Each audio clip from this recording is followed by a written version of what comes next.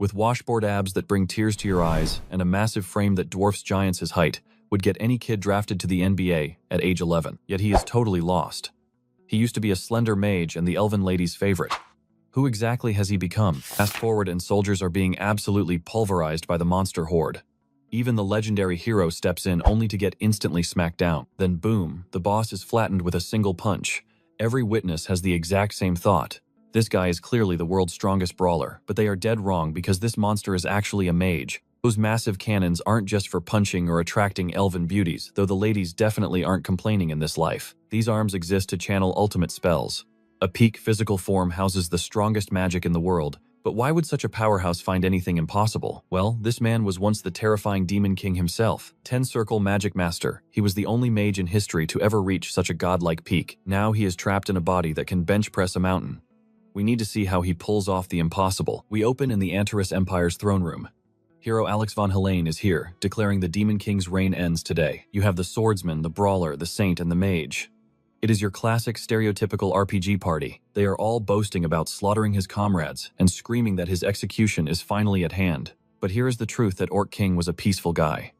The troll leader was just a simple hunter-gatherer. That dark elf was just a gorgeous tanned elf. Honestly, I would volunteer to be her personal servant any day. Good grief, our boy is fuming. They have wiped out his entire team and his favorite girl. Fine, he will be the monster they fear. These heroes genuinely think genocide is the only way to save the world. In their eyes, anyone not human or enslaved was a creature of darkness. And so the final battle begins. But hero Alex von Helen, poor guy. He could not even survive the impact of the very first spell. He hit the wall like a wet noodle. Total loser vibes. Now it is a duel against the legendary battle-hardened Fist King. This man was pure muscle and grit, the only one capable of actually trading hits with our protagonist. Our boy Leppenhart was cornered. His empire was ash and his people were dead. Time was running out. With his comrades fallen and his kingdom gone, he activated a forbidden ancient artifact called the Eye of Spacetime. Even as a 10-circle mage, he did not fully grasp its power, but he had absolutely nothing left to lose. He dared Fist King Tessin to stop him. Tessin landed a massive punch on the relic and everything vanished into white. When he woke up and checked the mirror, he was shocked. The world's strongest mage was now inside the Fist King's body. Does his magic still work? And more importantly, where on earth is he right now? Before he could process the change, a massive giant barged in, shouting for him to start morning training immediately. He hesitated for a split second before his head was palmed like a basketball, and he was hauled outside. That is when it clicked. This monster is Gerald Crom, the legendary Fist King of the previous generation. Thus began the training from hell. Honestly, it was pure torture. That is how he got those godly tear-inducing abs. Amidst the agony, he could only help but wonder where was his beautiful elf queen in this new timeline. Gerald thought the boy was acting soft, but in the unbreakable gym, pain is the only way to forge a legend. Training is finally over, and he is soaking in high-grade potions. He is regenerating at an insane speed. Now it makes sense. This is how the former Fist King built such a terrifyingly durable and sturdy physique. He is definitely in the past. But wait, if he is here, does his younger self exist somewhere else right now? Or worse, did Tessin the Fist King take over his old mage body? That would be a literal nightmare. Leppenhart's dream is to end all slavery. Can he actually achieve that using these massive heavy fists? If Tessin is in his old magic-sensitive body, things will be difficult. He needs answers, and he needs them now. Days turned into weeks. Leppenhart tried to escape constantly, but Gerald caught him every single time. The old man is everywhere. The only way out is to survive this hellish training and graduate from the gym. Then the breakthrough finally happened. He finally awakened that legendary glowing Fist King aura. Later, he unleashed a level 3 Calamity Horn, literally punching a massive hole right through a mountain. Meanwhile, he is secretly practicing magic. Just like his muscles, his mana affinity needs some serious grinding. Poor dude. He has the knowledge of a god-tier mage, but this beefy body just will not cooperate. Doubts cloud his mind about mastering magic in this state. Calculating spells feels like his brain is running on low battery. Suddenly, a non-human presence enters his senses. A massive green paw emerges, followed by an orc brandishing a blade. Zoran locks eyes with the beast. The orc growls a warning. Keep your mouth shut or face certain death. Judging by the green skin's size, Leppenhart estimates he is only 3 or 4 years old. A mere child. He likely fled a battlefield. His willingness to talk proves that orcs aren't just mindless, bloodthirsty monsters. Conflict isn't their first choice. Esserin asks if hunters are trailing him. The confused orc child demands to know how a human speaks his tongue. Tessin claims past orc acquaintances. Bowing, the orc whispers, "The gods favor us. Yes, enemies are on my heels. Tezeran offers sanctuary, but only if the young warrior places his absolute trust in him. A human so fluent is a brother, the orc replies, sensing Tezeran's soul is surprisingly pure. Tezeran notes his refined royal dialect. This green kid clearly carries the blood of orcish nobility, and agrees. Chanting ancient words, he tears open a shimmering portal, promising safety within its magical embrace. Stunned, the orc questions his mage status. Tyran scoffs. Obviously. Is it not clear? Looking at those massive muscles, the orc finds it impossible to believe. It is absurd, yet he remains deeply thankful. Moments after the orc vanishes inside, Tess detects the heavy footsteps of approaching pursuers. Bounty hunters arrive complaining about their meager silver rewards. They demand if Tessin has seen their green quarry. One offers a fake gold coin for the truth. His partner chuckles, knowing they will never actually pay a cent. Just tricking this mountain meathead, Tyran keeps his cool, simply stating he has seen absolutely nothing. Suddenly, a hunter spots the trail. Orc footprints. The beast definitely came through this passage. Tazin curses his oversight, but firmly declares that his domain is strictly off-limits to uninvited guests. A soldier glares, spitting out a threat. Have you lost your mind, or do you just crave death? Ron stands his ground, arms crossed defiantly. The hunters whisper nervously about his insanely shredded physique. Danger looms as a purple magic circle ignites below him. He recalls his master's grim warning. His fists were world-class killing tools. Ironically, using a physical weapon was actually an act of pure mercy. Holding a weapon technically limited his power. Grabbing a heavy club, he tells the men not to panic. At least this won't kill you instantly. The hunters charge in a panic while Ta prepares for impact. Instantly, they are tossed around like ragdolls. One lone soldier persists, but Tessern is already yawning from boredom. Mid-thought, he takes a direct hit to the ribs. Instead of breaking bone, the hunter's sword simply bends. Tessin delivers a crushing hammer blow, in return questioning the logic of his own invincible physique. Is he even human anymore? The fools are utterly flattened in seconds. Throughout the carnage, Tesserin remains eerily composed. See, you survived the club. A trembling soldier stammers, begging to know who this monster truly is. Tesserin silences him with a slap. You clearly have too much energy if you're still asking questions. Soon the battered hunters scramble away, shouting apologies as they make their hasty retreat. Weapon in hand, Zarin reflects on how quickly he is acclimating to this chaotic academy lifestyle. The orc reappears, overflowing with gratitude. He vows to never forget this life-saving favor until his dying breath. Leppenhart warns that a proud warrior shouldn't bow his head so easily. The orc declares Tessin his mentor, pledging his sword forever. In orcish culture, a mentor is a sacred legend. When the orc asks his name, Tess hesitates, nearly revealing a name he has outgrown. My name is Leppenhart Wald Antares. Well, I suppose calling him Tess was just a habit, right? Leppenhart it is. The orc nods, solemnly etching that legendary name into his memory forever. He wonders what his future holds.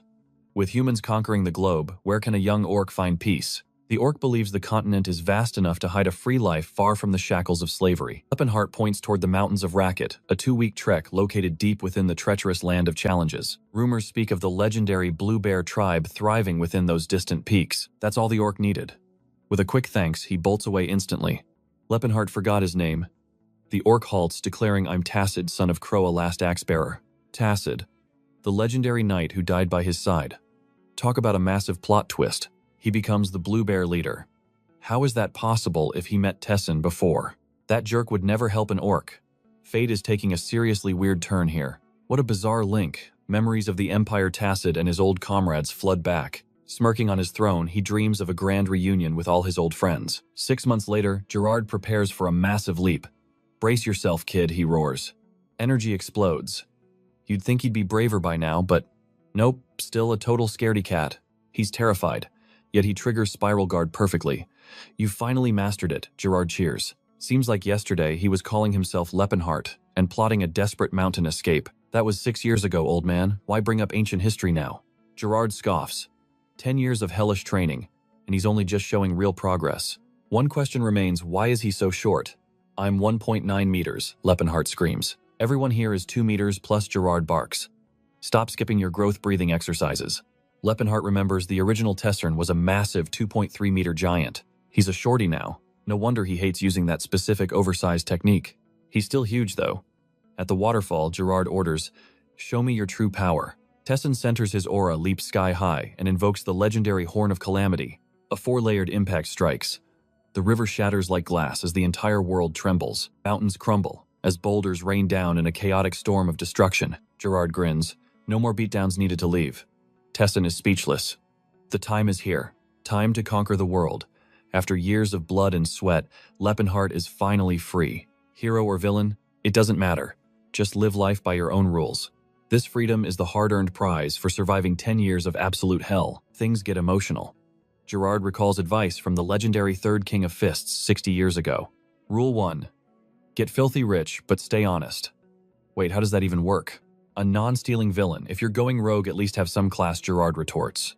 Keep your dignity intact. Leppenhart is now officially more confused than ever. Dignified villains. Total nonsense. Moving on, Rule 2, always protect those who've been wronged. If you choose the path of good, make sure it's a life worth respecting. What if the villain is strong? Weak doesn't mean innocent, plus you're a monster anyway. Everyone is weaker than you now, so that logic is completely useless. Final rule. Never let our indomitable legacy perish. Find a worthy disciple to carry the torch. Standing next to Gerard, Leppenhart still looks like a total shrimp. I'll remember, master. Gerard tosses him a pack. Finding talent is rare, don't waste forever searching. But when you find that diamond in the rough, never let them escape. Inside are some clothes and spare change. Our hero's face immediately drops in disappointment. Only 30 silver coins. Isn't this old man literally the wealthiest guy in the kingdom? Gerard shrugs.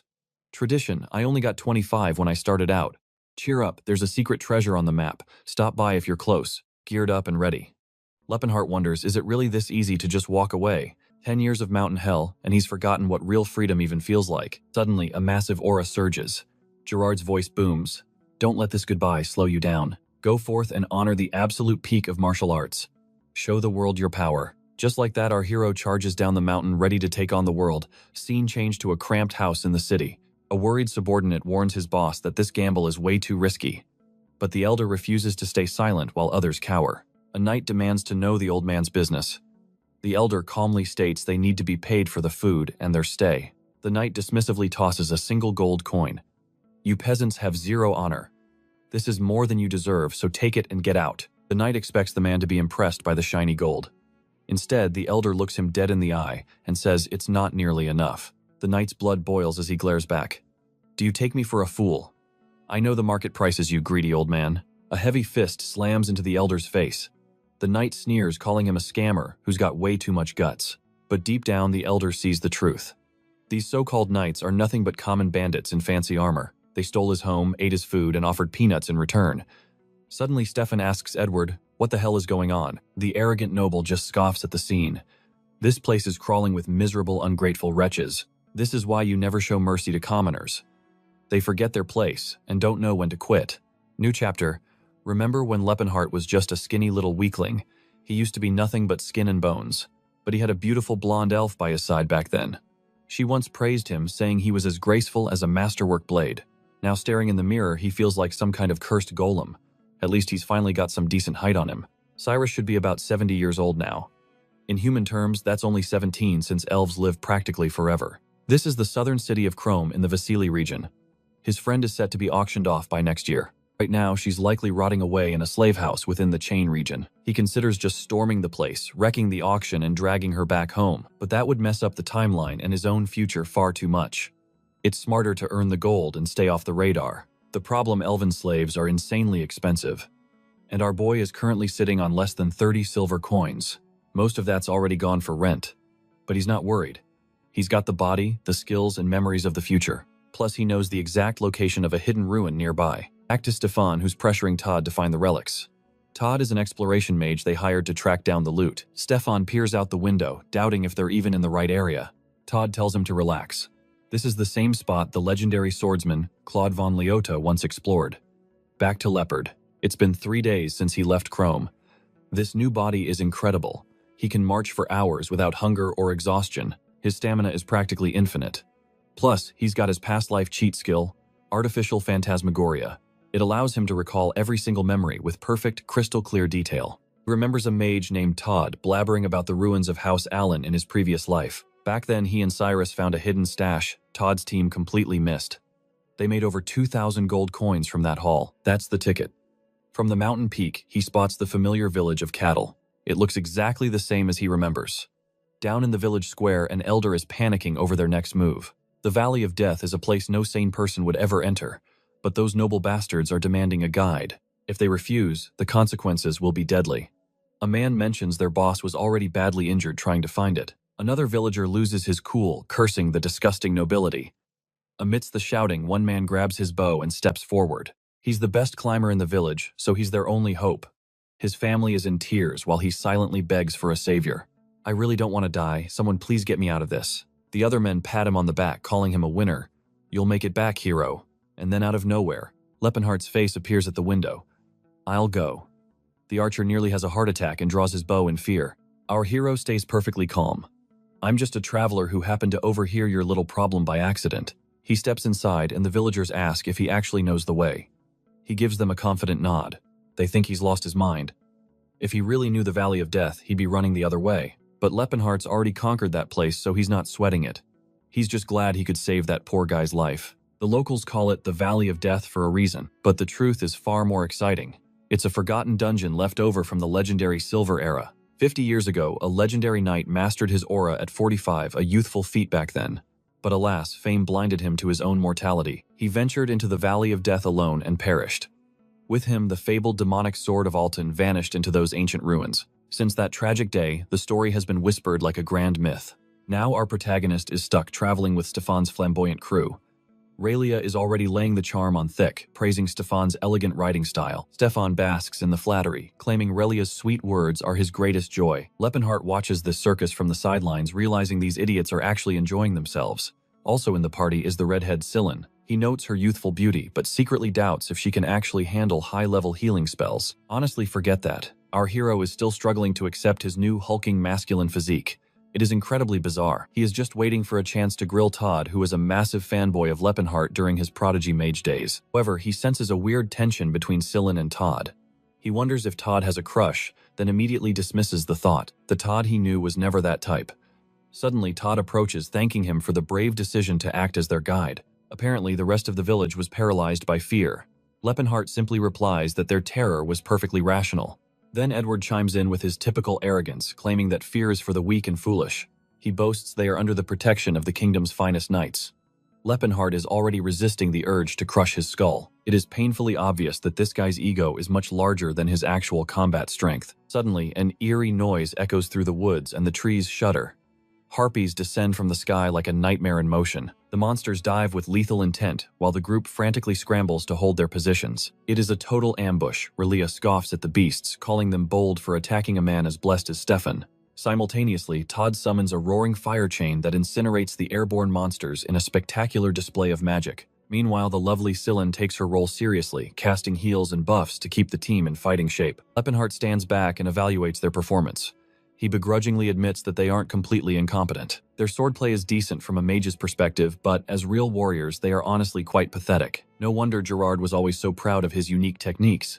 However, as expected, there is a catch. A rogue harpy breaks formation to attack the orcs, only to be vaporized by a single massive punch to the face. It seems nobody in the party is actually worried about protecting the luggage carriers. According to Todd, this is the exact spot where the last guy died. But their current leader is Stefan of the Alton bloodline. The common soldiers, however, are struggling. They are being brutally torn apart by the Harpy's relentless talons. Leppenhart notices that while Stefan isn't a villain, he clearly feels no obligation to protect those fighting beside him. And perhaps, that specific brand of indifference is what truly defines a bad person. Just then, Sillin urges everyone toward the trees for cover. Leppenhart thinks, at least one person in this group has a soul. The Harpies unleash another wave of strikes.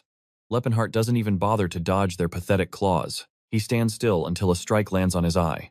He wonders if his tear ducts even work after that hellish training. Once the chaos dies down, Stefan only bothers to check if the mages and priests are still safe. Soldier confirms they are fine, and it hits our hero. They don't give a damn about him or the others. Stefan raises his arm in a heroic pose, declaring a glorious victory and ordering the group to rest. Leppenhart seizes the opportunity to talk to Todd, thanking him for the impressive display of fire magic. He plays it up, claiming Todd's intervention saved everyone's lives. He mentions Todd's background at the Delia Magic Tower and claims to have a friend there named Leppenhart. Todd recognizes the name, but is skeptical that a giant like him could be friends with such a sweet kid. Todd describes Leppenhart as a gentle soul, and our protagonist immediately realizes this guy is a total weirdo. Todd gets suspicious, asking why he is so curious about the boy's training and physical condition. Todd begins rambling about the boy's gemstone eyes and silk-soft skin with a very disturbing expression. The man is literally drooling.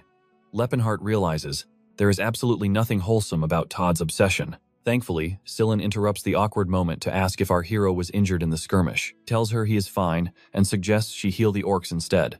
The orcs simply grunt that they are perfectly okay. She shouldn't waste mana on trash. A soldier scoffs, mocking her for saving monsters. They'd recover eventually. Leppenhart notes these orcs are treated worse than mangy strays. He's seen dogs with better lives. Suddenly, Stefan barks. Hey guide, let's move it. Leppenhart is fuming inside but wears a fake smile. Hours later, the soldiers look wrecked. For 7-0, they faced wolf packs, 20 ogres, and a literal ocean of monsters. They wonder why this mountain is so deadly. Simple Leppenhart is taking the efficient straight line. He might look like a grunt, but as a mage, efficiency is his only religion.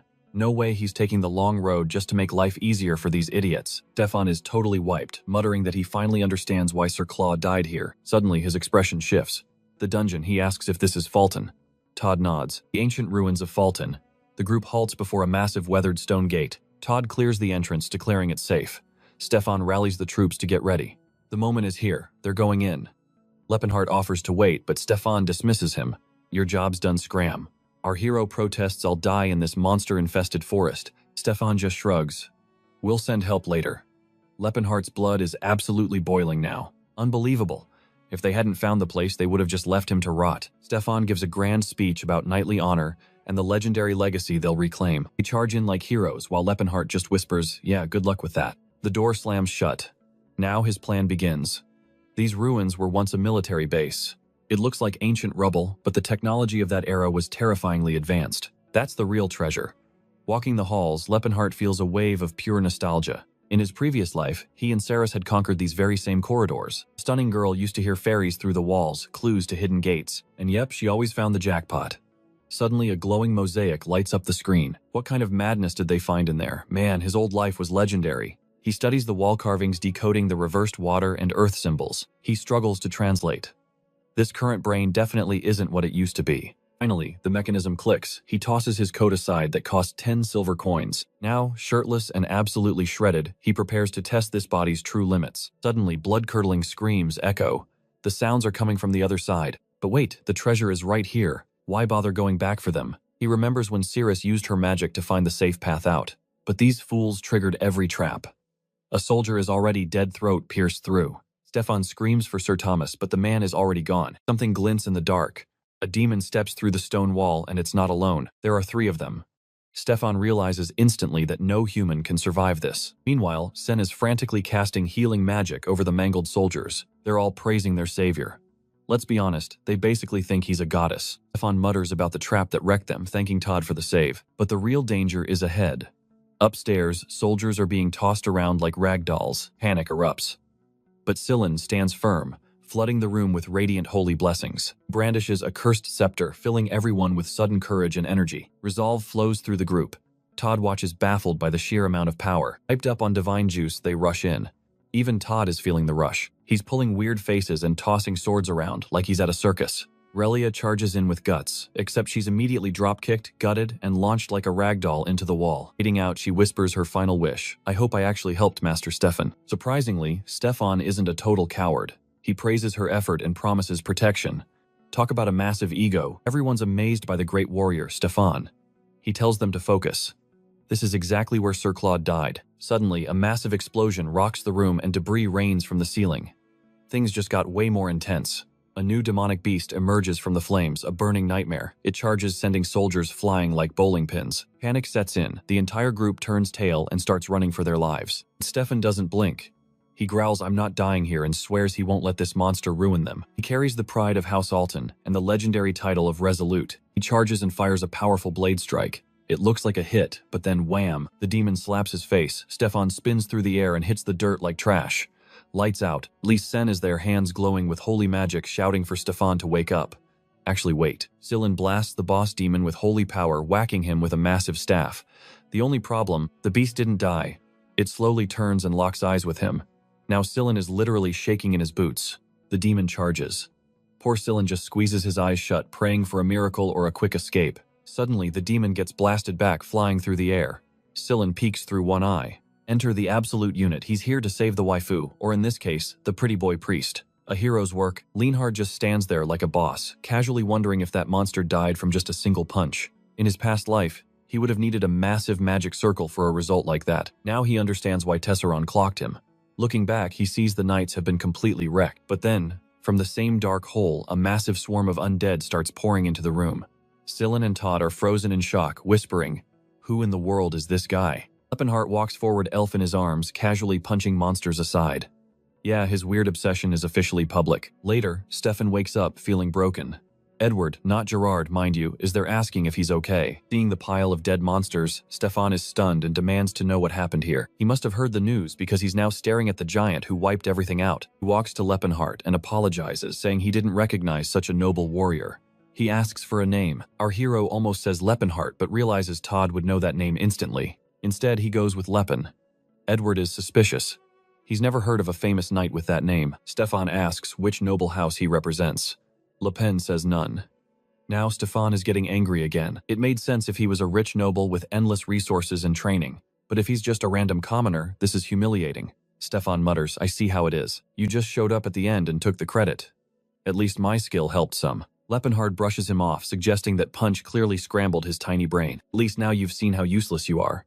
Stefan explodes, screaming about the honor of House Alton. Edward panics, begging Stefan to calm down.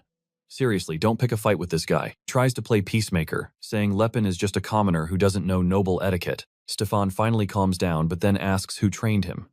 Lienhart just gives a casual shrug. No way is he admitting he trained under Gerard.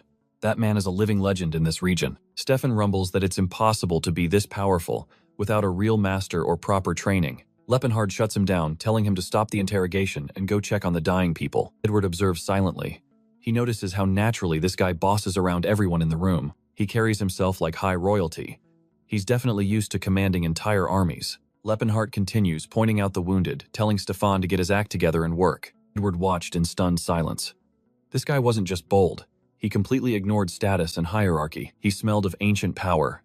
Suddenly Scylla approached, cracking his neck with a terrifying twist to stare. "Wait, Rulepen, how tall are you?" Leppenhart replied, 6'3". Scylla's eyes sparkled like diamonds. "Back off, Scylla, he only likes elves." Still starstruck, Scylla asked, "How do I get built like you?" Leppenhart let out a heavy sigh. "I just lifted heavy things. That is all." The kid kept beaming, convinced that a true knight never reveals his legendary secret training methods. Leppenhart knew the truth. This boy was an orphan raised by a strict religious order after losing everything. With a face like a porcelain doll, he definitely suffered at the hands of cruel bullies. Perhaps that's why he craved a rugged physique. He yearned for the raw strength he lacked. The problem, he stayed small. No muscle developed, and his voice remained far too delicate and feminine. Curiously, the harder he trained, the more his hidden energy flared. He just stood there, staring and muttering, "He's so tall and handsome." Meanwhile, our hero was already trying to vanish into the shifting shadows. Awkwardly, Leppenhart promised to talk later, but the kid clung to him like an obsessed fan. He announced he was scouting the exit. Naturally, Stefan jumped up, insisting on coming along for the ride. He asked for permission. Leppenhart shrugged, "Do whatever." As they walked, Stefan's blood began to boil. He couldn't stomach being saved by such an arrogant prick. The humiliation was eating him alive. When the next demons appeared, he planned to strike. He wanted to see Leppenhart begging on his knees. That was the plan until a swift chop to the neck sent him to sleep. Leppenhart muttered, "Sleep well." Suddenly shadows moved. Monsters lunged from behind their maws, wide and hungry for fresh blood. Leppenhart casually slapped them away.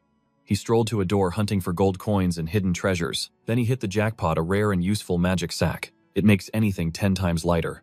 He also knew the legendary sapphire backflow dagger was hidden nearby. Later, Stefan groaned awake, clutching his head and asking what the hell just happened to him. Our hero shrugged. "Some thugs jumped you. Don't sweat it, I'll protect you next time." Still, dizzy Stefan mutters a weak thanks. Leppenhart grinned. "Count on me, buddy. I'll probably knock you out again anyway." Bam! He was back on the floor with 3 lumps. He stood up, rubbing his head in confusion. His guard was up. How did he keep getting dropped? As they moved out, Scylla whispered, "Are you a secret member of the royal family?" "Nah, just a normal guy," he replied. But Scylla wasn't buying that lie for a single second. This man was a powerhouse with the tongue of a noble. He looked down on everyone. No commoner carries themselves with that kind of overwhelming aura and divine authority. Leppenhart realized he was acting too regal for a 22-year-old. Better dial back the arrogance a little. They reached a massive gate. I expected an exit, but fate had much darker plans. Instead, they marched straight into the lair of the terrifying boss monster known as Gra. Leppenhart froze in confusion. This monster wasn't in his memories. What was this thing doing here? Stefan flinched, terrified he'd get another mysterious and painful smack to the back of his skull. "Focus," the beast roared, shaking the earth. Lepenhart immediately yelled for a full retreat. We're outmatched. But then a soldier pointed at the demon's hand at the legendary blade it held. It was the Blade of Alton, the lost heirloom belonging to Stefan's own noble bloodline. Edward hissed, "Leave it. That thing will tear us apart. It's way too dangerous." They needed to regroup and return with an army if they wanted to survive this boss. Stefan's pride flared up. "Never, I'd rather die in this hole than run away like a coward." He raised his steel, commanding his men to draw their weapons. "Charge," he roared heroically. Lepenhart just watched from the sidelines, thinking, this guy is a complete and total moron. It seemed these Silver Age dungeons were far more unstable and independent than he first imagined. This creature was swallowed by a glitch in the dungeon's broken system. It became a guardian, a parasite that literally eats the dungeon to survive. Once fused with the labyrinth, a monster's power level skyrockets past all logic. This apex predator is likely the same beast that slaughtered everyone years ago. Stefan's still hyping up the squad, claiming the chained beast is an easy kill. Lepenhart scoffs at Edward, warning him that they're all walking into a graveyard. The noble just snorts, calling him a vagabond who knows nothing of true honor. He claims some things are worth dying for before charging in with steel high. Our hero just watches, wondering why he's even bothering to help these suicidal knights. Alcilin is off to the side, desperately praying for a goddess's miracle. The buffed-up soldiers charge only for the first one to be sent flying instantly. Lepenhart just sighs as the creature's blade turns the squad into human pinballs. He's already realized that Stefan is the type who only understands a beating. While Stefan is a lost cause, Edward might actually have a functioning brain left. Maybe after taking a few hits, the message would finally sink into his head. Lepenhart, it was like watching a pathetic bee trying to sting a giant. Zillan finally gets serious, spinning holy flames around the skeletal demon's massive frame. He strikes a legendary pose, shouting "Sacred Flame" like a true shonen protagonist. The elf girl strikes from above, and even Stefan pulls off a decent move. He was actually skilled leagues above Edward, and trailing only behind Stefan himself. Watching Todd spam spells, he wondered if they actually had a chance of winning. The chains shatter. The beast begins chanting in a cursed forgotten tongue. Phase 2 has officially begun. A massive shockwave sends the entire party flying back. One soldier gets instant isekai'd, while Stefan somehow manages to keep his cool. The man has guts, taking a brutal blow to the stomach that sends him tumbling. Edward screams his name, but a bloody Stefan just grits his teeth and stands. Elsa unleashes a whirlwind of kicks, diving straight into the demon's hellish maw. She takes a direct hit, getting scorched by a devastating blast of fire. From the back, Zillan watches in horror as the flames roar toward the group. Our absolute Chad saves the girl, apologizing for being distracted by the chaos. Now the stage is set for a true one-on-one against the dungeon's apex. His aura flares as he wonders what 10 years of hellish training really earned. As a mere mage, he'd never gamble his life on such a suicidal mission. But as a fighter, he only feels alive when victory is a coin flip. He charges forward, certain his master is watching this legendary duel from above. He detonates a focused explosion, narrowly dodging the monster's lethal, lightning-fast counterstrike. A shallow cut opens on his shoulder, proving only magic can wound this titan. He teleports behind the beast, but a savage reverse kick sends him through stone. Zillan panics, but Lepenhart casually strolls out of the smoke, popping his neck. The fanboy is speechless. This man's physical toughness is beyond human comprehension. If I hadn't hesitated, that opening would have been mine for the taking. This has become a pure battle of reflexes, just like his old duels. The clash shakes the earth while Stefan stands frozen by their overwhelming power levels. How can a commoner manifest an aura that even high-ranking nobles can't reach? He watches the god-tier exchange, his mind unable to process such monstrous strength. Who is this mysterious powerhouse? Our boy was throwing down with that beast like a pro heavyweight champion. Slipping past another strike, he scoffed. Your patterns are basic and boring. This is total child's play. He connected with a devastating punch, nearly tearing the monster's massive arm right from its socket. Here is the catch: dungeon guardians refuse to drop dead no matter how brutal the beating. The dungeon constantly pumps them with mana. As the beast sparked another blast, Lepenhart vanished once more. Snatching its limb, he delivered a savage face kick, followed by a relentless, bone-crushing storm of fists. Amidst the chaotic brawl, the soldiers stood frozen in place, their collective jaws hitting the floor. Lepenhart felt the eyes on him. He considered blowing the horn of calamity to end this instantly, but the risk of the entire dungeon caving in and burying everyone remained far too high. Todd bellowed from the rear. "Lepen, grab a blade. We'll bless it so you can finish this." Our guy roared back, "I can't channel aura into steel, you idiot. I only know how to punch." That was that. Suddenly, Zillan shouted, asking if his physique could actually withstand some serious pressure. "It's built like a fortress," Lepenhart confirmed. Zillan grinned. "Perfect. Then prepare for Finance's divine blessing." Gritting his teeth, he seized the boss's arms and launched the monster straight into the rafters. That crafty kid applied a metal-hardening enchantment directly onto Lepenhart's living flesh.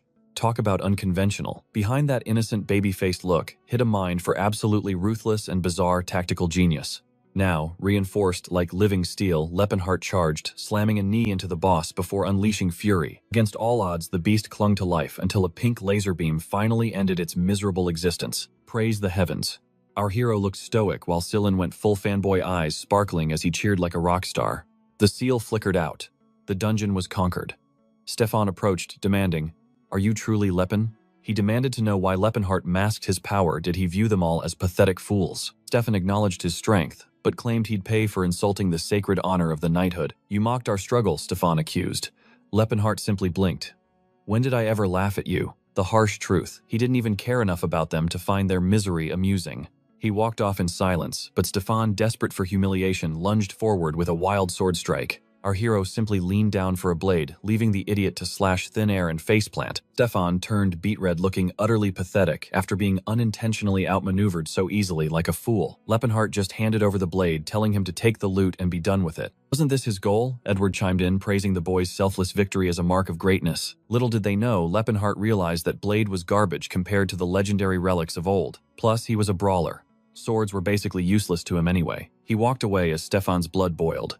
Meanwhile, in Kurl village, Salam was busy mending a child. Heading out, our hero spotted Sillin donating his entire reward to the village's struggling poor. During the trek back, a bitter Stefan demanded Edward tell him who that monster really was. Edward sighed, composedly, having expected that exact question from the frustrated and defeated knight. That boy was a magnet for trouble. Stefan grumbled, unable to accept someone could outclass him. Seriously, has reality still not smacked some sense into this delusional guy yet? To our protagonist scaling the peaks, determined to finally track down Cyrus the bronze elf. She was stuck in his mind. The only problem, a few persistent pests were tailing him. Sillin approached, speaking of goddesses, before declaring he'd chosen the pilgrim's path over the order. "And if possible, I wish to journey alongside the mightiest warrior I have ever known." Leppenhart groaned internally. He knew that obsessive sparkle and those blushing cheeks all too well. This felt like déjà vu. In every single life, there's always one persistent stalker following him. At least he's a priest. You can't exactly complain about having a top-tier healer as a sidekick. Cyrus might be vulnerable, so bringing him along was wise. Just tell him, "Follow us if you want." Sillin is already hovering nearby, asking, "What's the secret to getting those shredded god-tier abs? Should I focus on my core?" Our hero shrugs. "Just punch rocks. Eat rocks. Become the rock." Meanwhile, in a grand mansion, a dark inquiry begins. "Did you finish training that thing yet?" A servant trembles before his young master Verret, pleading that they've exhausted every brutal method possible. Verret roars. "Elves exist to serve. They should surrender their bodies and hearts to their master." No wonder she was a bargain. And yes, that cheap elf is definitely our girl, Cyrus. He insisted her skin was natural. But Verret snapped, demanding a decent replacement regardless of cost. That defiant brat had to go. She was an eyesore from the distant lands of Elvenheim. That's the third time Cyrus was returned.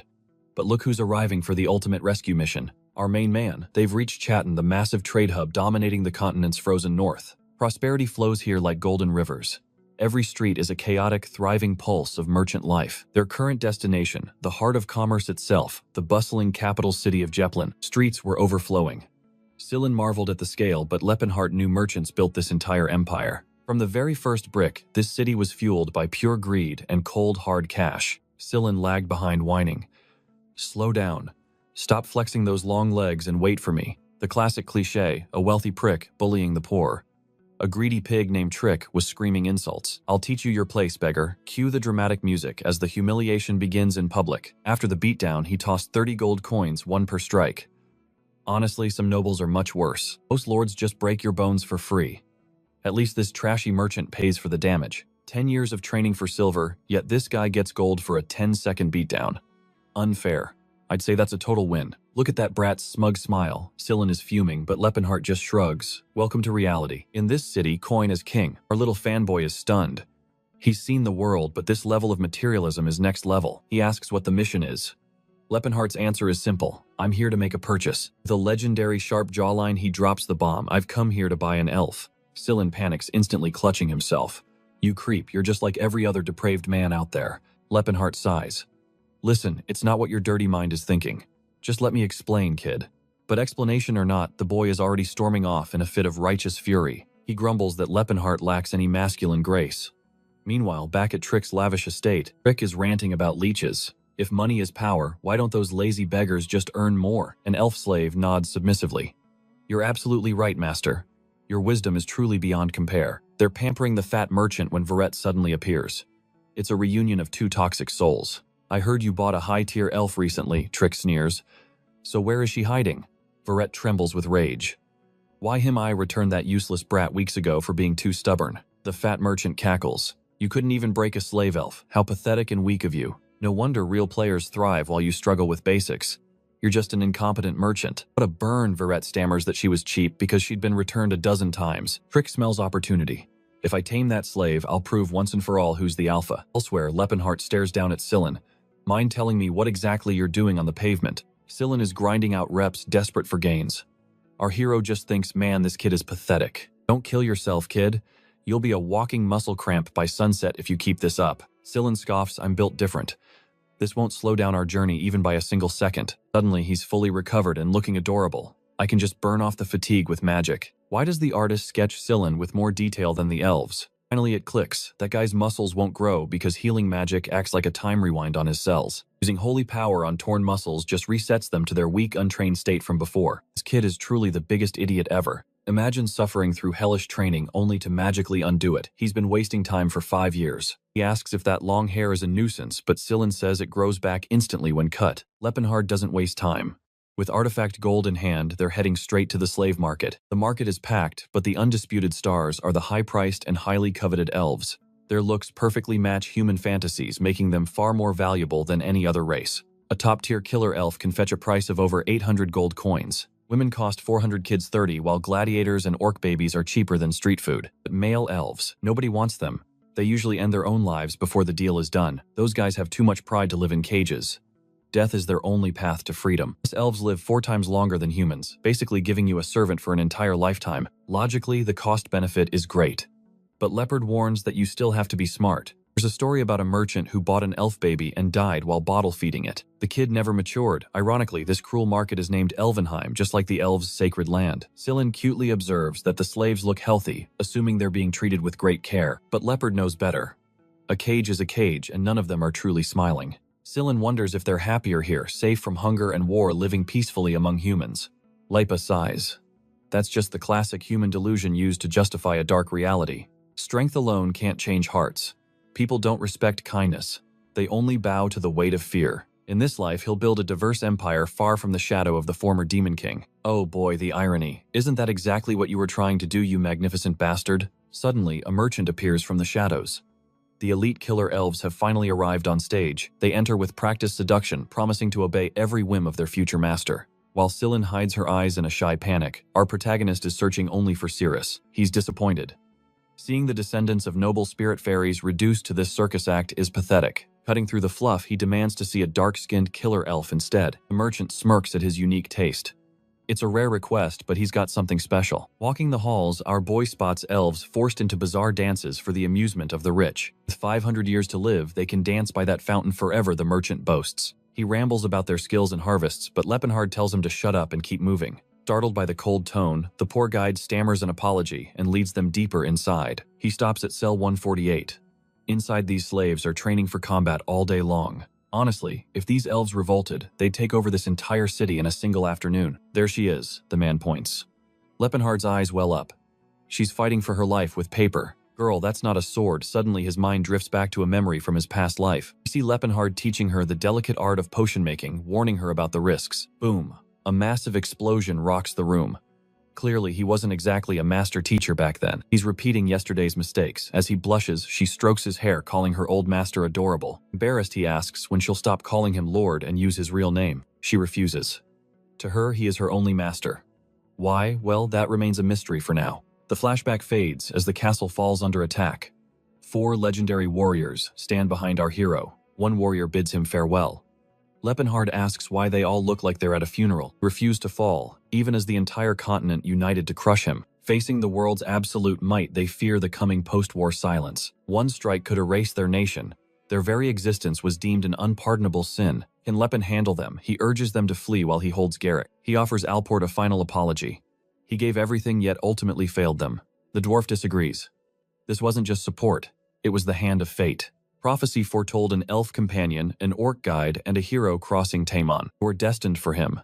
He was the savior meant to rewrite destiny. Leppen is baffled. He wrecked their temple, yet they worship him as God. With Alport's blessing, they part.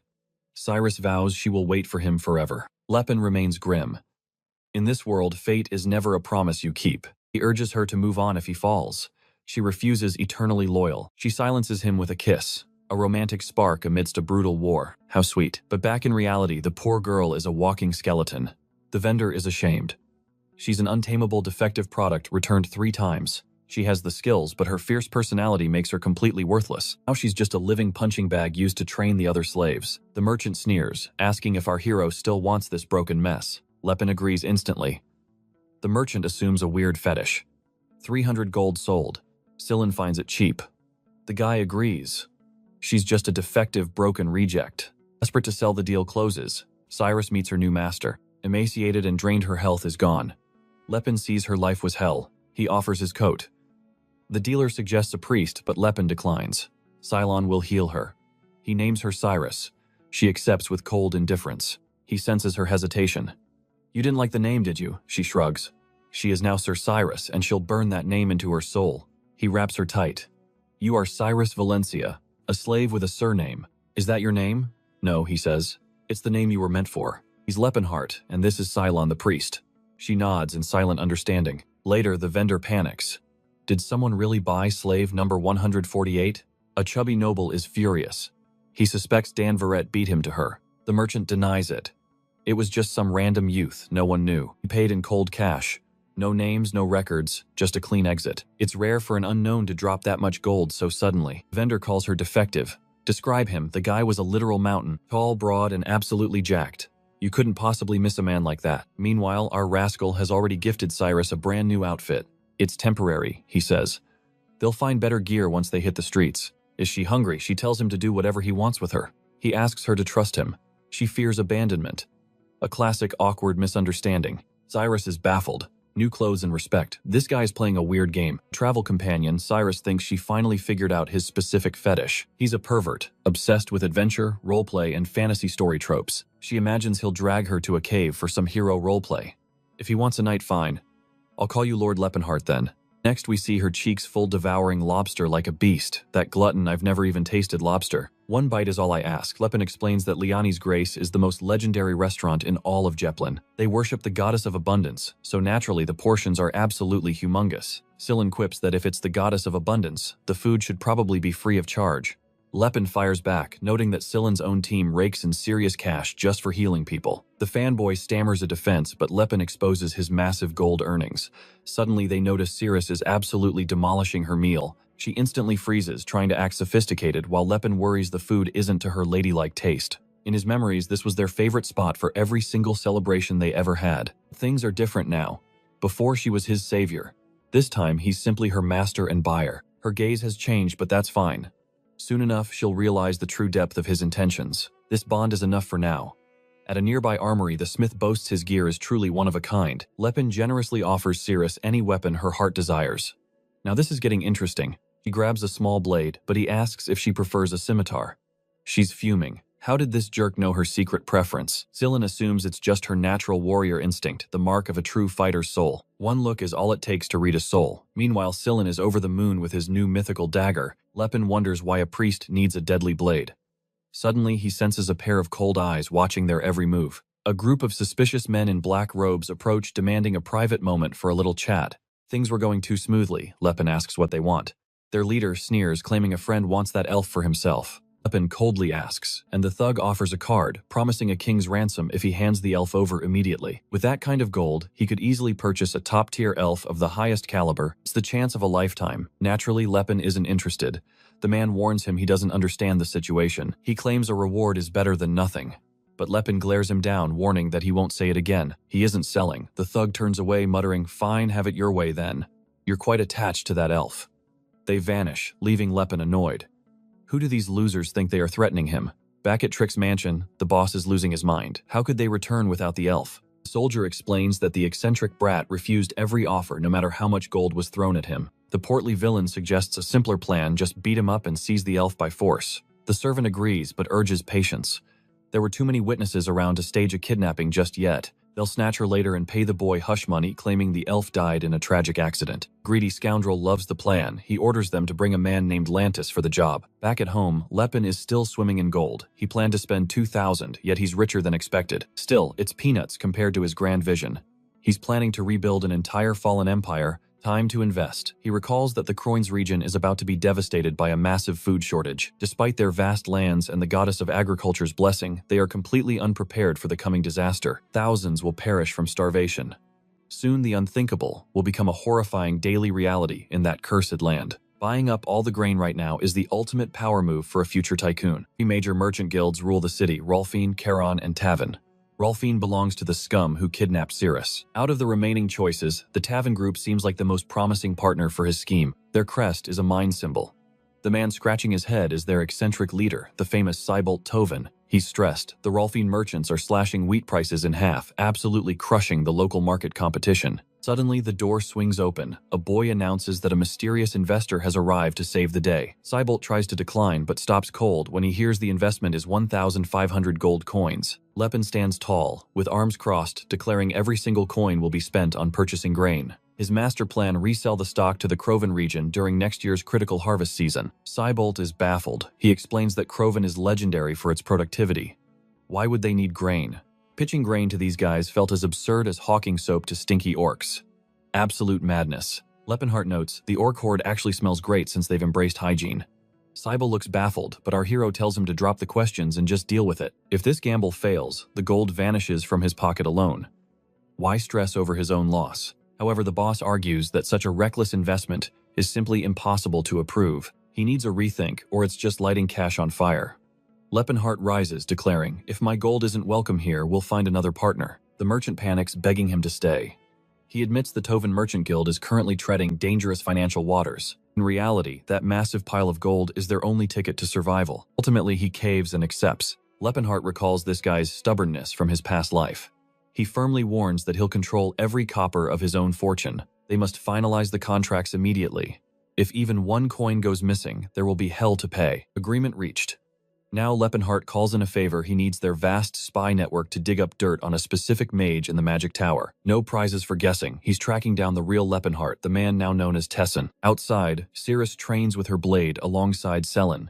She recalls the High Elves' oath as the sacred guardians of the Great Woods. Every elf is destined for eternity, under the divine grace of the World Tree Elvenheim. Beasts were their kin, while the ancient boughs offered an endless harvest of nature's bounty. Despite humans hunting them like cattle, the glorious Aelia Empire is fated to rise once more. As an heir to the great fairies, she swore to remember until her entire world was consumed by fire. Another captive whispered she was beautiful enough to fetch a high price on the auction block. She was told to master submissiveness to find a kind master.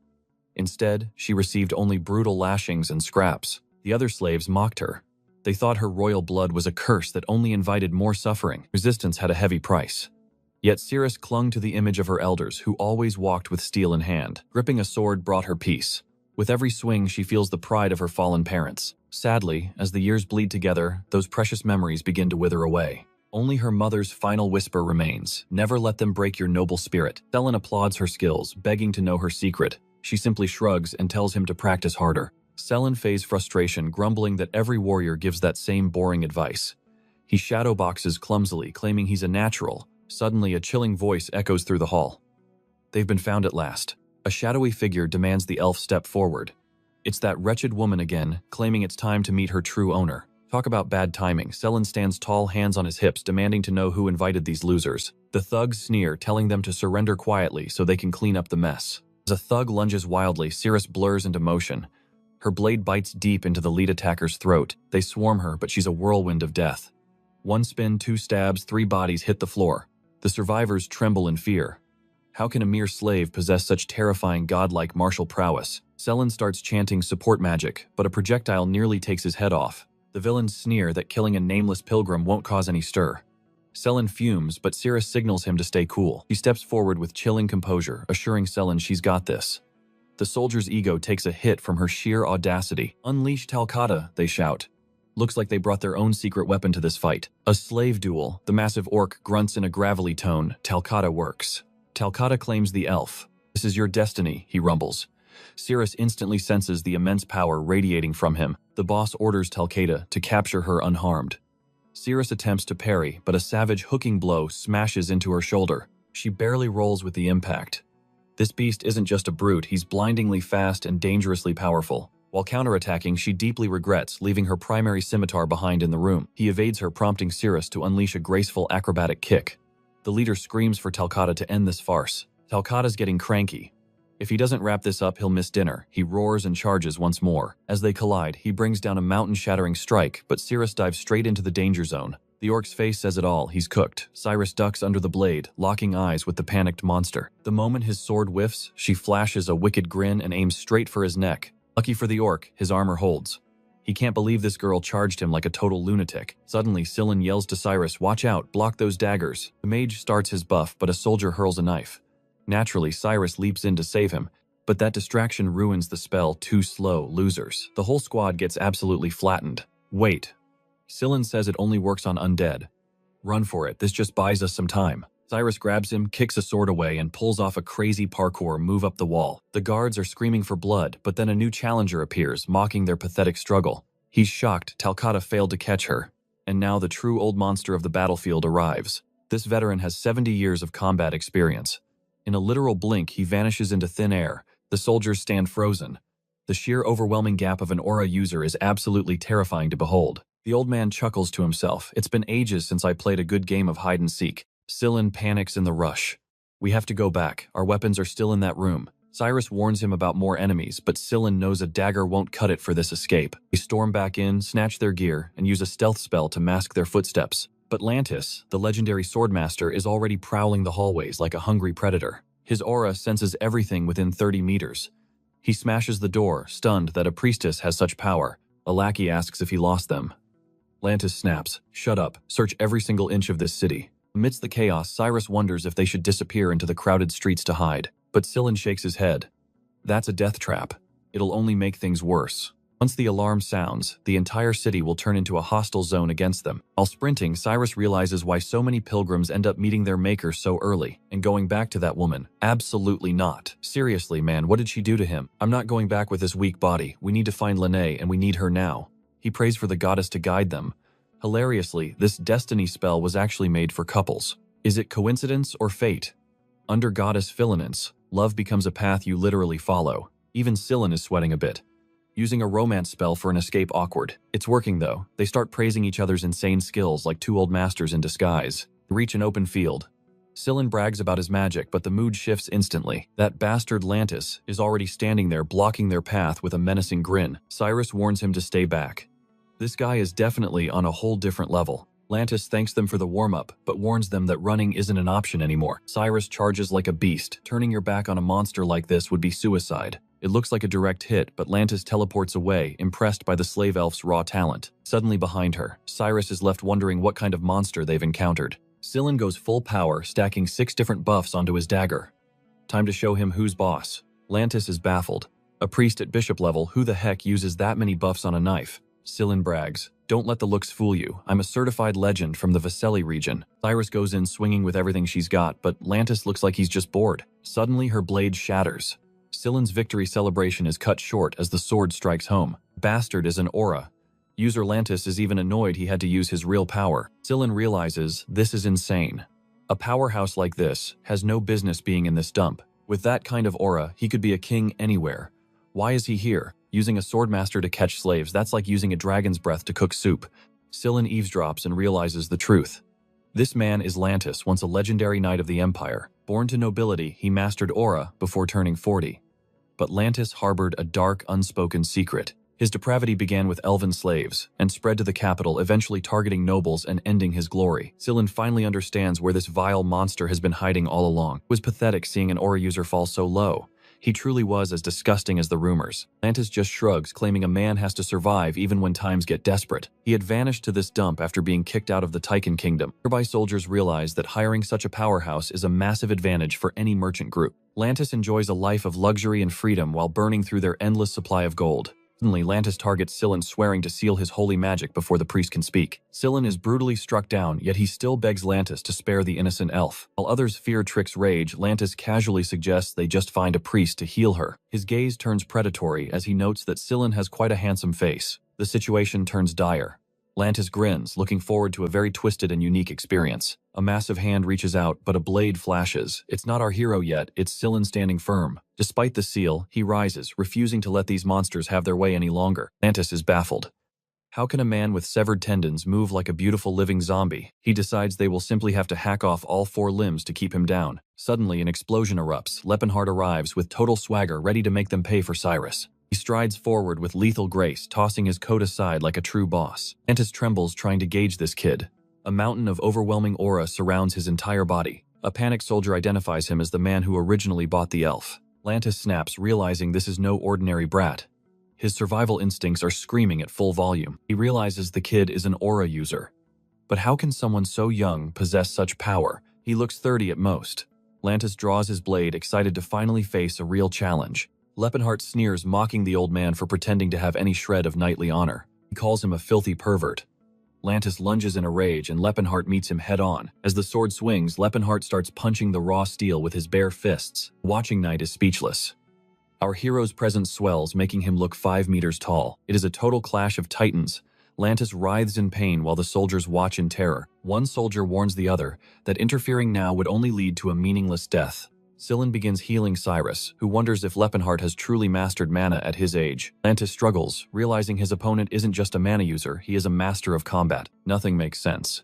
Was he a teenage prodigy, or just a 40-year-old with a baby face? Lepenhart lands another heavy blow, disgusted that such a creep possesses such refined sword skills. From now on, he will punch anyone who claims the sword path builds a good character. Lantis crashes into a pillar, reeling from how his slashes are being parried by bare knuckles. He gasps, asking if the boy is a disciple of Gerard, the legendary king of fists. Lepenhart stays silent while the villain wonders why a master would risk everything for a slave. Lepenhart scoffs at the term. He declares that those they call slaves have hearts and souls too. Strikes again as Lantis dodges, dismissing the hero's words as nothing but idealistic nonsense. Lepenhart recalls how this prejudice was just as deep-rooted in his previous life. Humans watched other races suffer and bleed, yet felt their pain mattered less than their own. Lantis counters, claiming that humans were born to be the rightful masters of the world. Lepenhart coldly retorts that he only thinks that because humans happen to be winning right now. Imagine the irony if he wore the shackles instead of holding the whip. Humanity cheered as orcs fell into bondage, then toasted to the dwarves' chains. Elves were next, yet the humans only cared because they held the leash. Lantis sneers, asking if he's gone insane for treating slaves like equals. Lepen's fist craters the earth as he roars. Cyrus is no slave. Lantis dodges. Mid-roar, Lepen realizes this rotten world order is begging for a violent collapse. Mankind's arrogance blinded them. Their twisted status quo was a ticking time bomb. If the cycle persists, the hunters will inevitably become the hunted, locked in cages. Evolution wasn't coming fast enough, so he decided to force the world's hand. Success. A devastating haymaker sends Lantis flying, turning the wall into mere rubble. Lantis crashes through the building while Lepen declares Cyrus is officially off limits. He's rewriting destiny for her. Cyrus doubts his sanity, but her mother's wisdom sparks a smile. Buried under debris, the once proud Lantis pathetically whimpers for a scrap of mercy. Lepen stares down, questioning why a bottom-feeding creep deserves even an ounce of pity. He swears to repent, and for a second his desperate face actually looks honest. Lantis begs for trust, promising a holy life, but Lepen is sick of their logic. You truly think a cheap apology washes away a lifetime of blood and agony? Real redemption requires leaving this world, not clinging to it. Lantis knows it's over. I stain his hands with filth, Lepen shrugs, his hands are already soaked in crimson. Ethics don't bother him now. Suddenly, he nods, choosing to believe the hollow words. His knuckles crack. Since you want forgiveness so badly, let's settle the bill. Boom. One final strike ends it. Scum like him don't get to use the word forgiveness. Phew, I almost lost it thinking he'd let that snake slide. That was too close. Good riddance. Lepen checks the duo, but dang it, I misgendered Sillin again. My bad. Sillin confirms the mending is complete.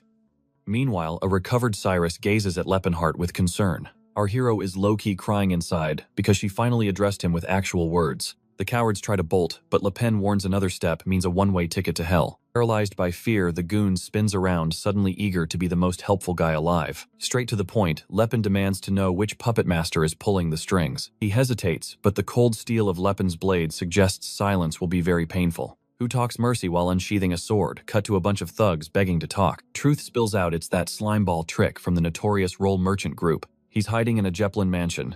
Just head south down Triumph Street to find him. Lepen remembers. This monster tormented Cyrus for 10 years in his past life. In the previous timeline, death cheated, Lepen of revenge. The target died peacefully in bed. A soldier warns that Trick's wealth is a pillar of the empire. Attacking is suicide. Lepin's gaze turns icy. He knows Trick's black heart better than anyone in this world. He strolls away casually, reminding everyone he's technically keeping his no-killing promise for now. Stay warm, boys, he jests. The healed thugs are left confused by this bizarre turn. Verrett's estate, the boss demands the elf's location, but his henchman is clueless. The delivery is late. Why the fuss? Apparently the elves were gifts from Lord Lantis. Suddenly the quiet night is shattered by a frantic ruckus echoing from the gates. That sound? Just guards getting their skulls repositioned by some high-velocity justice. Lepin orders a quick heal for the grunts, while Sillin kindly wipes their traumatizing memories. It's a clean sweep, no physical scars, no mental trauma, and zero evidence of entry. Lepin admits having him nearby is actually quite useful. Alone, he would have slit throats in silence. But suddenly, an orc blocks the path. Talcata declares no human passes. Our polyglot protagonist retorts that a true warrior should recognize the truth. That trash isn't worth guarding. Why unsheath steel for such a pathetic coward? Talcata stands firm. A warrior follows orders. Betraying his duty means losing his precious honor forever. Is being a slave your duty? Lepin mocks. That man is no master. Talcata simply shrugs. Forced or not, a task is absolute. Lepin just gives a knowing smirk. Orcs are so stubborn. Sillin gapes at his linguistic skills, but Cyrus steps forward to handle this personally. He doubts her, but she promises victory. Her new weapon is on another level. Talcata senses the frail elf has evolved. Lepin tells Sillin to stay sharp and watch closely. If things go south, unleash that hidden power of yours immediately. He strolls past. The orc is stunned. My prey is ahead, Lepin says. Don't dishonor yourself by attacking behind. The logic hits home. The orc nods impressed and actually steps aside for him. That stench. Lepin knows it well. It is that illicit drug the corrupt nobles crave. He kicks the door open. His face darkens. The curtains are completely soaked in fresh blood. Two creeps spin around screaming. Who is this intruder, guards? Get this lunatic out of here right now. Lepin has seen hell, but this depravity, even he finds it hard to believe. Narcotics spill everywhere as the villain stands. Who do you think you are barging in? Our hero stares at the ground. He sees the broken bodies of innocent elven girls. His face twists into a terrifying, joyful mask. Trick frantically shrieks for Talcata, and the guard's silence follows. Panic sets in. How much are you, a rival merchant? Name your price. Nothing else matters. Just give me a number, and I will double it instantly. You have always been scum. I failed to stop you before, but this life, it ends here. A brutal gut punch lands. The coward is already puking up his expensive dinner. The tubby fool whines about fairness. Lepin yanks his hair. You are the one who hurt Cyrus. Pure savagery. He plunges his hand in and literally tears the man apart from within. Blood sprays everywhere, coating Verrett. He screams in terror, calling our hero a complete psychopath. He used his bare hands. To monsters who treat slaves like objects, this probably feels unfair. Shaking like a leaf, the fool stammers. You killed him. You are just a murderer. He actually claims he was honest. No shame at all for his mountain of sins. Cyrus and Sillin witness the carnage. Staring at the corpse, Cyrus whispers, that was truly savage. Lepin growls that the survivor deserves worse. Sillin agrees. The young elf marvels at his cold composure. Our main character shrugs. Years of adventuring have made him numb to such bloody sights. He grins, noting Cyrus crushed Talcata. The orc admitted he was completely outclassed by her power. Lepin activates his perception. That dying orc, there is still a slim chance to save him. Verrett screams, recognizing her. She was that worthless slave. He threw back like trash. Cyrus stays cold. Was it you? Did you murder that girl lying on the floor? He scoffs, but her blade is out. Your life is worthless, but it is the price. To die for a slave, nonsense. Too late, he is already bleeding. No more words, just the cold sting of steel. She dances with her blade. Lepin watches. Her fury is a bottomless, burning ocean of resentment. Moonlight bathes the forest camp. Talcata counts the survivors. 17 elves and 9 orcs remain. These are the mansion's survivors. Cyrus offers her thanks, but he simply waves it away. With his blade shattered, he pledges loyalty. Sillin notes the uneven genders, and the reason is sickeningly clear. You would never find a male elf kept as a common slave. The elves huddle together, whispering in their ancient tongue. Cyrus realizes she completely misread Lepin's true nature. Our hero finally returns panting with a clumsy apology. Sillin narrows her eyes at the mysterious scroll he's clutching. He reveals it's the official master slave ledger. Snatching such a high-stakes document was no walk in the park. Sillin's jaw drops at his success, but Lepin just shrugs. Simple, he quips. You just bribed the right guy. His loyal tag-along can only sigh at such reckless behavior. What a total loose cannon. Reflecting on 50 years of life, he realizes he's acting much bolder this time around. His wilder instincts are definitely in the driver's seat. Sillin asks his plan, but he only offers a cryptic smirk. Stepping before the crowd, he makes a bold declaration. No one here will live in chains any longer. He grants them total freedom, but the lifelong captives just stare back completely lost in confusion. The very concept of liberty is a foreign language to them. Their spirits are truly broken. They complain that his new orders are too complex. Lepin's heart sinks at their lack of hope. Seeing them struggle with freedom is painful. Sillin wonders if he's becoming a traitor, but he shuts that down instantly. He'd never sell them. Sillin begs him not to retire from adventuring just to sit still. He points out they bear the new seals now.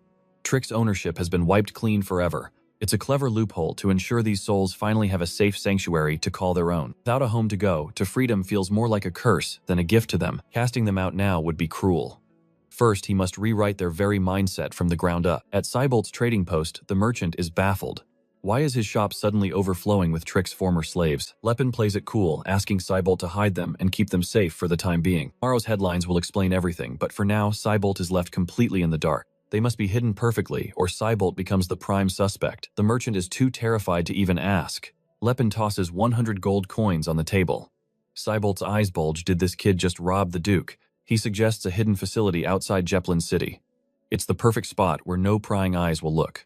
Lepin has one strict condition. There will be absolutely zero mistreatment of these people under his watch. Cybolt worries about the costs, but Lepin clarifies the gold is for one thing only: their education. The merchant is floored. Training them for labor is one thing, but school, this is unheard of. He wants them reading, writing, and debating philosophy. He's turning these laborers into scholars. Cybolt scratches his head in disbelief. Slaves learning history, the world has truly gone mad. Lepin just smiles.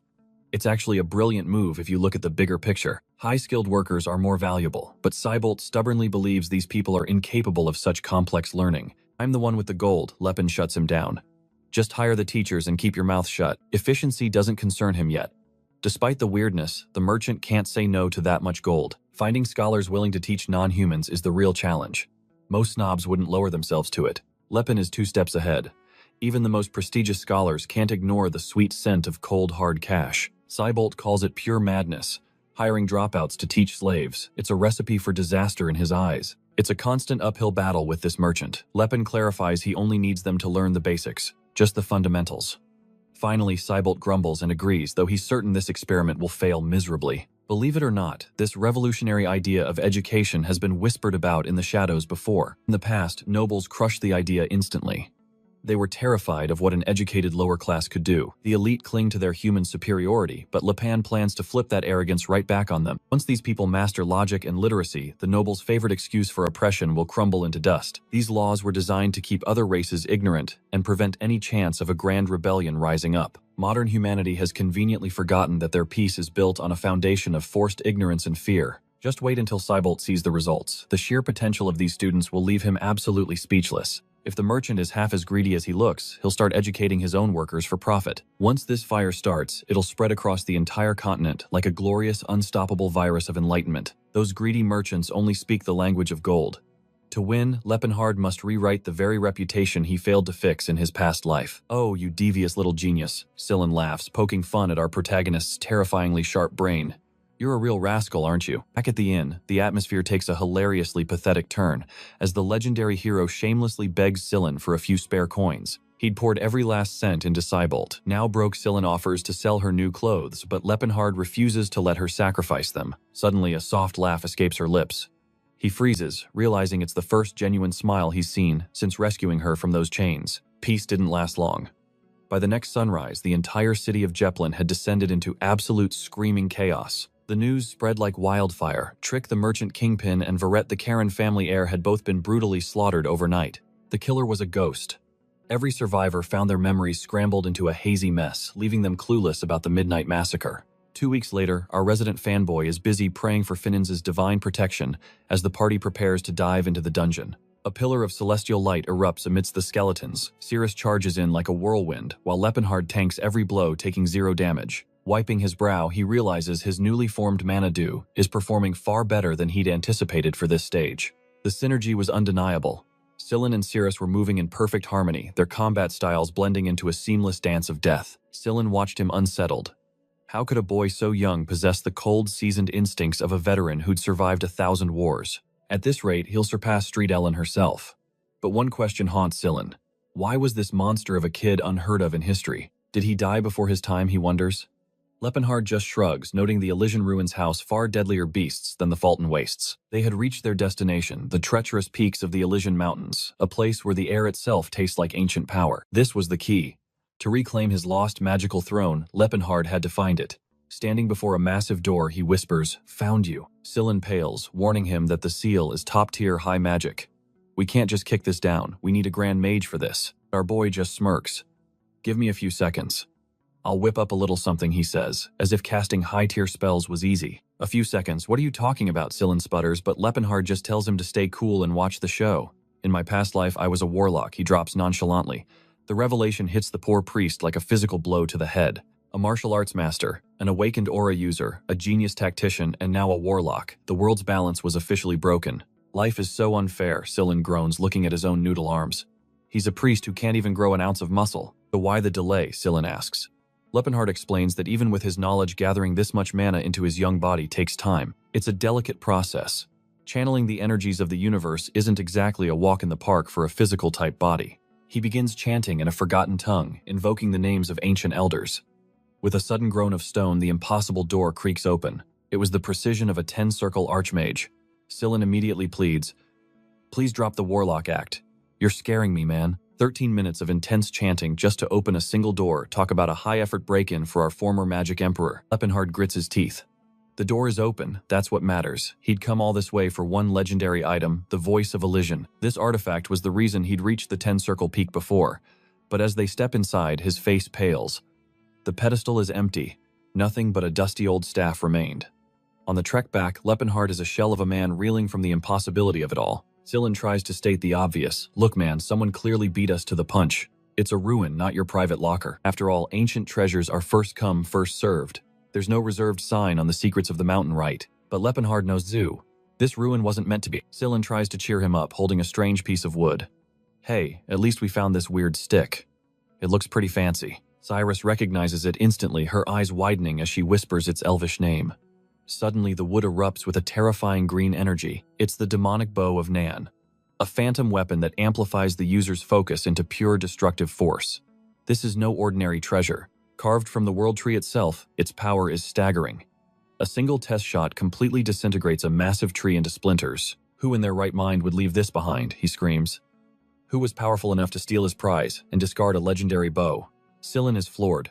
He never imagined that piece of wood was actually a world-class relic. Cyrus can only stare in absolute awe. The young girl tilts her head, wondering why anyone would abandon such a masterpiece. "And how did you know it was an artifact?" He couldn't exactly say she told him in his past life, so he just plays it cool. "Oh, you know, I just heard rumors and stuff." Seeing his gloomy face, Sillin pats his back. "Don't beat yourself up. The continent is crawling with ruins. We'll find another one." But deep down, Lepenhard is crushed. The Voice of Elysian was unique, the only shortcut to reclaiming his god-tier magic in this lifetime. Eventually, the weary party reaches Guihalan village. At least for tonight, the boys can forget their troubles over a massive steaming feast. Our tough chef serves up a feast, praying they don't eat the kitchen's entire inventory. Compliments fly everywhere as she beams, praising their cook's legendary skills. Sadly, some entitled jerks recently stopped by just to trash-talk the menu. Sin investigates the culprits, learning they were noble knights, passing through last week. They were ruins hunting, so Lepin immediately drops cash for the juicy details. Viscount Kelburn's squad was bizarre, with every member seemingly outclassing the boss. One particular knight was decked out in blinding head-to-toe gold. His radiant gear screamed high level, yet he remained a total gentleman throughout. Lipa recognizes that shiny fashion disaster instantly. Meanwhile, Captain Us receives a grand welcome. Us credits Kelburn for the win, while the Viscount plays the doting mentor. "The Golden Kingdom Knights are basically celebrities around here thanks to your fame. Witnessing your combat was a dream." Hoos just shrugs it off like nothing. He claims his 1/3 share of loot. Surely our hero is already tracking them. Back at the meeting, they discuss the division of these ancient relics. The elder agrees, easily honored just to breathe the same air as a knight. This greedy old man knows connections are worth way more than mere gold. Check out this split-screen art. The artist is really flexing that visual metaphor. Us asks about the rare metals. Kelburn is already forging them into epic gear. Seems like he has an army of master dwarves on speed dial. Suddenly, the old man laughs and summons his daughters. We know where this is going. He pushes his daughters toward us, hoping to strengthen their bond regardless of marriage. Us is a total Sigma, completely immune to these romantic traps. He vows never to look at another woman. Kelburn literally recoils from the rejection. Did he just offend him? Mentioning a brother makes us shatter his glass in rage, blood dripping everywhere. Terrifying. He apologizes, but a guard bursts in screaming about a demon from the loot. It is a terrifying centaur monster with elbow blades yeeting soldiers into the stratosphere. Us realizes it was a hidden summoning trap mixed in with the artifacts. Furious that such a slip-up happened, Us grits his teeth in pure anger. A mysterious figure with a massive shield and sword approaches the carnage. This kid is giving off serious guts vibes. Is it just me? Mages are spamming fireballs and ice blasts in a desperate attempt to stop it. Pure chaos reigns as the demonic beast refuses to stay down. Russ thinks the monster is trapped and wants to wait for the captain, but the discount Guts ignores orders, charging in alone like a total maniac. He leaps with pure willpower, but I bet he is about to get wrecked. He scores a hit, but the monster just swats him away like a fly. As he staggers up, a massive fire spell slams into the creature's chest. Sun orders Lot to ignore the idiot and secure the defensive line. Russ coldly disowns Russ, claiming he would never share blood with someone so unclean. Was Russ's mom some kind of demi-human or just a commoner? That is a Steven, a beast only Aura Masters can hope to take down. Russ drops his sword and strikes a pose, summoning Eldra like a budget Power Ranger. The legendary gold armor manifests. Now we know how Leppenhart recognized this guy. And of course, the actual fight gets cut right when it is getting good. We return to our protagonist, and the little lady who explains that Eustace is one of the continent's most formidable magic swordsmen. Rumors claim he rivals Aura users in power. Ah, so he is not one. I thought he was a total beast, but here he is starving for strength. Leppen, however, is completely unfazed. He simply remarks that Cyrus looks adorable in that little pajama set. Sillin then notes that despite using magic swordsmanship, they are actually dealing with someone on the level of an Aura user. Leppen says it is hard to judge. The Eldred armor was the most devastating weapon of its era. The catch, mastering the sheer power it bestowed, was nearly impossible. That relic was forged from the true gold of Eldril, a legendary material infinitely more durable than mithril. Both the armor and the blade were hailed as the ultimate masterpieces of the Silver Age. Donning that gear allows one to cast infinite spells with a mere thought. Yet true combat prowess still depends entirely on the wielder. Suddenly, Eustace declares he will become one with the feather that rides the gale. As the beast lunges, he strikes with a divine vertical slash, awakening Eldred's power. He aims for the head. Boom, an 8-circle explosion. Back in bed, our main character notes that House Tens has invested centuries into researching Eldred's hidden potential. They know a powerful tool does not make one invincible. Sillin observes that he seems to deeply respect this magic swordsman right. Usually Aura users are quite arrogant. Leppen explains that House Tens has mastered armor techniques that transcend ordinary swordsmanship. Back on the battlefield, the Golden Knight is mid-fight, preparing a massive spiritual assault. Honestly, every knight has about 15 magic bubbles around them. Let's just say he unleashed a devastating attack. While the beast falls, Leppen explains, not every swordsman can awaken the power of Aura. However, the golden armor is always inherited by the most vital member of that generation. A legendary knight is always present. This is why House Tens is so terrifying. They are guaranteed a warrior in every era who rivals an Aura Master. He closes in for another lethal strike now. Invoking the blessing of the Ice Goddess, he carves a massive crater into the monster's chest as the crowd erupts in cheers. As he stands victoriously in his swag armor, Leppen lies in bed, wondering if he could actually take that guy down. Sillin asks if our boy intends to wage war on House Tens. Leppen says no, but he must reclaim the lost artifacts. Sillin is way too honest for this. Sillin says he helped our hero before because it was the righteous path, liberating slaves from their agonizing suffering. House Tens explored the ruins legitimately and claimed the artifacts fairly. There was no crime in their actions. If he were to seize them now, it would be nothing more than common thievery. Leppen realizes he must convince these kids somehow. He decides to drop a bombshell. They are actually companions of a legend. Apparently, he brings up his connection to Master Gerard, claiming he must retrieve the treasures the master hid in the dungeons, including that armor. Sillin starts thinking it actually makes sense. Our boy argues it is the only way he could know every secret path of the ruins. He feels a pang of guilt for deceiving Sillin, but he has no choice. He desperately needs those artifacts for his journey. The boy, though tricked, still finds the whole situation quite peculiar. Despite the item's value, Leppen never seemed like a thief, leading Sillin to believe he truly needs them for a greater purpose. That kid is too sharp to be fooled easily. Leppen just doubles down, insisting the need is absolute. Back with Eustace, a high-ranking officer approaches with praise, calling the display of power absolutely incredible. The monster stood no chance against the Golden Knight, but Eustace just coldly tells them to clean the mess and get lost. He then glares at Russ with pure disdain, saying a warrior who only knows a single vertical slash is utterly worthless. He tells him to stop shaming the name of the House of the Sword of Tens. Wait, a protagonist who only does vertical slashes. Doesn't that sound like that one story about the lazy noble? You know, the one where the guy just does downward swings and becomes an absolute monster? Same energy, dude. Russ insists he still belongs to the house and the sword he wields.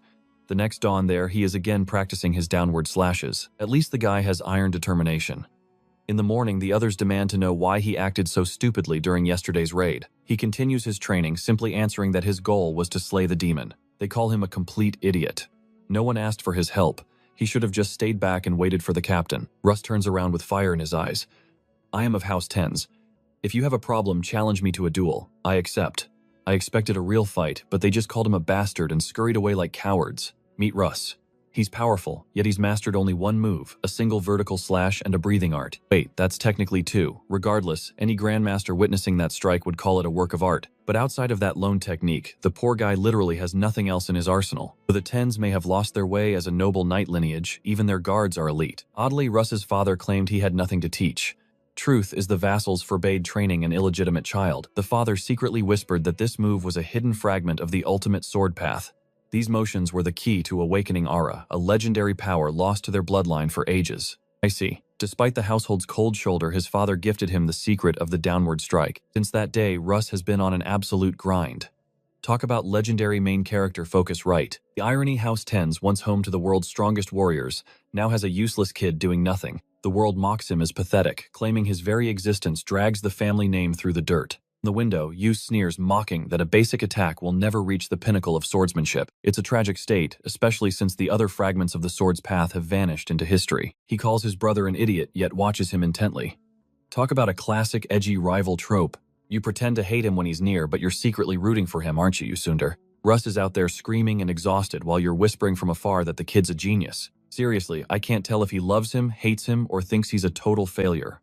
I'm lost. Meanwhile, Leopenhart is lurking in the shadows of the forest, deciding it's time for a stealthy infiltration. He's fuming because that greedy Viscount lives in a fortress that's practically a small mountain. No surprise there. The man is a tycoon who hoards all the mineral wealth in the territory. The weary guards were just finishing their shift when bam, Leopenhart strikes their necks, sending them to dreamland. As two knights stroll down the hall discussing armor, they have absolutely no idea they're being watched. Leopenhart is clinging to the ceiling like a human gecko, wondering how his life came to this. Still, he slips from pillar to pillar, realizing he actually has a natural gifted talent for thievery. Spotting the sentries ahead, he identifies the elite guards of House 10s by their superior steel plating. He delivers a brutal elbow to one's gut, and drops the other instantly with a cold rear-naked choke. After hog-teeing the losers, he approaches the door, instantly detecting high-tech heat and motion sensors. Disabling it is a nightmare, but he reasons every magical barrier needs a core to stay powered. He finds a peculiar stone on the floor, etched with glowing runes that reveal its true purpose. He shatters it, the barrier dissolves, and he steps into the hall, surrounded by stolen artifacts and harps. The collection is a mess. The items are mislabeled as if the thief had no idea what treasures they held. He blurs through the corridors, knocking out everyone in his path while struggling not to accidentally kill them. When mages launch a massive fireball, our hero grabs a guard and uses him as a human shield. The mage screams monster, but Leopenhart knew the guard's uniform was enchanted with fire resistance. A volley of arrows rains down, but they bounce off Leopenhart's body, like harmless drops of water. Suddenly, liquid-like chains wrap around him, constricting his movements.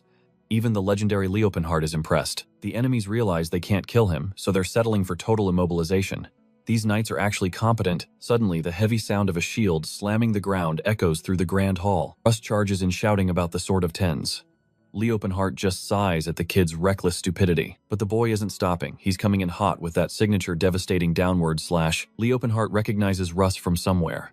The boy's stance is average, but that overhead strike is surreal. The blade descends with terrifying precision, looking like it would cleave through anything in its path. Leopenhart uses the chains to parry the sword, and delivers a rib-shattering counter that sends Russ spinning. Our hero is baffled. How can someone have a god-tier strike but be so trash at actual combat? He's the most bizarrely unbalanced fighter he's ever met, but then a booming voice interrupts the chaos. Man, it's obviously that troublemaker. Use is causing drama again. Our hero tries to explain, but the Golden Knight won't listen, calling it pathetic for a master to spend their nights robbing houses. Lepin insists he has valid reasons, but the knight basically tells him to save it for his trial. Suddenly, our boy lunges. At the undefeated academy, the golden rule is simple: strike first or lose. They clash. Lepin slides under a blade and aims a heavy punch, but the knight barely evades. The soldiers are lost.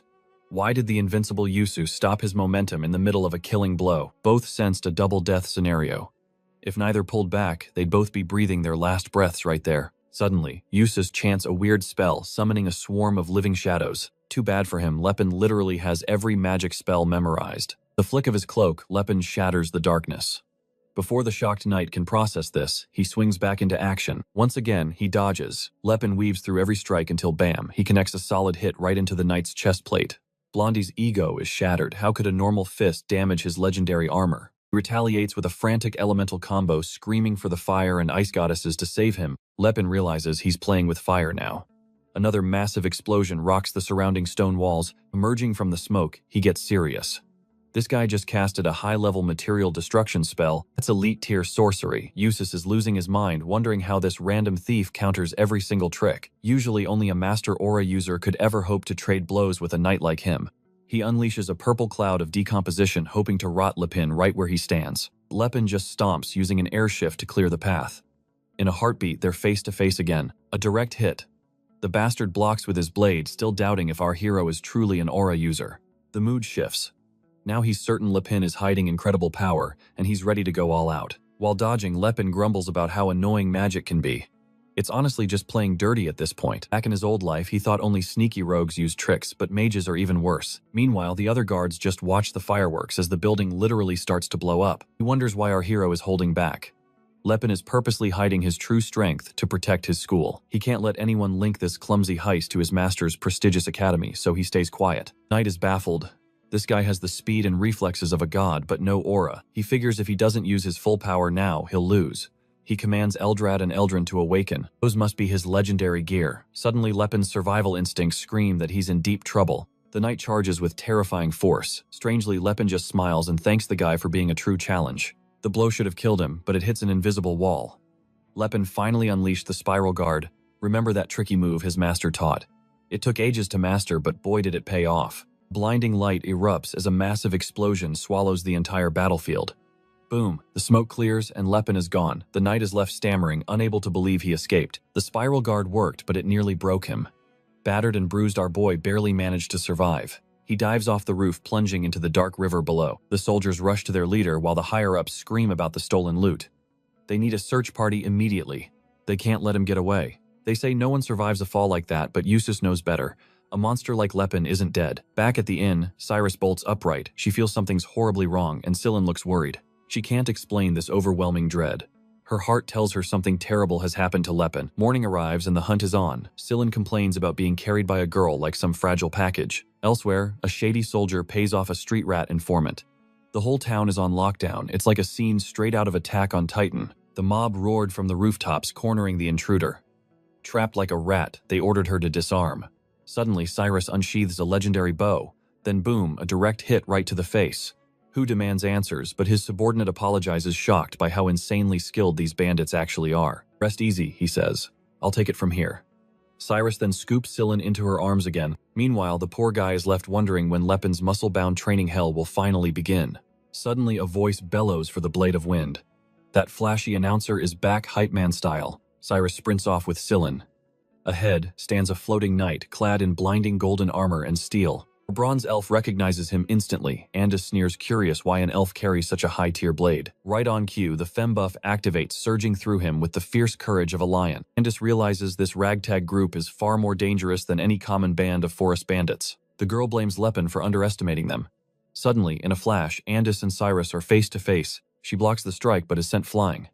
Honestly, how did the situation escalate this fast? After his river plunge, our hero wakes up, bandaged, regretting, holding back his top-tier techniques earlier. Reckless, yes. But the outcome wasn't a total disaster for our stubborn main character. He successfully retrieved the voice of Alzium. Now he just needs to know where on earth is he. A dwarf named Ethos appears, asking how he feels before ordering a girl Ta to fetch soup. The narrator strangely emphasizes she's an adult dwarf. Translation: she's legally at a marriageable age. Why that's relevant, who knows? Lepin is just confused because dwarves are usually cold to humans. His suspicions linger until a new face emerges from the shadows of the cave. A priest of Alport named Gelfried welcomes him, declaring that their long-awaited savior has finally awakened. Lepin stares blankly, but the old man recounts a 6-year-old prophecy given to the high priest. One with a body of steel and infinite wisdom would emerge from the dark North Tier's path. He is the one destined to rewrite the future and bring salvation to their entire race. Essentially, a genius badass would float down the river and save them all.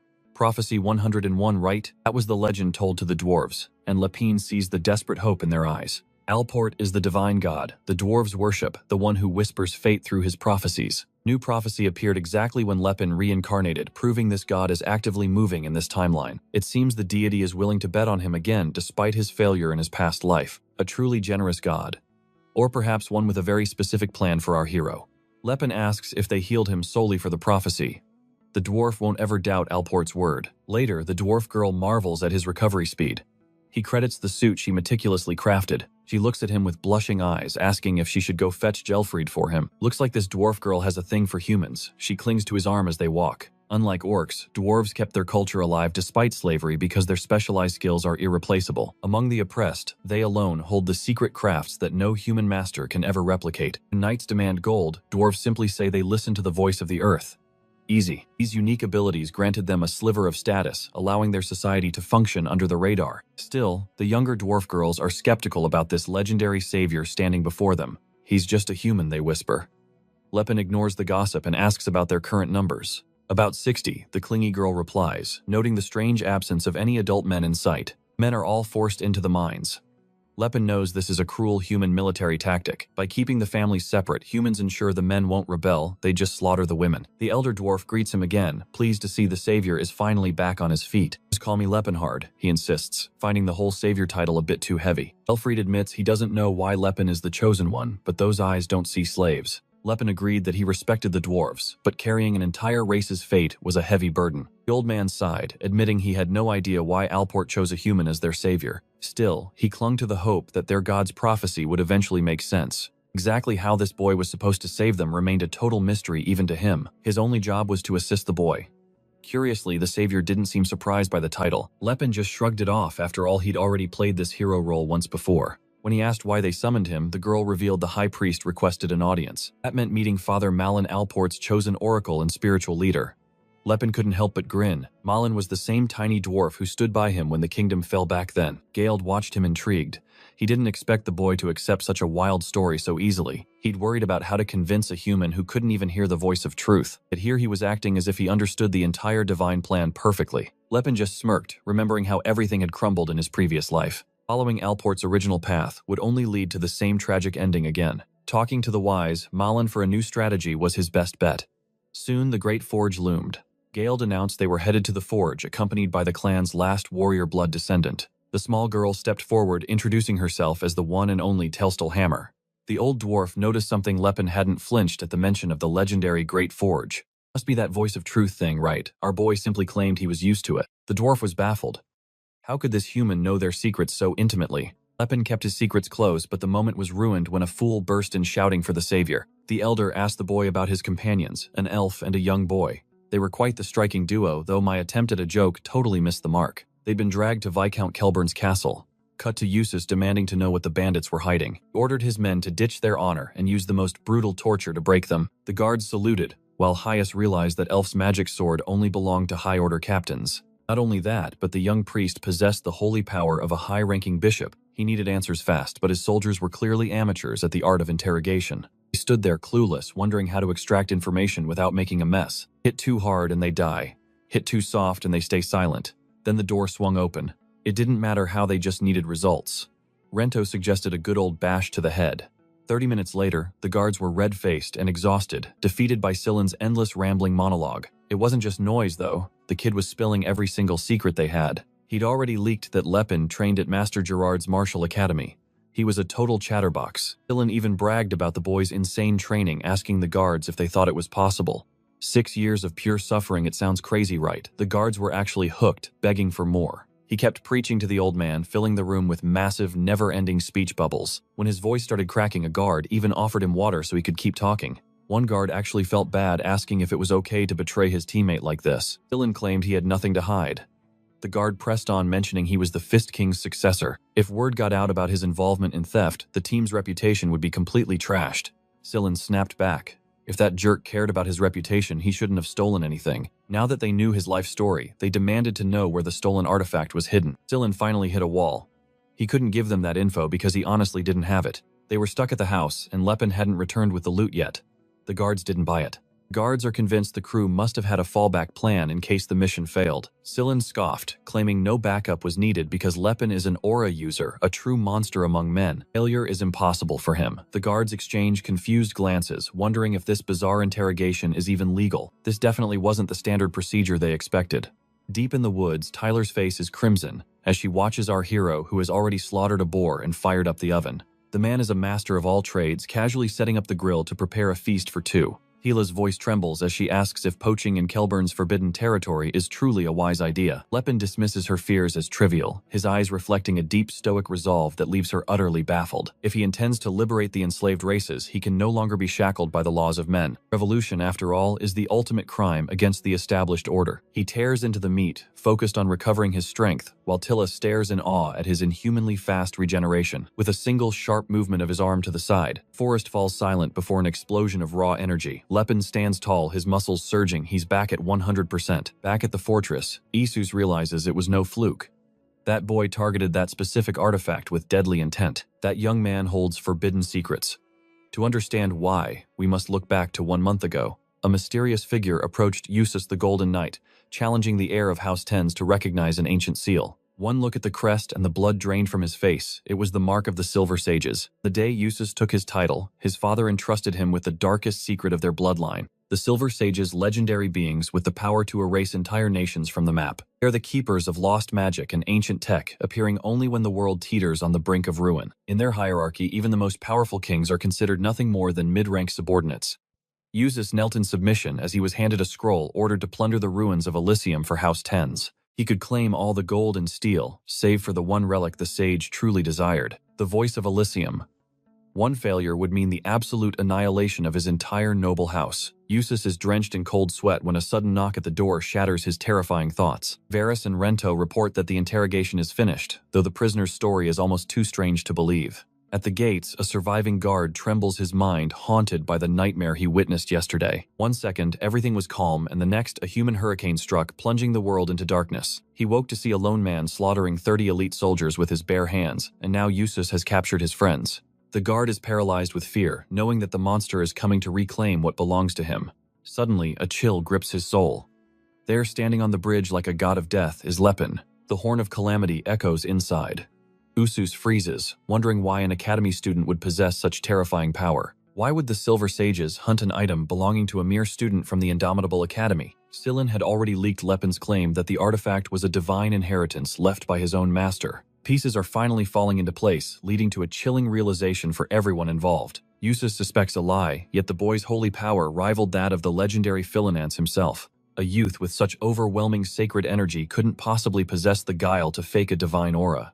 To Isus, the companions were mere bait, but now he realized they were about to be discarded like broken toys.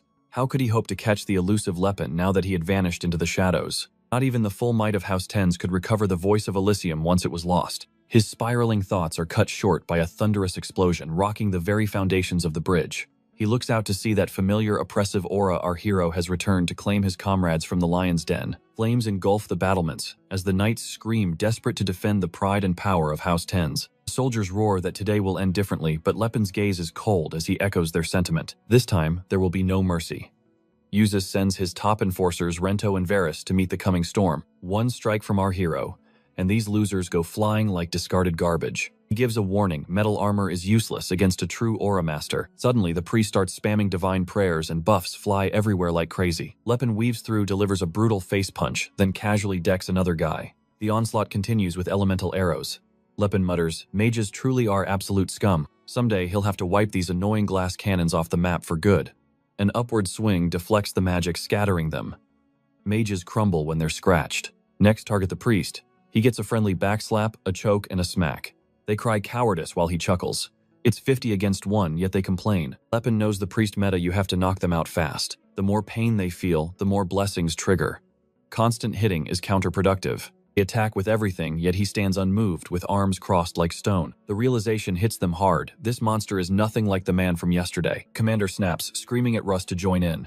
He's absolutely livid now. This brat usually charges without orders, yet now he's just frozen in place. Russ is actually mesmerized, witnessing a radiant light guiding the flow of strength. It expands, contracts, and flows in harmony. This is the legendary power aura. Suddenly, the logic behind his impossible movements and power becomes crystal clear. He finally grasps a hidden truth that no teacher could ever truly explain. Only those nearing the pinnacle of martial arts can perceive these divine movements. Witnessing a true master, he can only admire. Then more attacks rain down. Our boy rolls aside, smirking at the newcomer who finally arrived to help. Huss grandly declares that House 10 won't tolerate any more of this rebellion. Lepin scoffs, telling him to stop acting. He felt him lurking long ago. Eustace is stunned. His cover was blown, but Lepin is already analyzing him. His armor mimics aura, but he's clueless about advanced sensory field expansion techniques. You wanted a test, sure, but using your subordinates as fodder, that's harsh. Righteous Knight is a fraud. Beneath that noble exterior lies something shady. Lepin presses him, so explain the delay. Were you busy in the shower? The man fumbles for an excuse, claiming he was just waking from a nap. His blade slides out. Enough, you'll pay for insulting the honor of House 10. And here he goes again with a flashy, over-the-top Power Ranger transformation sequence. A vortex swirls before Lepin. Eustace lunges forward, immediately chanting his long spells. Listen to this guy's incantations. They're so long you could grab a snack. Shadow-piercing eyes, leopard-strength limbs. By the dragon's vision, I command the world. He's still going. May the pure currents of the universe empower my blade. All that for one swing. Lepin just sighs and punches the sword aside. Aura ignites. It's a slugfest now. Even with reinforcement, Lepin feels the damage. Sensing a flicker of doubt, Eustace doubles down with a relentless sword barrage. Thankfully, he shuts up. Lepin counters with his signature spiral defense to survive. While parrying the blows, he closes the distance, ready for a devastating counterattack. Back in the dungeon, our heroines wonder if Lepinheart is finally coming to save them. Dylan tries to act indifferent, wearing her usual mask of ice-cold distance. Secretly, she's blushing. He's always been surprisingly kind despite his chaotic nature. Dylan teases her, suggesting that maybe the hero has a soft spot for elf girls. Cyrus admits she initially suspected a racial thing, or perhaps just a wild craving for adventure. Staring into his eyes, she sees a deeper truth. Sin claims love totally reboots a woman's brain. They start idolizing him as someone special, only to complain about being scammed once the wedding's over. That is the church's gospel, at least. He slams the wall, cursing that idiot Lepin's reckless choices. He should have pulled off a clean heist.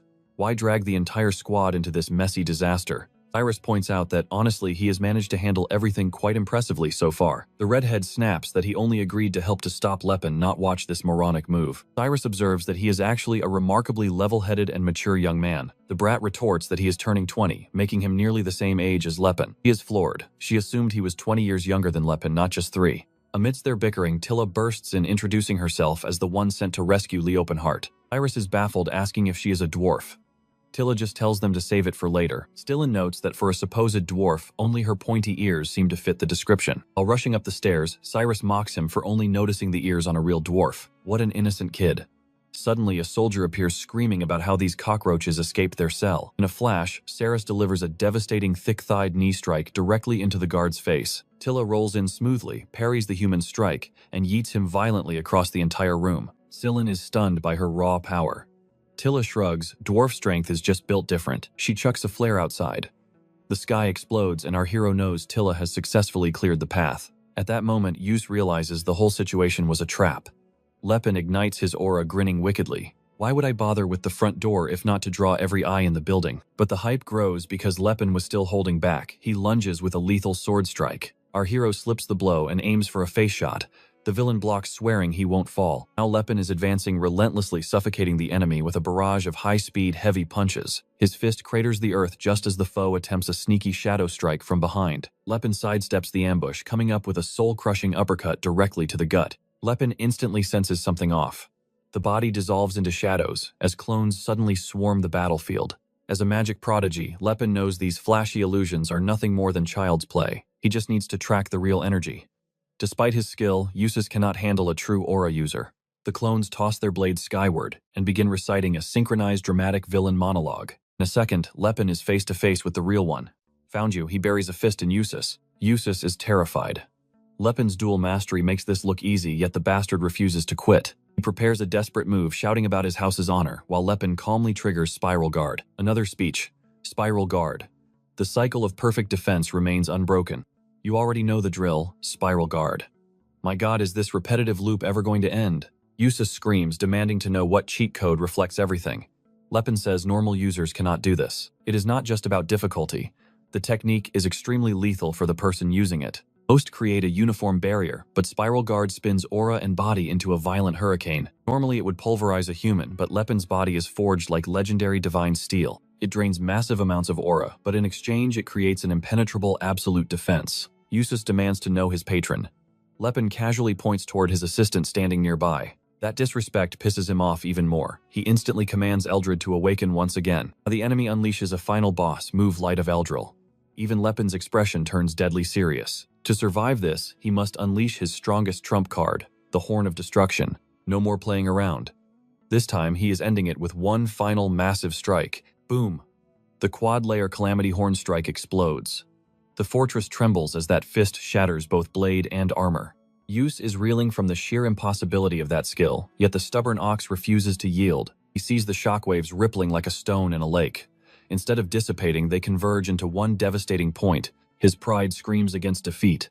But that fist, it plows right through everything in its path. That mountain of muscle is shredded and shirtless. Suddenly, he's sent soaring like a broken ragdoll. Usually hitting the wall is a figure of speech. This time, it's a literal demolition. He stands there an absolute legend. Meanwhile, the soldiers shiver, terrified their captain fell so easily. The mightiest blade of House Tens has finally tasted the dirt. Lepin eyes the blade. Magic items heal, he notes, but this wreck needs 6 months of rest. They scream bandit as he grabs it. Instead, he returns it, apologizing for the necessary destruction. The realization hits home. Greed wasn't his motive. This man is something else entirely. He considered giving it to Cyrus. Then he remembered her past life blade. That one is true god tier. He's about to bounce when a cold blade stops him. Don't you dare move, a voice snarls. It's Russ declaring, the war isn't over until House Tens falls. Even his comrades think he's insane. He just crushed your brother, they warn. They're ready to ditch him, but Russ keeps marching forward. Lepin watches as the brat prepares the exact same downward slash. How predictable. He seemed like a joke. Until blue energy ignited his steel. Lepin barely avoids the sudden lethal arc. The air itself cuts. There's only one answer. That punk just manifested a legendary aura blade. What did you do, they gasp. Russ just smirks, claiming he's reclaimed the honor of Tens. That azure mana. Lepin remembers it. The sky blue light of Cyrus, the man destined to end his empire. Lepin whispers the name, and Russ freezes. How do you know that name, he demands. Of course, Russ is just a nickname for Cyrus Montens, the name he took as a fledgling knight. Denied respect as a soldier, they mocked him with that petty alias. Russ the Unwanted. Lepin curses his stupidity. He knew he was from Tens, so how did he miss the connection? Now they are golden swordsmen. In 30 years, they will be the legendary stellar swordsmen of history. Their reliance on magic trinkets would be forgotten, replaced by pure, celestial martial prowess. Squad gets awkward. They're dying to know how this stranger knows Russ's private name. Stellar swordsman, him, they scoff. Poor Russ is turning beet red from the sudden attention. Relax, the girl chimes in. He clearly has you confused with some hero. No big deal. None of it adds up, and Russ feels the tension. This kid is nothing like the future monster. Time changes men, but that reckless idiocy is eternal. The brat charges in once more. Lepin triggers Spiral Guard. He dives and parries the strike, and delivers a brutal gut punch. He sticks the landing and reignites his aura. Awakening and defending with aura instantly, that's pure talent. The duel resumes, and now Lepin is the one dancing on the edge of a blade. To make matters worse, the kid's fighting style is completely unreadable. Every style has a logic, a foundation built over centuries. Even Gerard's secret arts follow a path, but Russ, he's a wild beast. It's the chaotic swing and pray method of a madman. Chaos usually creates openings, yet this brat is flawless. There isn't a single gap to exploit. His movements are pure and defy all conventional logic. A once-in-a-century genius has truly appeared. No wonder he became the stellar swordsman. Seeing that talent triggered a dark memory for Lepin. He remembers Cyrus's arrogance, the man who slaughtered Tacid, Lepin's loyal friend and subordinate. In that heartbeat, Lepin snaps. You're Tassin's killer, he roars, striking the blade and snuffing out Russ's aura instantly. Lepin is getting serious, but Russ won't stop. Lepin prepares the strike he's perfected 1,000,000 times. This boy is his fated nemesis. He must end him now to shatter the cursed future forever. A devastating fist buries into his stomach. It's a pleasure meeting you so soon. Then boom, a massive blast sends the boy soaring. He stands tall amidst the flames, looking like a total boss, but the mood shifts. Russ staggers up, declaring the House of Tens will never crumble. Lepin is shook. That strike was packed with pure concentrated killing intent. This wasn't a sparring match like with Eustace. This man wanted him dead. Yet Russ didn't just survive, he refused to even hit the dirt. He looks like a walking corpse at this point, but his legs simply won't give out. Lepin hesitates. Logic screams to finish him now, but his gut is telling him to hold back. And it's not some soft-hearted excuse about Russ being innocent either. He knows Russ is dangerous enough to hurt his comrades later. Snuffing out this threat now would be the smartest move. However, Tacit possesses a true warrior's spirit and would hate a cheap victory like that. He'd be absolutely livid if his rival was taken out before he could claim his own revenge. So he mutters to himself that Tacit would definitely throw a fit over this. He turns his back, sparing the boy just so Tacit can have his rematch. Cyrus is left completely confused. Lepin tells him to survive and grow stronger. He's only walking away today because of Tacit's future. In their previous lives, these two pushed each other to god-tier levels through endless legendary battles. Tacit became a legendary orc warrior because of Cyrus. Killing him now would basically erase his best friend's destiny. He strolls away, leaving the kid paralyzed in shock. But man, talk about intense. He grits his teeth and lets out a roar, exploding with aura before burying his blade in the dirt. Suddenly we're in the woods. What a wild showdown. Now in the forest, the tiny dwarf girl greets him, relieved he's still in one piece. Lepin lets out a sigh of relief, thankful that the squad is safe and sound. Scylla grumbles that they went through hell. He expected adventures, not a one-way ticket to a prison cell. Lepin says sorry, but Scylla tells him to wake up. Remember, Cyrus is an elf and a lady. He starts imagining all kinds of dark scenarios. Lepin rushes over, asking if those thugs laid a finger on her. She tells him to relax. Even though it was a shock, the knights actually showed some manners. He realizes he needs to be way more cautious from now on. Now everyone is dying to know. What was the prize? He pulls out the cube, but Scylla thinks it looks nothing like a martial arts treasure. Lepin plays it cool, acting like he's just as clueless as they are. His master just said to grab it, so whatever, time to bounce. Back at the castle, the reconstruction has begun. Am I right? A guy hauling a heavy beam asks his buddy if the rumors are legit. He confirms he saw it himself. An aura user has finally been born in House 10's. Let's see Big Bro's reaction. Oof, it's already looking toxic. He's fuming, wondering how someone with filthy blood could awaken such power. He blames their father for always playing favorites with Russ. The jealousy is real. The elders praised his armor skills, but deep down, everyone was desperate for a true aura master. Now the family has a legendary knight who could skyrocket their status all by himself. But where does that leave the rest of them? He glares at the regenerating artifacts. He snatches up the sword, vowing that he will always be the true blade of House 10's. Cut to the mountain peak, where Russ is laughing like a madman. He's glowing with pure joy over his awakening. His whole world has flipped upside down. He hasn't reached the top yet, but the path is finally clear. But then Ruin arrives. The jerk sneaks up behind him, mockingly asking why he's so happy. Russ turns around and Yus demands to see his new aura. Poor innocent Russ happily shows it off. Yus calls it a magnificent power, but man, I've got a really bad feeling about this guy. Russ is beaming, thinking his brother finally accepts him. Suddenly, a cold blade is driven straight through his gut. Staring at his brother's cold eyes, he can only gasp out a single question: why? The villain starts monologuing while amping up his power to finish the job. He wants Russ dead for good. He coldly states that House 10's only needs one supreme sword, and that sword is him. Somehow, Russ manages to parry the second lethal blow. Nearby people start shouting about the massive explosion. Russ takes the leap of faith, plunging from the cliff into the dark waters below. Eustace knew the trope's fallen heroes always seem to return for a revenge arc. He had to act. Collapsing to his knees, he put on a tearful performance. He claimed Russ turned traitor, trying to steal the knight's title by force. Soldiers bought it, sneering at Russ's low-born, filthy blood. Power corrupted the bastard they spat. Eustace claimed he jumped into the lake. For Eustace, the plan was flawless. Survival wouldn't save Russ from this trap. Now the entire house was his enemy, and Eldrad would finish the job. The guards hunt for the traitor, while Isef gloats about his saintly reputation. Tragic goodbye to a brother. Meanwhile, we check in with our heroes. Lepin explains he met Tila in a dwarven village after nearly drowning. Scylla is confused. Why would the reclusive dwarves ever rescue a mere human? It was destiny. Tila confirms Lepin is the prophesied savior of their race. Scylla is shocked dwarves have religion, but Lepin notes they even have priests. Tila gives him a sharp jab for being so narrow-minded. Humans always think they're the only ones with sophisticated gods, she scoffs. Scylla asks if Alport is evil, since humans only acknowledge the main 12. Beside them are the elven goddess Eldia and the dwarven goddess Alport. Dylan realizes his bias. He only hated Alport because he was told to. Suddenly, Cyrus spots a body drifting in the water and alerts everyone. It's Russ. Lepin expected this encounter, though he wonders about the timing. Scylla asks if they're friends. Lepin says, it's a bit complicated. Is this fate or a glitch in the system? Why is he here? Later, Russ wakes up in the carriage chest, burning with phantom pain. He vividly remembers the betrayal the blade Eustace drove through his heart. He'd spent years seeking Eustace's approval, working himself to the absolute bone. The truth was brutal. His brother never intended to show him mercy. He laughs like a broken man until Lepin asks if he's finally awake. Russ stumbles out, questioning his rescuers. Lepin reminds him of his chest hole. 3 days have passed. Thanks to Sillin, he's alive in this dangerous land. Sillin admits he only survived because his aura protected his vital organs. Russ's soul burns with a new, singular purpose vengeance against Usus. Lepin tells him to relax, he doesn't need a parade, just some basic gratitude. They even had to rent a whole separate carriage for his unconscious body. Russ bows in thanks, but Lepin admits his pockets are completely empty. Sillin paid for everything, so he's the one Russ truly owes. Lepin smirks. Having a future legendary swordsman in his debt is pure gold. This favor is a legendary insurance policy. So what's the next move? Does Russ plan on returning to the castle to face the music? By campfire, Russ admits going home is suicide. He's a branded traitor. Lepin knows the original story. Russ was supposed to awaken later and win. He was meant to take the family headship after a fair duel. Usus cheated fate.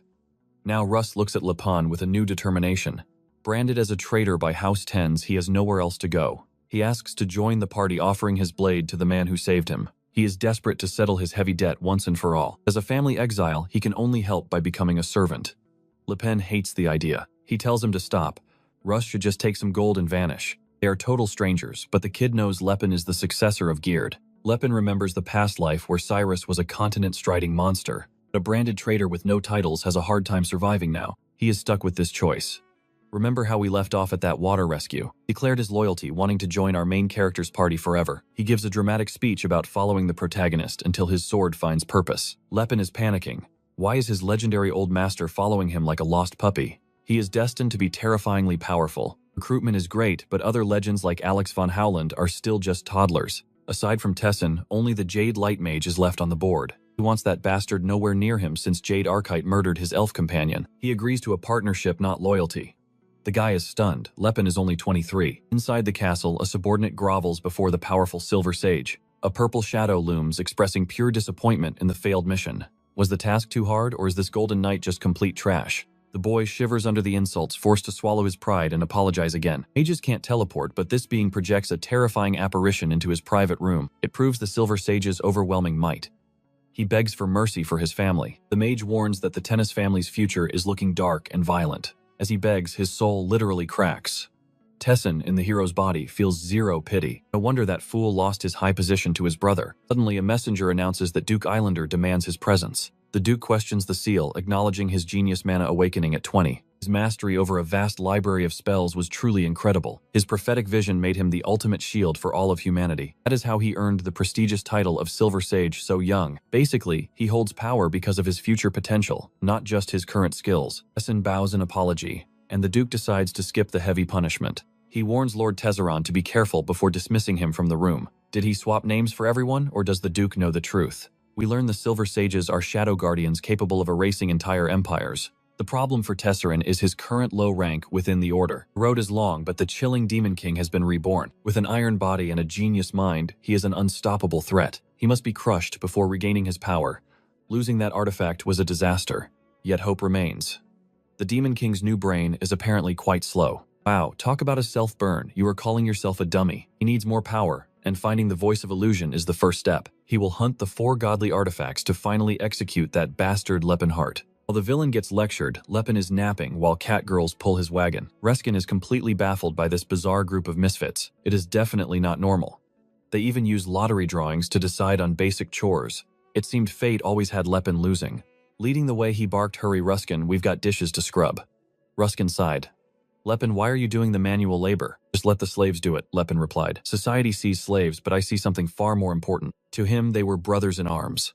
A bond he would honor now and for all eternity. Ruskin began scrubbing, utterly bewildered. This guy is officially out of his mind, he thought. Still, his mind was a mystery best left alone. They say those who reach awakening are always a bit special. He'd vowed to follow until he found his own path. Until then, Lepin's word was his absolute law. What was his master doing inside? Surely he was deep in meditation for a legendary martial awakening. The kid stared at the cube, mesmerized. Mana was replenished. It was time for round 2. He tinkered with the cube until it clicked open. The first amateur stage was officially active. Suddenly, a purple realm appeared. He tapped the screen, critiquing the decor. Wait, is that a mini-dwarf on the left? Lepin Heart, your tastes are interesting, he mused. The Silver Temple creators truly lived in a blessed era. The magic rhythm dropped. Suddenly, a storm of cards began cascading from the sky like falling stars. Our hero unleashed air projectiles, obliterating targets in what looked like a high-speed mana aim challenge. He blasted away, but the targets kept multiplying. His casting speed simply couldn't keep up with the chaos. Instead of cheering, the girls mocked him. "Is that all you've got, you little weakling?" they taunted. "Stop mocking me. You're supposed to be my fans," he grumbled. Worse yet, plates shattered as they hit the floor. Finally, after pushing his limits, a congratulations banner flashed. He'd actually cleared the stage. Lepin admitted the device seemed to be packed with totally useless gimmicks. The Voice of Illusion artifact was actually an ancient academy. It was how mages leveled up back then. It was perfect. Custom backgrounds, a personal cheer squad, and rhythm-based challenges. It felt like a game world.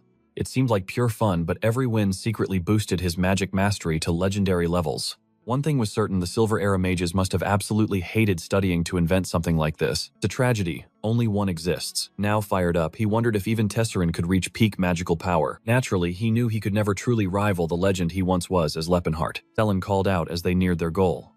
They'd finally reached Straw, the strategic hub of the north. An informant slid him a parchment. It contained every scrap of data he'd paid to uncover. Lepinheart sought his original body. The news was chilling. At 16, he'd supposedly lost his mind entirely. He'd spent his last days claiming he was Tessin, not Lepinheart, before vanishing into the deep woods. All lingering doubts vanished. It was now crystal clear Tessin was definitely inhabiting his old body. He'd hoped for a better truth, but fate was predictable. Tessin became a master mage at 20 and joined the Delia Tower. Then he vanished. It was impressive. Lepin hadn't reached that level of mastery until his late 20s. It wasn't a lack of talent, but because the greedy Tower Lords refused to let him go. How did that damn Tessin escape them? He needed deeper intel and the Union's most elite shadow agents. "Leaving already?" Ruskin asked. Lepin nodded firmly. "Yes, we depart tomorrow at the first break of dawn." He glanced back at his crew. It was time to reveal their true dangerous destination. Once inside, Selen whispered, "I thought Lepin was just a country nobody but those skills. They're actually having fun." Meanwhile, Lepin was deep in thought.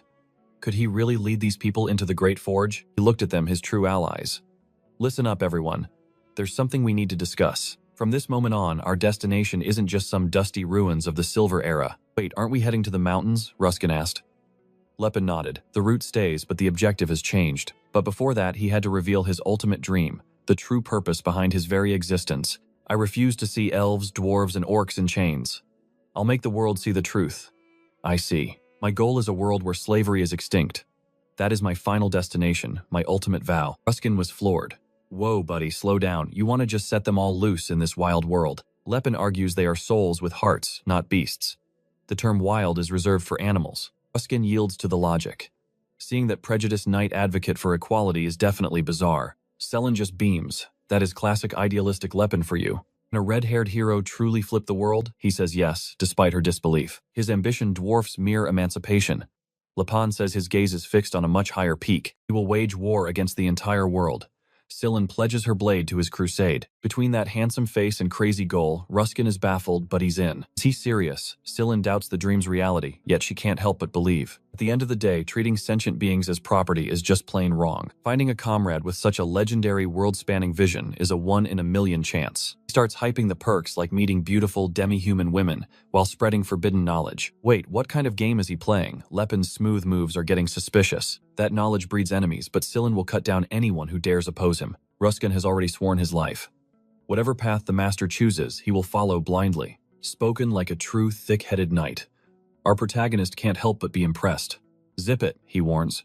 "It is time for the ultimate secret. We are invading the Great Forge. The dwarves' sacred fortress, a divine sanctuary hidden away from the prying eyes of men. Cut to the mountains. A dwarf goes berserk, carving a path through the monster horde. Ruskin roars, charging into the fray. No filthy beast can touch the gods chosen. Lepin watches proudly as ogres and monsters crumble before his party's overwhelming might. It is a total bloodbath. Neck snap and even three-headed hydras are getting absolutely wrecked. One punch, and another monster flies. They are breezing through this death trap like a stroll. "This place is a total dump," Selen remarks. "No human could survive these cursed ruins." That is the point. This wasteland is the perfect fortress for the reclusive dwarf tribes. Deletes a harpy with a casual strike. "Hush and move. You will see soon enough. Look out, that is a clone griffin. 2 bodies, 1 heart, you must find the real one." Lepin triggers an illusion annihilator, vaporizing the fakes before finishing the beast for good. Ruskan's jaw drops. How is this monster of a man actually a magic-wielding mage? Selen notes his terrifying growth. Something about his aura is becoming increasingly strange lately. He The only downside, his spells still burn out in less than 10 seconds flat. Selen is swooning over his potential. Still, they have a whole day's hike ahead. We are getting jumped every 10 seconds, Ruskin groans. But Lepin has a secret route, a shortcut. The dwarf is baffled, but Lepin promises a faster way to keep her excited. Next morning they have arrived. He points toward the entrance of the legendary ruin. Ruskin charges in first. Behold, the long-lost Silver Arrow ruin stands before them. How did you find this place? Selen asks. Oh, I just heard rumors, he says vaguely. Yeah, nobody is buying that. His mysterious act is definitely tanking his reputation points. Ruskan tries to act tough, offering to clear the front, while the mage hides. Too late, Lepin has already found the hidden switch. They are not just walking through, they are taking the scenic route. My master told me about it, he lies effortlessly. That is his plan. When in doubt, just blame the mysterious legendary master. It is the perfect cover. No one ever questions the wisdom of a nameless old master. Selen narrows her eyes. He is too precise for a story. Still, she follows his lead. Their jaws hit the floor. This place is nothing like the dusty legends they had heard. Lepin spots the ancient Hulkril script. Long time no see, he whispers, then punches the wall. A golden blast erupts, leaving everyone dazed. As smoke fades, the dwarf glows bright red. They found at the Great Forge Hall ancient dwarf statues stood guard everywhere they looked. The legendary temple of Halfert Ruskin was speechless. They had traveled miles in a blink. Selen gestured to the broken tablet. Lepin, tell me you didn't smash that on purpose. I did. Are you crazy? Lepin just shrugged. It was only some dusty old prophecy. Then a realization hit. He reached the Great Forge with memories from his previous life. Back then, the forge broke with no effect. But now the prophecy hadn't even happened. Suddenly, dwarves swarmed them, intruders. The temple is under attack. They roared in fury. The main character realized his mistake. The prophecy was incomplete. They were still guarding this place. Sweat poured down his face. How could he possibly explain this massive misunderstanding? Ballista's aimed bolts flew. He groaned. Breaking into a dwarf's home unannounced. Definitely bad. Cylon snarled. You bastard. You knew this would happen, and did it anyway, didn't you? He had no defense. These dwarves weren't just annoyed, they were absolutely seeing red. Ruskin drew his blade. Don't threaten humans, Lepin yelled. Drop the killing intent now. He opened his arms, refusing to fight. Bolts slammed into him, but he stood firm. He's a monster. Arrows do nothing, the dwarf screamed. Switch to magic. Kill him. Children of the earth, he cried out. Listen to the voice of truth. We aren't enemies. Dwarves possess an innate lie detection ability. He knew they would sense his sincere heart. A chubby-cheeked dwarf blinked. Wait, you're a human and not an enemy. The hero nodded. Then why are you here? It was embarrassing, but he shouted, I am your prophesied savior. Cylon nearly died of second-hand embarrassment while he yelled about saving the entire dwarf race. He kept going. The Steelhammer clan guided me. I even met the priest Mlin. Ruskin scoffed, like they'd believe that. But suddenly, the dwarves' faces lit up. The savior welcomed Cylon was stunned. How did they change their minds in 1 second? The Great Forge was a massive underground city, 30 meters beneath the mountain's core. A 2-kilometer cavern filled with steaming hot springs and radiant glowing rare stones. Our forge district, the dwarf boasted, where the world's greatest master smiths all gather. Ruskin was floored. The sheer craftsmanship required to build this was beyond human comprehension. How could a race build this and still be treated like common slaves elsewhere? Cylon noted the change. Finally, he was starting to realize how wrong their society was. The point went over his head, but he sensed something about this situation was off. Dwarf explained the forge was actually a magnificent ruin from the ancient Silver Age. They simply remodeled it into a home. Lepin noted it was still sacred dwarf territory. How can you be sure? Ruskin asked. He pointed at the doors, built perfectly for dwarves. It was proof, during the Silver Age, dwarves were powerful enough to build entire empires. Slaves by nature, impossible. He kept dropping hints, hoping Ruskin would finally see the truth. Come inside, the dwarf cheered. I'll prepare a feast for our new human guests. Cylon grumbled. He was the only one who didn't have to duck. Basilisk livers served. Ruskin froze. I'm a vegetarian, he lied desperately, trying to avoid the slimy dish. The dwarf laughed. Nonsense. It is wonderful for your health and vitality. It tasted foul, but possessed incredible healing properties. Cylon scarfed it down like a madman. Suddenly, a dwarf woman shouted, Fulbart, escort Lepin to the central hall immediately. At the giant staircase, Lepin asked if they could follow. Fulbart yawned, I'm just lazy. Climb it yourself, moron. Lepin hiked past the statues and finally reached the hall. Another dwarf waited. This time, it was Melon 4. Seriously, is everyone here named Mlin? We dive back into the frantic struggle between the mighty Tesseran and our hero Lepinheart. Lepinheart acknowledges the Fist King's overwhelming strength, but Tesseran bellows, surrender demon, your reign ends today. He vows to shatter every curse and restore all enslaved creatures to their original pure forms. Suddenly, Leppenhart weaves a spell to deceive destiny itself. Then the scene shifts to a different reality. It was all a dream. Our hero was working so hard he fell asleep sitting upright. He hasn't taken a single day of rest for 6 long, grueling years. Despite his cursed body at age 20, he awakened magic and even blackmailed the Tower Masters. He threatened to vanish forever if they didn't grant him his rightful title immediately. Through epic adventures and elite networking, he finally clawed his way into the Silver Mages. The plan was moving, but a 5th circle was still insufficient to slay the Demon King. That monster was far stronger, and Leppenhart had no idea how much mana he had recovered. He desperately needed his old crew. To kill a god, he required legendary allies by his side. Reunited with Malin, our hero remembered his most loyal subordinate and the mentor he respected most. It has been far too long, High Priest Melon of Alfred Leppenhart said with deep nostalgia. Melon looked puzzled. A sincere greeting, Savior. But tell me, have we ever met before? He hadn't left this sanctuary in 50 years. Leppenhart decided to drop the ultimate truth bomb. I met you 10 years in the future, he confessed. Melon panicked. Our Savior is insane. How can a lunatic save us? Malon wondered. Leppenhart just sighed and told him to listen closely. He revealed his regression and explained his journey toward the 10th Circle and ancient forbidden racial secrets. He detailed every alliance and every battle fought to protect the world from the greed of humans. He even described his tragic final days as the Emperor of Antares during the Continental Wars. I know it sounds like madness, but it is the truth. Believe me or not, old friend. For Melon, a dwarf who hears the voice of reason, this story was almost impossible to digest. If not for the sacred prophecy of Alfort, he would have surely called the boy a lunatic. Fine, Malin grunted. I must test if you are a timeless sage or just a nutcase. If you truly knew me as a heavenly king, tell me. What color is my beard? Leppenhart burst out laughing. That's your test, old man. You do not even have a beard. You have worn that fake prop for 30 years. Take it off, Malin sighed and removed it. Malin demanded to know why he was beardless. Leppenhart explained it was linked to Alfort's blessing. For dwarves, the beard is the ultimate symbol of manliness. Baldness is fine, but chin hair is mandatory. Yet since his youth, Malin suffered from a bizarre condition where no facial hair would grow. The more his holy power increased, the smoother his chin became. To stay respected, he hid it. Even the dwarf beardmasters were fooled, Malin smiled. He finally believed the boy's impossible tale. The problem was guidance. How do you guide a savior who already knows everything that will happen? Malon bowed low, swearing the eternal alliance of the dwarves to the legendary Leppenhart of Antares. Leppenhart wondered if he could ever repay such loyalty.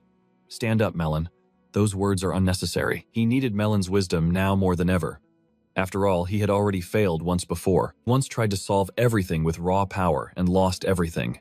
He wouldn't repeat that mistake. Looking out at the world, he vowed to liberate all races by introducing them to human knowledge. His plan was to make education and schooling profitable, turning knowledge into a tool for freedom. Melon agreed, noting that this strategy could finally give humans hope in the other races. But such changes take 100 years, Melon warned.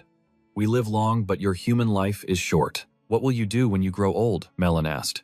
Leppenhart knew that was the real hurdle. Slowly but surely, he was reclaiming a level of power he never possessed in his past life. Rebuilding his dark empire would be easy, but he refused to become a terrifying demon king again. Once more, he faced becoming humanity's ultimate foe.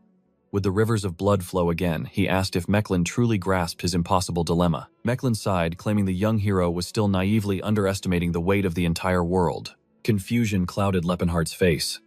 Mechlin corrected him. Your downfall wasn't ruling with power, but ruling with nothing but power. Leppenhart, you assume raw strength failed to save the world, Mechlin noted, so you're searching for a different path. But the world's complexity won't yield to simple fixes. Tell me, Mechlin asked, do you harbor hatred for humanity? The hero blinked in shock. No, he replied. Then do you love them? Mechlin pressed. Not exactly, he admitted.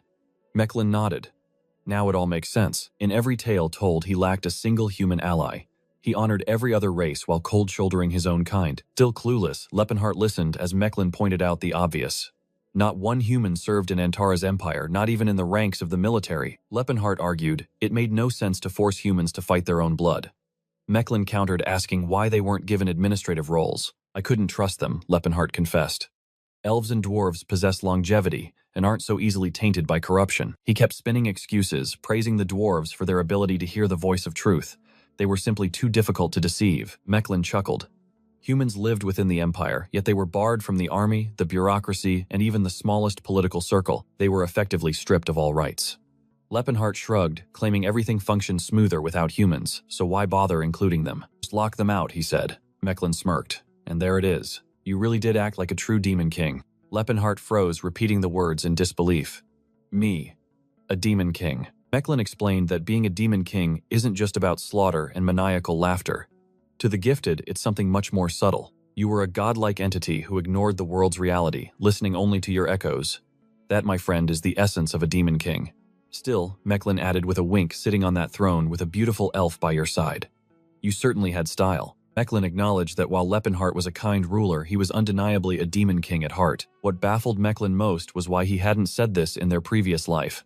Lepenhart noted the atmosphere was far darker back then. He reminded Mechlin that half the empire's legal foundation and political weight actually originated from the advisor himself. Mechlin paused, realizing that if he was the architect, he couldn't exactly throw stones at the king. Hanging his head in contemplation, Lepenhart softly asked for the next step.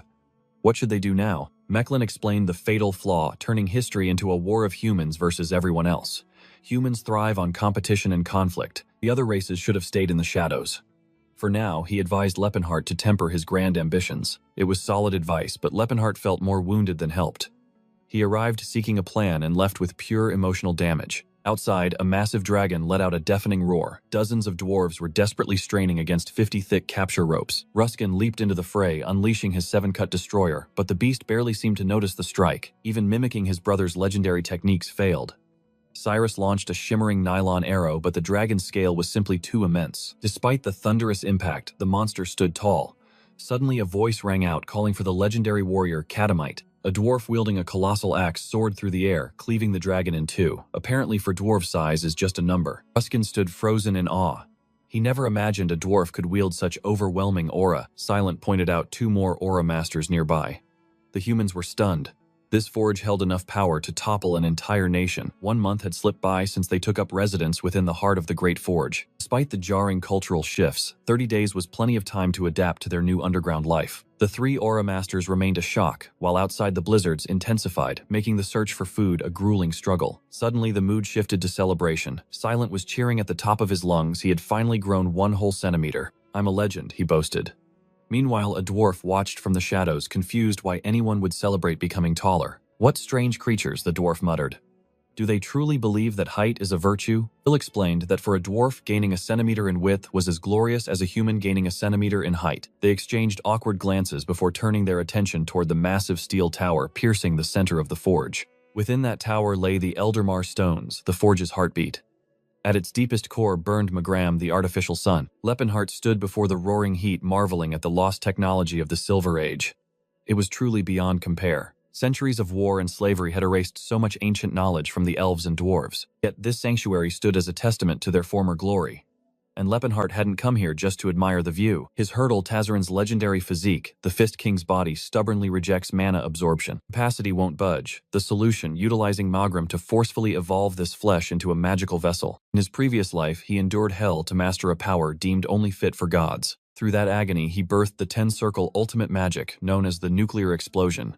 He once vaporized the Basal Kingdom. Now Magram serves as his dense mass of concentrated energy. Stripping down is mandatory. Nothing must disturb the delicate resonance of the mana. He's standing there naked, thanking heavens for privacy, totally oblivious to the hidden cameras. Dwarf women are losing it, thirsty for his chiseled back and steel glutes. These ladies are blushing deep crimson. Despite appearances, they've been married for decades. Seriously, where did they learn this? They think they're dodging the law with these loopholes. No officer, she's 176. 40 days later, the forge fire still burns bright. Mystic purple energy floods the room.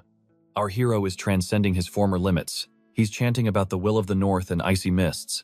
It's basically gibberish, honestly. Summoning absolute cold atop a sun, he's finally mastered a complex 5-circle spell. Next phase, mana refinement. It's almost time to hunt the legendary Four Gods artifacts. Spring's arrival is looming. Perhaps a quick detour to Chatham is in order first. Melon suggests the Cobrand's kingdom. Plus, exploring some ancient ruins sounds like a perfect vacation. While he trains poor, Cylon is struggling. He blushes hard when the protagonist notices his gains. Lepin checked the gains. Lepin admits the kid is actually getting pretty buff. Donning his cloak, he wonders why Lepin's early. Turns out the work is finally complete. Cylon is lingering. Our hero asks if he's grown that fond of dwarf life. Cylon denies it, but he's determined to ensure Finanz's legacy truly takes root here. Meanwhile, Rescon is in deep seclusion, focused on 1 week of intense, isolated training. He just awakened his aura, and he is already having an epiphany. Talk about a prodigy. Dwarf kids play with axes nearby while Cirrus watches with a quiet, distant gaze. She looks serene, momentarily lost in memories of her distant elven companions. Snaps out of it, frustrated.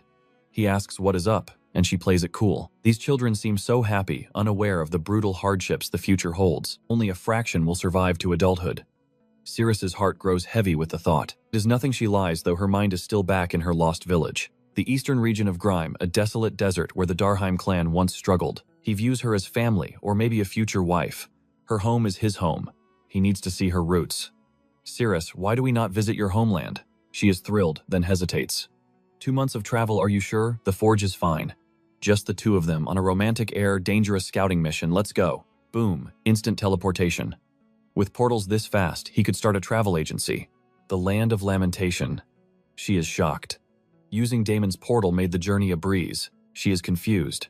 High-level mages are usually required to activate these ancient Silver Age relics. A six-circle mage can manage if they are smart. He makes it sound so easy. Master of Fists taught you. Turns out her master was a legendary mage's friend. He learned those high-tier spells from him. Suddenly a Tyrannosaurus charges and gets punched out. Okay, it is just a massive lizard, but it is basically a dinosaur. Science is on my side. The AI probably thinks I have issues.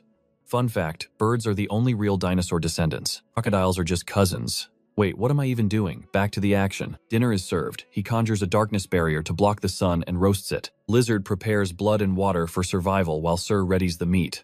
A grim, quick feast. Eat, she commands. He asks of her home. By sunset, she says we reach our destination. Another elf city greed follows her, kind like a shadow, even with one elf already in hand. Lepan warns Sir against false hope. These sands often guard nothing but empty, silent ruins. Life is unpredictable yet, Sir snaps back. Are you insane? What nonsense are you even spewing? Darkness falls as they arrive. The city is a ghost town. No souls left to be found. Wandering the ruins, Cyrus hears her mother's voice orders to grow to lead to master the blade. A fool's errand. Nobody is here. She struggles to recall her family's faces or their voices. A forgotten name from a lost life. Everyone used to call her. She simply cannot remember. She yearns to weep, but her tears dried up 50 years ago, parched like this cursed desert. The protagonist senses a shift.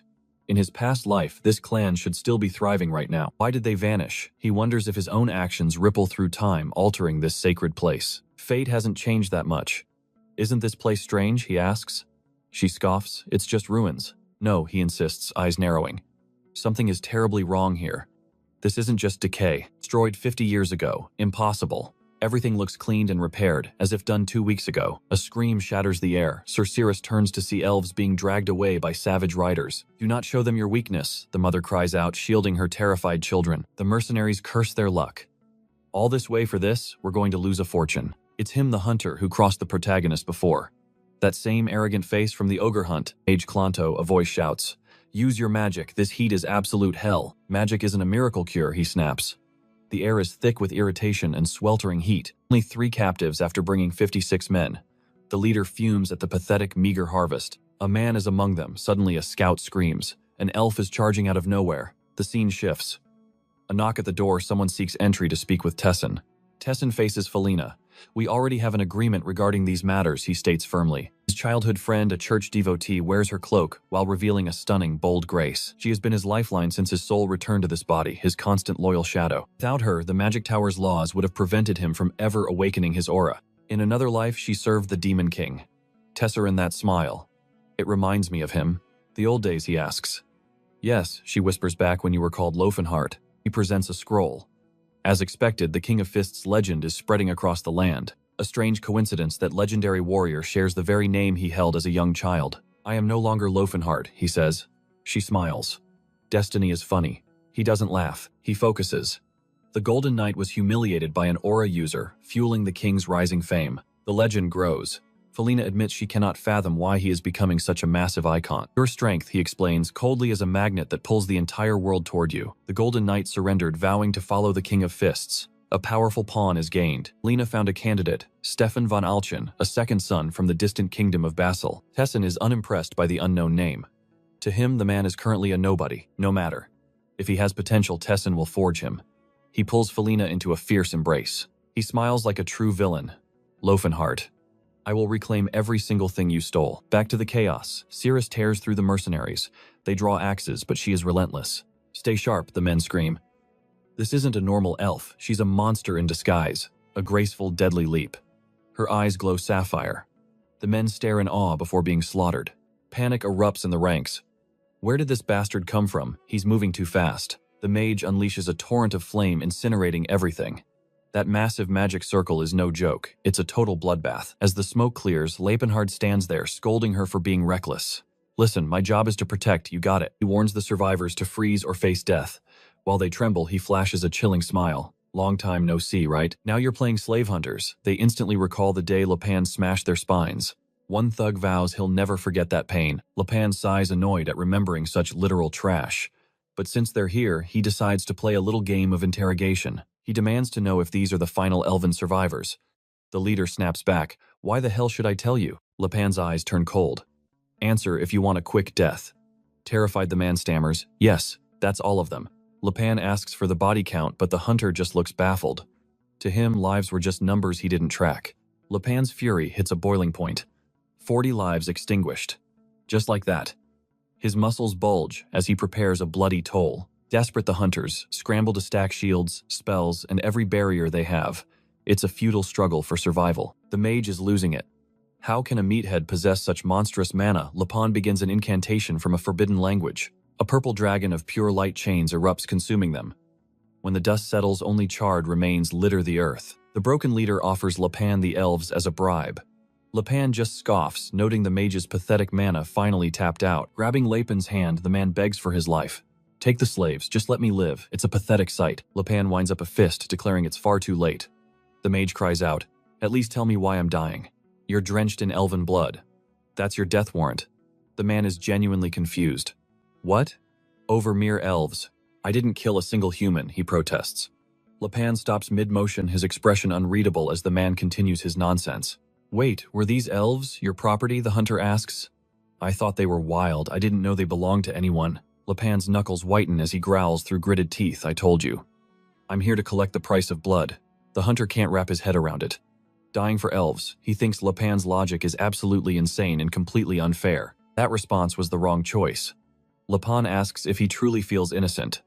The bandit screams that Lepan is a lunatic. Nothing you say makes sense. Lepan counters by asking what defines a human versus a mindless savage beast. The bandit recites that a person possesses independent thought and seeks values beyond mere survival instincts.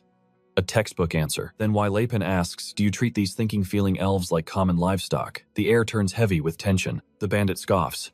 It's not his opinion. It's just how the world works. No human sees an elf as an equal. They were born for chains, he shouts. Are you really going to deny the reality of the world? You're just one man. Think you're wiser than everyone, Lepan recalls Milan's warning about underestimating this world's cruelty. It's time for a real lesson. He declares that since he refuses to be a slave, he must grant that same dignity to others. It's that simple. The bandit calls him arrogant. To think differently from all of humanity isn't noble. It's pure delusional pride in his eyes. Lepan closes the distance, a dark aura surrounding him. Yeah, maybe I am being extreme, but I don't care. This world is rotten to the core and I refuse to be part of its filth. His resolve is absolute. Boom, he crushes the man's throat, declaring he'd rather be an arrogant god than a compliant dog in this society. The elven family is paralyzed in shock. Suddenly, Cirrus approaches with a gentle smile, breaking their chains with ease. She asks the young girl if her name is Xion. The girl freezes, whispering back a name from the past, Serendi. It's a name buried under layers of trauma. Memories of other children calling out to her begin to flood back. That was her true identity before the chains. Serendi El Arafiana. A name carrying the weight of a lost legacy. Serendi reaches out for her friend, beaming, but she's met with a stinging slap. Cirrus stands there, completely stunned and hurt. The elven boy demands to know who they are, while the mother warns him not to speak to that thing. To them, Serendi is a disgrace. An elf who became a human's plaything is worse than a corpse in their eyes. As Cirrus cowers, Lepan steps forward like a shadow. She is my companion, he booms, and she is no one's slave. Xion is floored. How can this massive, terrifying human speak the ancient tongue of the elves so fluently? Lepan declares he won't tolerate such insults, even from her own blood. He turns to Cirrus, demanding she stand tall. Cirrus looks up, her eyes wide and trembling. I am not a slave, she whispers, questioning her entire reality. He holds her gaze firmly. Have I ever treated you like property? Have I ever forced you to obey me? She softly says no. Then stop humiliating yourself, he commands. You are free. Start acting like it. Serendi drops a truth bomb. Lepenhard never actually said she wasn't property. Our hero looks away, sweating bullets in pure awkwardness. He finally relents, declaring that she is no slave. From this day forward, they are absolute equals as free elves. But the vibe remains incredibly tense. Even after his grand speech, she avoids his gaze, knowing his kindness is genuine. It is clear now. He truly views every race as equal. She saw that spark of sincerity in him long ago, yet a chilling realization hits her. When he looks at her, he is actually talking to a ghost from his past. Leppenhart is completely floored. He honestly believed he was doing his absolute best to be her noble savior. She admits that his efforts were wasted. In her own heart, she has only ever known the life of property. If he is just seeing someone else, then perhaps he should just treat her like a tool. That emotional blow hits Leppenhart hard. He was so proud of changing her fate, but it was all a hollow illusion based on memories of another life. To the current Serendi, he is just the mysterious man who bought her with gold. Nothing more has happened yet. He is a total stranger who spent a fortune on her, showing a kindness that makes absolutely no sense to her. She bows her head, refusing to accept a sincerity that was never truly meant for the woman standing before him. And then, Leppenhart declares that Serendi Aureliana is officially free. She can stay or vanish into the wind right now. He promises to respect whatever path she chooses. Serendi is stunned, wondering if she is actually being kicked out already. Leppenhart panics, desperately trying to explain that he just wants her to feel zero pressure. He is fighting for his life here. She goes full drama queen, demanding time to think. Our protagonist then asks the local women to help reunite the child. He reiterates that she is not his property and vows never to reveal this hidden village to the greedy human world. He prepares to wait outside, but Cheyenne is already bouncing with excitement, insisting that the hero joins them inside. It would be a stain on the clan's honor if they failed to reward the man who saved their entire family. He checks if it is truly all right, and she confirms.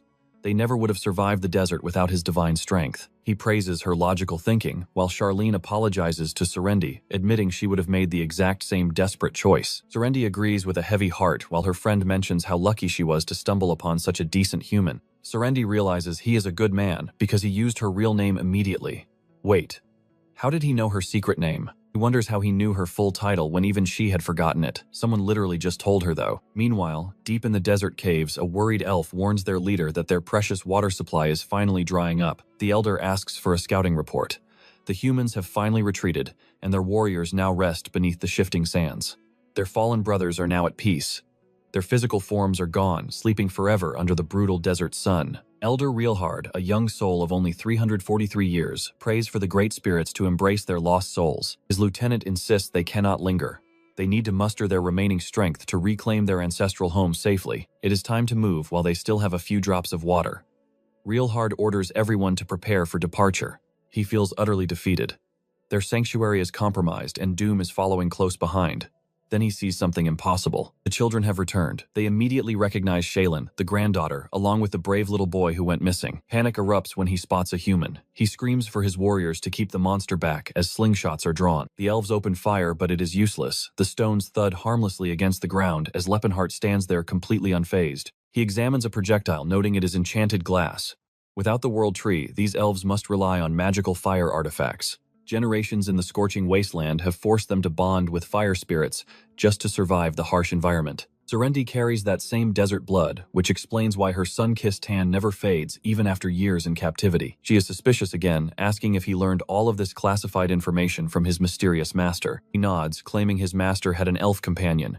He knows everything there is to know about elves and dwarves. Suddenly, his face shifts. He shouts to the hostile elves, trying to prove his innocence while being pelted with rocks. The elves are terrified, realizing their magical attacks are doing zero damage to this absolute monster of a man. He calls out to the descendants of the great spirits, promising he is a friend who respects their ancient, sacred history. The tribe is stunned into silence. He is speaking their tongue and using perfect high elf etiquette. Who is this guy? An elf from above admits his words are pretty smooth, but words aren't enough for trust. Leppenhart knew this would happen. As the elves freak out, Serendi watches in horror as he slowly raises the legendary Horn of Calamity. Leppen understands the intricate clockwork of an elven mind. While humans scent a trap, elves are far more logical. They know a man this powerful wouldn't stumble into an ambush, he'd simply seize what he wanted. Their leader admits their snares were useless against him. He came of his own free will.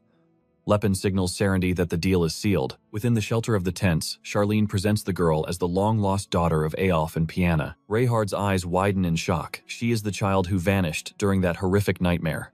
A miracle has returned a piece of their legacy. Leppen, you've truly done a noble deed, he praises. With hearts full, the elves guide them home to Darrow El. Music swells and spirits soar as they dance around a roaring fire. Yes, even in the desert's heart, a massive bonfire blazes. It's a necessity. People forget the desert turns into an icy tomb at night. The only issue, these desert dwellers look remarkably identical. As names are exchanged, the faces start to blur. To me, every single one of them looks exactly like Shaylin. Our hero lingers in the shadows, observing the joy. Seeing Saren's radiant smile, he wonders if she'll choose to stay behind. Regardless, unfinished business remains. He approaches the elder with a bold request. He seeks to witness the true peak of elven strength. Rehard knows he's asking for a glimpse into spirit magic. My own spirit magic is a mere flicker compared to yours, the protagonist admits, summoning a spark. You must also guide Ciri's path. Rehard conjures a flame, but his expression darkens as it flickers out. Without the world tree, their ancient duty is a hollow shell. Their once mighty arts are now reduced to lighting campfires, utterly useless on a real battlefield. He confesses it would be wiser for her to study magic under someone of the main character's caliber. I'll teach her everything he promises, but an elf severed from the spirits is a tragedy. The leader nods in somber agreement. If she stays and if you desire it, you are welcome here, the elder says. Our tribe's gates are open to you. Is welcomed as a brother of the sands.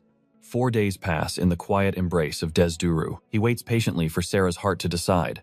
Nearby, she struggles through a spirit communication lesson, looking completely overwhelmed. Cheyenne watches her struggle, sighing that it usually takes decades for an elf to master these subtle whispers. But Sarah is no ordinary soul.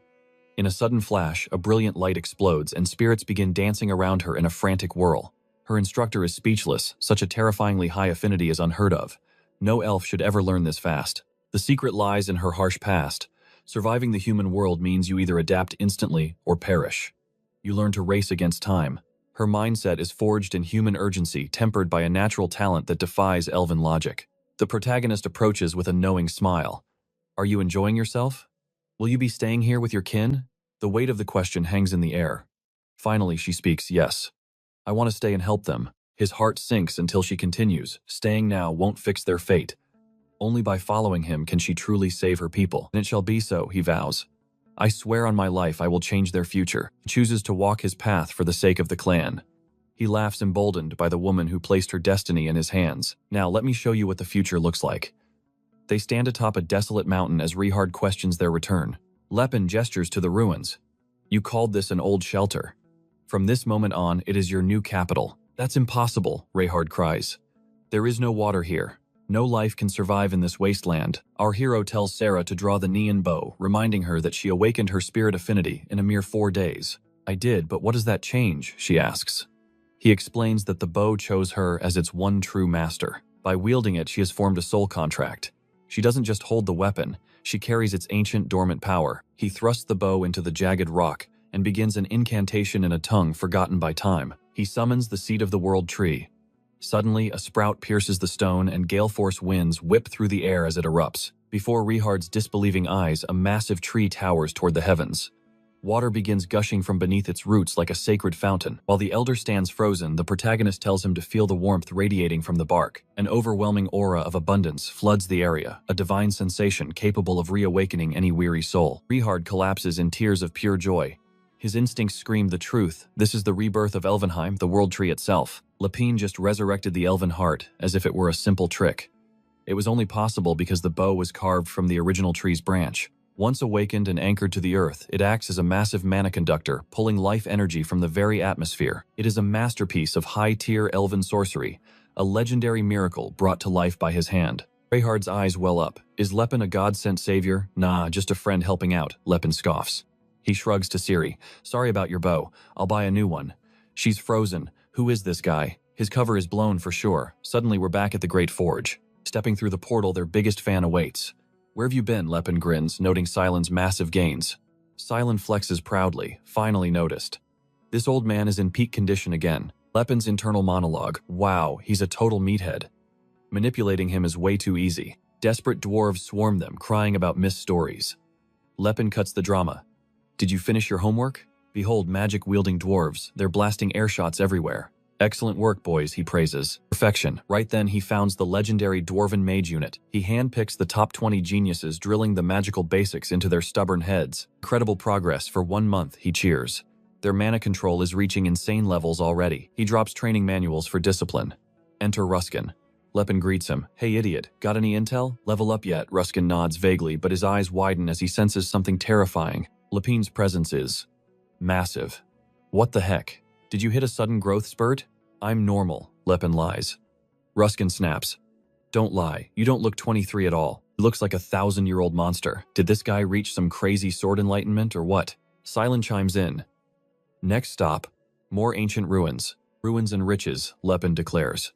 Destination, the Kingdom of Krabans. Wait, is this where that legendary thick elf from the viral clips finally appears? While Lepin wraps up, destiny stirs in the north.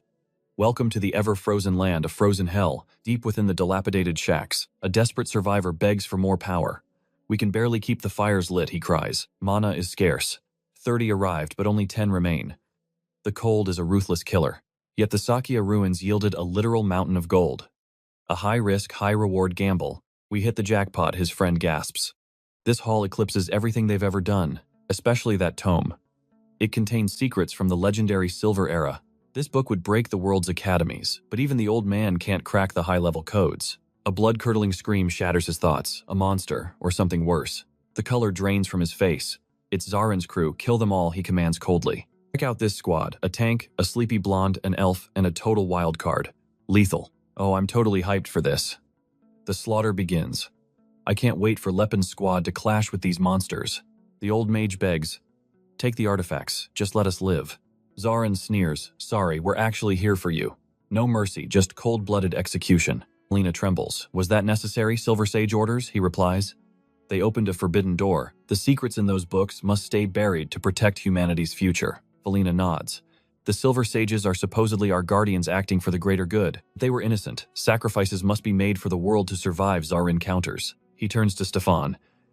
Is that berserker armor ready for war? Zarin's got that main character energy, Stefan grins. With this, even the strongest aura users will kneel. The blonde lackey asks, so what's the plan for all this loot? Zarin decides keep the legendary stuff, sell the junk for profit. Plus, the Silver Sages want specific relics. These Silver Era items are weapons of mass destruction. To stop the apocalypse, only the worthy should hold such world-shaking power. Translation, they want total control, and they'll kill anyone to keep their iron grip on power. Our blonde hero marvels at the warming necklace. This legendary artifact turns the world's most frozen wasteland into a gentle summer breeze. Tessin explains that this wasn't just some trinket.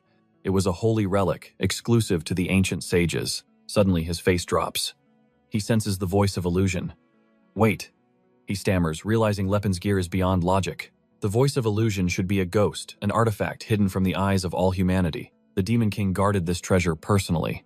This isn't just loot, it's a weapon that could reshape history. Tisk.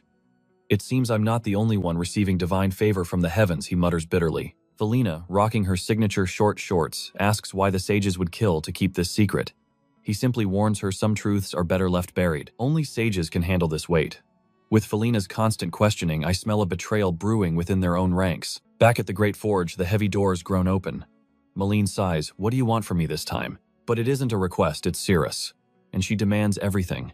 She seeks the truth of Lord Loneheart. She's seen through his mask. He's known her since the very first second. His gaze, his tone, his comfort around her, it felt like a practiced dance to him, but a strange mystery to her. He even whispered a name she had forgotten eons ago.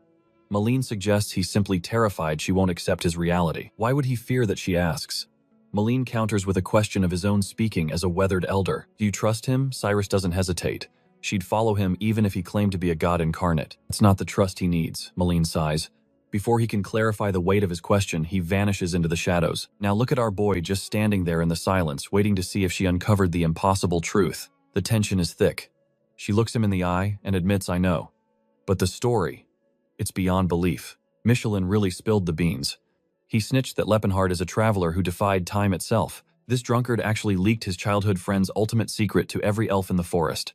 Unbelievable. Now she knows the truth. Jack is a 10th Circle Archmage, a historical titan, and the former Demon King who sought to save all races. He fell once, but now he's returned from the past. And she was Sir Valencia, the legendary guardian of the Elven continent. Talk about a glow-up. From a simple girl to a mythic warrior, an 8th Circle, Archmage and Master of the 7 Elements. To the world, she was the reincarnation of the legendary Eldia. But to the humans, she was the goddess of madness. Yeah, that title fits her perfectly. In his memories, she was Lepinhart's one true love.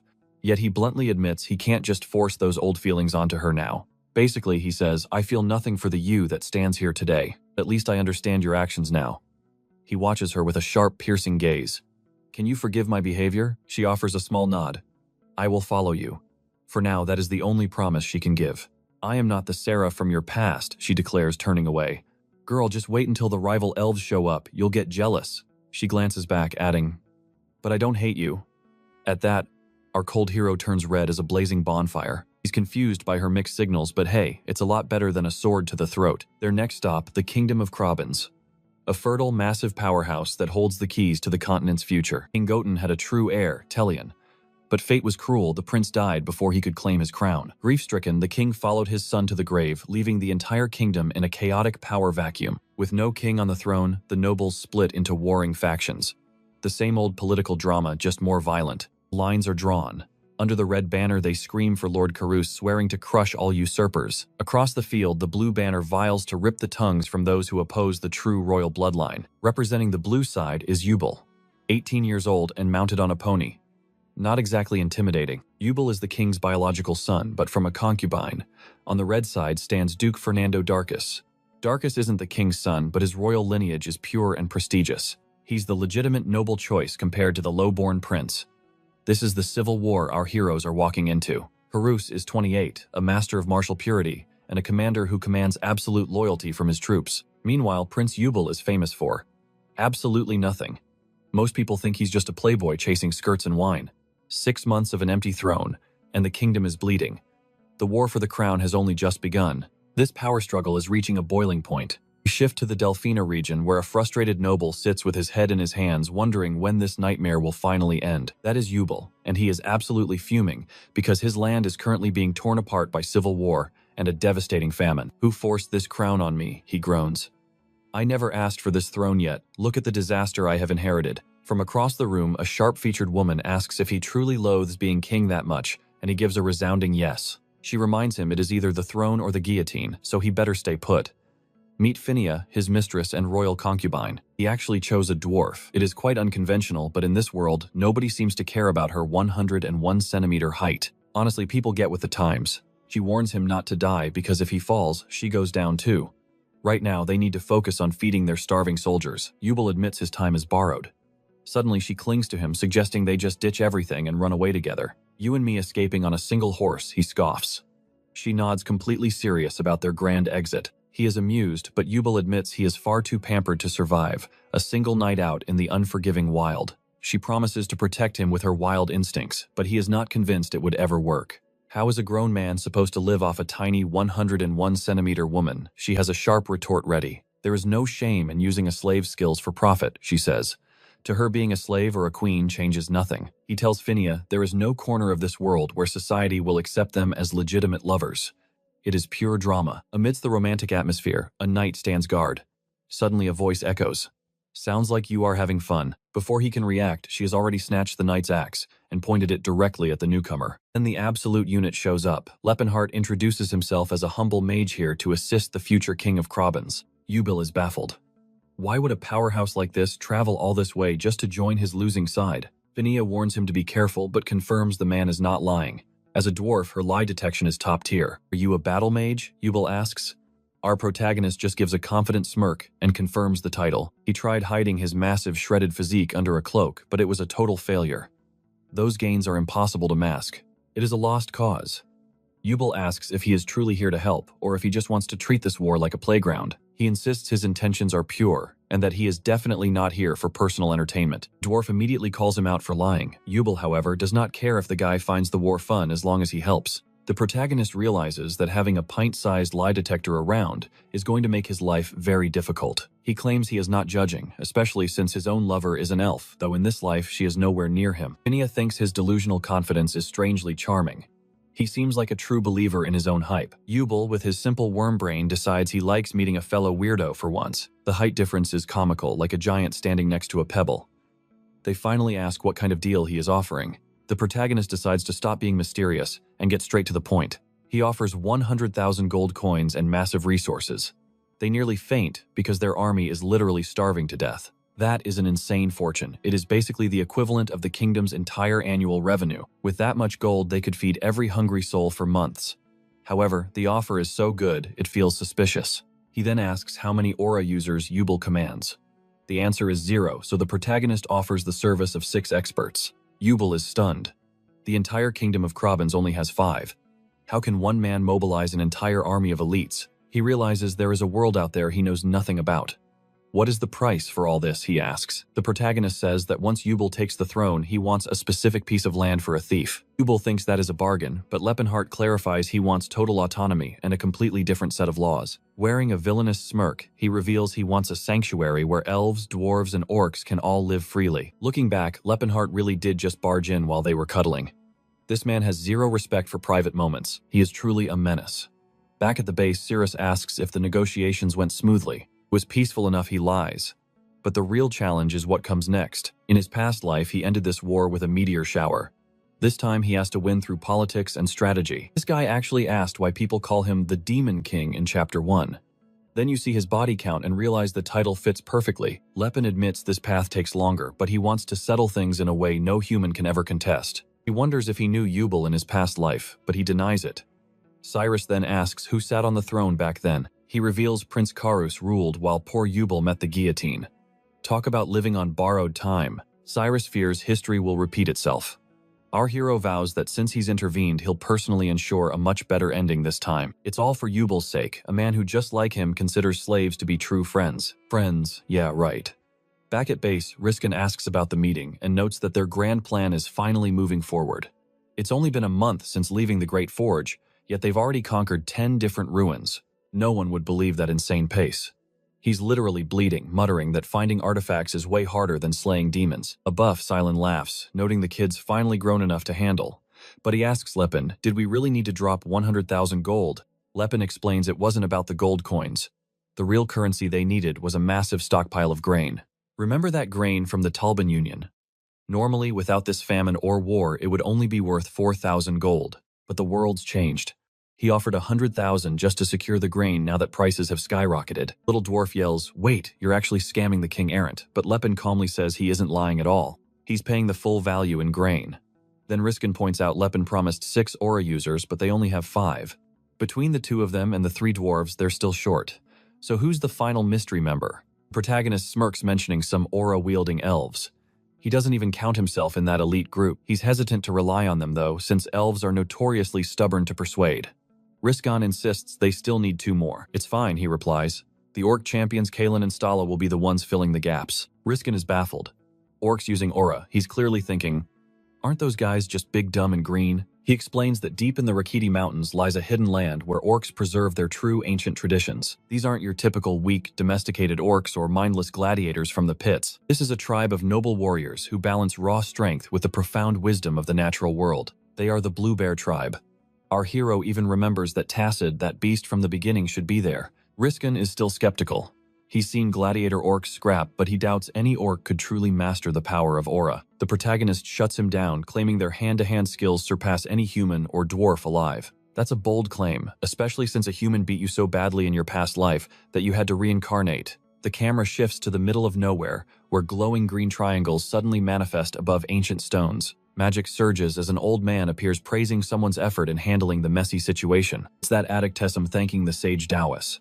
The old man praises him for recovering the relics, calling him kid. He claims dangerous knowledge must stay under their lock and key to protect all of humanity. It's always for protection, isn't it? Then poof, he vanishes, leaving a furious Tessum behind to curse these useless summons. Still, he'll play along with this stupidity for now just to climb the ladder of influence. He's dying to warn everyone about the dangerous Demon King, but he knows he'll just look like a lunatic if he speaks too soon. Luckily, he knew Duke Islander was a Silver Sage, all thanks to his secret connection with Jade. That's how he learned that during the Silver Era, humans were actually the bottom of the food chain. The elves were the true masters of the world tree, while dwarves ruled everything that touched the solid earth. A millennium ago, these civilizations bore different names, the Eldras for elves, and the Alatrani for the dwarves. Eldra meant blessing of Eldia, while Pain stood for the grace of Alfort. They literally named their empires after their gods. But the Silver Sages bury the past, replacing truth with a more convenient lie. Srim knows their obsession with preserving human dignity is exactly what's making the race weak and foolish. It's official, Tezram is a hater who doesn't like a single soul in this entire world. He's obsessed with how humans won. The elves were godlike and the dwarves were unstoppable, yet they still fell. We cut to the death desert of Dandy, where Riskin states the obvious, wow, this place is totally dead. No kidding, genius. What exactly did you expect to see in the middle of a literal desert? Lane explains the brutal truth in orc culture: the weak are discarded and elders are banished. For them, leaving the village is the ultimate mark of honor. A savage method of survival, perhaps. The only way to preserve their sacred grounds in such a harsh world. Our little dwarf calls it barbaric, but Lane notes, it is easy to judge when Cyrus still has her great forge to fall back on. He wonders if the dwarves would remain so noble if every last resource was stripped away from them. As the different races start at each other's throats, Lane can only sigh. Everyone just stay cool for 1 second. Silent asks how he intends to sway the orcs. The assumed plan, hey kids, want some free land. Forget starving in the wild, we have food and drink, but Lane just smirks. He wants to see how his real plan unfolds. Cyrus finds it suspicious. He is recycling a strategy from his past life, isn't he? Lane admits it was easier back then with Tacit by his side. Suddenly Reskin shouts, heads up, something is coming. Chaos erupts as red orcs rain from the sky. They are exploding, screaming, and absolutely out for blood. Reskin asks for a translation, and it is not good news. This is Orc land. Death to all humans. Lane unleashes his blue heart technique, but they keep coming like a relentless tide of apocalyptic zombies. Reskin grunts, realizing these monsters are not interested in a friendly chat this time. Nax whistles towards Cyrus, but she pulls off a gravity-defying hop and slips away like a shadow. The dwarf holds the line, but Reskin is getting pummeled. He is already eating 3 strikes straight to the chin. Lane moves like a ghost. Boom, 1 down, another down. They really are formidable, he notes calmly. It is terrifying. But what a shame these orcs have one fatal glaring weakness. With a snap of his fingers, he casts Abyss Sand. A mass sleep spell hits and the orcs drop like flies. Silent is stunned. Wait. It worked instantly. Is not sleep magic supposed to be useless in the heat of a real battle? Line explains that this is why humans conquered them. Despite their strength, orcs have pathetic magic resistance. Silent frowns. If they are that vulnerable to magic, does not that make them kind of useless? Normally, yes, Lane says. But what if a mage like you, Silent, provided them with mental protection? Her eyes go wide. And here's the catch. You have not even seen the real warriors yet. These were just the common citizens. The true elites are out hunting. These guys, just the local neighborhood watch. Reskin looks at a sleeping orc looking almost cute. Are you kidding? This guy is not even a combatant. The ones I have been waiting for are finally here, Lane whispers. Reskin tenses up as the real powerhouses arrive. I swear these guys look exactly like the ones from the Blood Lich Cave or those Fire Apocalypse raids. Massive, red, and angry. I mean, they are barbarian orcs. What did you expect? Saying they all look the same is like saying every elf is identical just because they have pointy ears. A cloaked figure steps forward, voice booming. This is our domain. No humans allowed. Lane steps up with a grand speech about the spirit of Oro. I have come to forge a bond. The leader scoffs. A bond. Humans are nothing but liars, Lane nods. I know. That is why I am here to prove our sincerity. The orc narrows his eyes. Impossible. What is the trick this time, human? Lane meets his gaze. A true spirit speaks through the sword.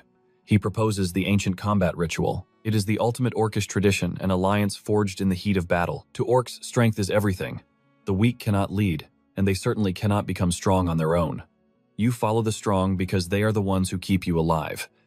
It is simple orc logic. The tricky part was getting them to actually agree to a duel with a mere human, but as soon as the offer is made, the orcs start grinning.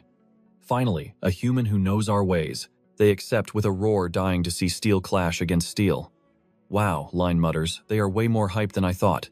The girls are baffled, but Lane reminds them. I told you orcs live for a good brawl. Reskin asks if Cyrus and Silent have to fight too. Lane shrugs. Get ready. There is no gender discrimination in an orc rite. Now even Lane is sweating. Wait. Do I have to fight too? The leader just stares. No. Relax. You are not the warrior. Ouch. That burn was more brutal than any axe swing. The leader bellows. Let the combat rite begin. Whoever represents you, step forth and prove your worth. Step aside. Ciri Valencia makes her stunning grand entrance. The beast. Yolkato steps up 15 kilos of muscle. He roars, Yolkato fight you. Total confusion. Since when could these brutish orcs speak the human tongue? Ciri charges. He draws a massive blade and parries. How can she be this strong? Blown back, she smirks. He's strong, but nothing compared to her hellish training. Round 2 steel clashes he blocks, but Ciri's strike sends his guard crashing down. She slips, spins, and boots him in the mouth. He retaliates with an overhead strike. Lepin wasn't kidding. These orcs are the absolute kings of raw physical destruction. He presses the attack. His technique is top tier, but his weapon is just too weak. Suddenly, she strikes his blade. He bellows Saturn Iskabash. The blades ignite, blasting her back. Ciri lands eyes wide. Aura explosion, Yolkato declares. A warrior's weapon is his soul, and a soul never breaks. A spiritual weapon. Our hero warns Siri, "It's just the orc's signature secret technique." She asks for the catch. He replies, "It's harder and sharper." That's literally it. Simple enough. It's basically Tila's Earth resonance, but custom-made for the orcs. She nods, but our hero knows there's a twist. But no time to explain. Blades lock. She aims for his elbow too close. Think again. Siri doesn't miss. Flexible as a cat, she ducks and delivers a sharp kick behind his knee. Balance broken, her rising kick sends his sword flying. He recovers, she curses her cut, signals his pack. Siri panics as swords suddenly begin flying through the air. Lepin notes. Sometimes the sword moves by itself. Late warning boom. Through the smoke blades lunge. Did she get hit? No, she's vanished. She flickers in front of the orc. He grunts, "You truly are a formidable elf." He never thought he'd need backup. Siri thinks, fair enough, the odds are even. Of course they'd have more than one trick. It wouldn't be a challenge otherwise. Defeat, no way. Another blast rocks her. I hate losing, she thinks. Orc power hacks. Wait, she has racial perks too. Yulkado is flexing orc roots, so why shouldn't she? Elf power activate, Serene answers her call. A wind spirit, our hero is impressed. Even back then, her spirit manifestation speed was absolutely legendary. Poor spirit.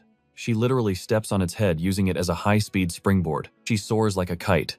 Flying swords pursue, but she flips and drops behind him. Checkmate. With that spirit buff, she moved faster than his eyes could follow. The orcs roar. The foreigner wins. Our hero checks on Siri, who is fine. Heroic praise. But Tila worries. Is it okay to stomp on a spirit's miserable head? Our hero laughs it off. Don't sweat it. Spirits don't hold grudges like that. He turns away. Siri is doomed that Spirit is actually pettier than a scorned ex. Next up, Tila and her axe. But wait, she's defeated before she can even start. The chief critiques zero potential. A warrior who holds back is a disgrace. He starts a mini tutorial on the spot. Quitting because you're outmatched. That's underestimating your foe's restraint. You have much to learn. She is utterly baffled. Hero translates, knowing your limits is good, but playing it safe won't make you a legend. He acknowledged you. Now it's Rezin's turn. Our hero warns, don't murder anyone, okay? Enter Cyrus Vonteni. The noble heir is here to prove his worth as a warrior. An orc drops a Karuga and leaps down. Boom, crashing into the earth, Astala Langaretta reveals herself, declaring she will be his next legendary opponent. The crowd roars. They hail the champion as the divine mother of the gods herself. It is confirmed. She is a powerhouse female warrior and the reigning Karuga champion. She uses 3 different names. Our hero notes that Karuga are the elite mana-wielding masters among all orcs. They have dubbed Reskin as Karuga number 2, since his mana is already surging with intense power. Resin wonders, if they are shocked by me, how will they react when Lepin finally enters the fray? A deadly woman stands before him.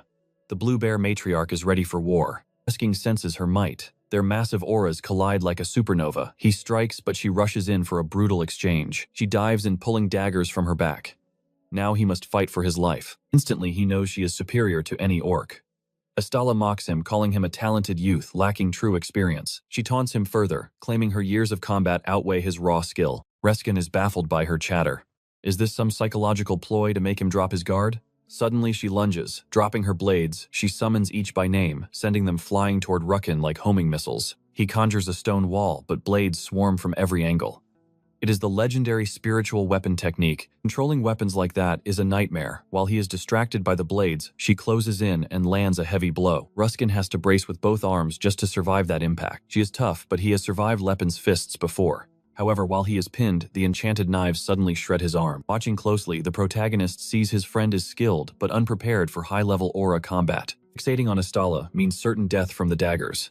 How can he possibly turn this around? Astala confidently claims the win, but he retorts that it is far from over. He has not tested this in battle yet, but he will risk it. Mana surges, his eye glows blue, and killing intent explodes. Astala is stunned. The human activates Phantom Division, creating a swarm of spectral flying blades. He charges. Astala realizes these are mystical phantom swords. She senses 3 real ones and shatters the illusions, shouting that this boy actually possesses incredible potential. But then a blade bites her stomach. He moved through her like a vengeful ghost. Lepin is impressed by that insane aura control, a technique that splits presence from reality itself. Estella warns him it won't work twice. He scoffs, asking if she truly thought that was a fluke. She charges again and he reactivates the phantom art. She weaves through the steel, confident that tracking the real blade makes these illusions easy to evade. Suddenly, he teleports to her side from thin air. A fake. That one shatters and he strikes from below. Before she can blink, his blade draws blood. He cheers for his success. She realizes he swapped the presence of the real sword with an illusion instantly. The protagonist is floored. He has already mastered the essence of the Void Sword. No wonder he is a legend. I forgot. That iconic Cyrus technique creates a confusing labyrinth of countless spectral blades. But that is just the start. The true power lies in teleporting through the illusions by perfectly synchronizing your aura. This is the heart of the Void Sword, and it was once Cyrus's ultimate signature move. Lepin feels a chill, remembering the mountain of corpses this technique created in his previous life. Rison clearly did not slack off at the forge. Estella spots Lepin and senses a giant blessed by the battle spirit. If she must fight him next, she has to finish this duel right now. Unleashes a horde of daggers. It is over. She draws the 12 sisters and coats them in lethal aura. Reskin is paralyzed as the storm of steel descends, but the blades only strike around him. After the metallic hurricane, he raises his hand. I surrender, I am done. Let us just get out of here. Stella cheers, declaring another victory for the Blue Bear tribe. Lepin then asks Rukin to use that technique on him. Ruskin argues it is useless because Lepin never even bothers to dodge anything in the first place. Protagonist insists it is the perfect chance for practice anyway. He simply wants to feel the technique firsthand. He steps up. It is his turn. The Gigachad enters the ring and the ladies are already screaming with excitement. Duda is blushing like a schoolgirl. She says skipping the rite is fine since she's so smitten. Stella snaps. Listen, ladies, skipping the rite is absolutely not an option. The hero bellows, I am laughing heart of Antares and I shall join this rite. A man looms behind Stella asking his wife for permission to duel this new friend. The hero is stunned. This guy was just hiding behind a rock because it looked fun. With legendary vision, he watched everything from 300 meters away without any effort. Stella asks about the Snake King. He shrugs, already caught it, sliced it, and returned. Drops his cloak, revealing the village's greatest champion, the mighty Kalen. The protagonist braces himself. This is his first massive opponent since his master's training. Perfect, just what I wanted. Kalen roars, charging forward with his blade drawn. The hero casts Sleep Drop. Mid-charge, Kalen's brain shuts off and he face plants. Kalen looks cozy while the crowd groans. Stella screams. That is not the hero way. The protagonist says to wake him. Using magic and muscle makes this duel fairer. Kalen wakes up confused. Stella sighs, honey, you just took a magic spell to the head. That buff guy is a mage, Kalen gasps. The hero confirms magic is his weapon too. Fair point. It's dishonorable to hold back, Kalen laughs, thanking the human champion. The orcs start whispering. Wait, maybe magic isn't actually a bad thing. Magic is strange, but holding back a weapon is worse. That disrespects our leader. He agrees, though it feels like a trick. The hero settles it. Enough duel properly. They trade explosive blows. Suddenly, the scene shifts to Tacity out hunting a beast. Tacity secures a kill. Here, little black king, and you gray kid, eat this meat. A flash erupts on the horizon. Tacity wonders about the light and heads back now. Back at the fight, both warriors charge. A sword strike aims for the protagonist's wrist. Lepin is direct. He throws a punch straight into the path of the swinging sword. Kalen deflects the punch with his great sword. Lepin is impressed by the orc's strength. The hero unleashes explosive linked punches, but Kalen bats them all away with ease. Having proven his warrior spirit, Lepin finishes the job with advanced sleep magic again. Kalen drifts off, but a golden aura explodes as he punches the protagonist while asleep. The spell worked, yet Colin is fighting with his eyes shut. It is pure instinct. Sylvan is baffled by this sleep fighting. Riken watches closely, absorbing every detail. Kalen used artificial aura manipulation. Rucken realizes he must master this technique soon. The protagonist rains down spells shocked. He never saw this technique in his past life. Back then, he used talismans. Now he casts Hard as Stone, a total paralysis spell. A magic circle traps Kalen's feet. The orc has absolutely zero resistance to magic, but his body enters automatic combat mode. Aura control shields his mental weakness. He strikes with a roar. The protagonist praises him. Truly, your technique is impressive. Magic could end this, but the hero wants to show his value as a warrior. They trade blows with wide grins. Whip-like strikes crack the ground as they fight. The orcs watch in silence. Kalen roars that it is time to finish this duel. The hero winds up. They lock eyes and he unleashes the quadruple calamity punch. Kalen counters with a thunder explosion. Smoke plumes as fist meets steel once more. The calamity blast shoots into the sky, clearing every cloud from the entire horizon. Later, Sylvan heals the warrior. Lepin groans. Why does this healing crap hurt so much? Stella declares a draw. You two fought like brothers born from the same soul. Seeing Lepin's agony, Tila asks if Flynn's healing spells are always this painful. Sylvan reveals the truth. Lepin's aura is a chaotic mess because the opponent's energy is still lurking inside. Since Lepin is already a walking mana factory, these conflicting natures just aren't playing nice. Red Sylvan offers to patch up the chief, but the big guy refuses. According to him, orc wounds heal naturally through the power of nature itself. They officially recognize Lepin as a true warrior. From now on, they are sworn brothers. Finding someone like him is truly a happy occasion. That means it is time to drink. Soon tents are up and everyone is chugging wine from horns around a massive bonfire. Sylvan watches the madness, admitting everyone is having fun, but it looks a little too wild. Kalen roars, "Drink with me, brother Leppenhart." The protagonist is bracing for the worst. Sure, it tastes like swamp water and smells even worse. He takes a sip and wait, he actually likes it. He wonders if his new body has different taste buds while Kalen laughs at his shocked face. I thought humans would hate it. Kalen beams, unable to believe he found a human brother who shares his love for this brew. He bellows for a whole barrel. His wife knows it is just a convenient excuse for him to get hammered. Downs the whole barrel like a legend. Meanwhile, some orc girls whisper that Cirrus is a really fat elf. Cirrus is confused, but Leppin explains, their logic orcs have 0 fat, so her muscles look like pure blubber to them. No one can believe Sela is a man. They are absolutely shocked to find out he is actually a boy. They think he is too skinny to survive, but Sila is already getting chubby from eating his fill at the feast. That is the situation.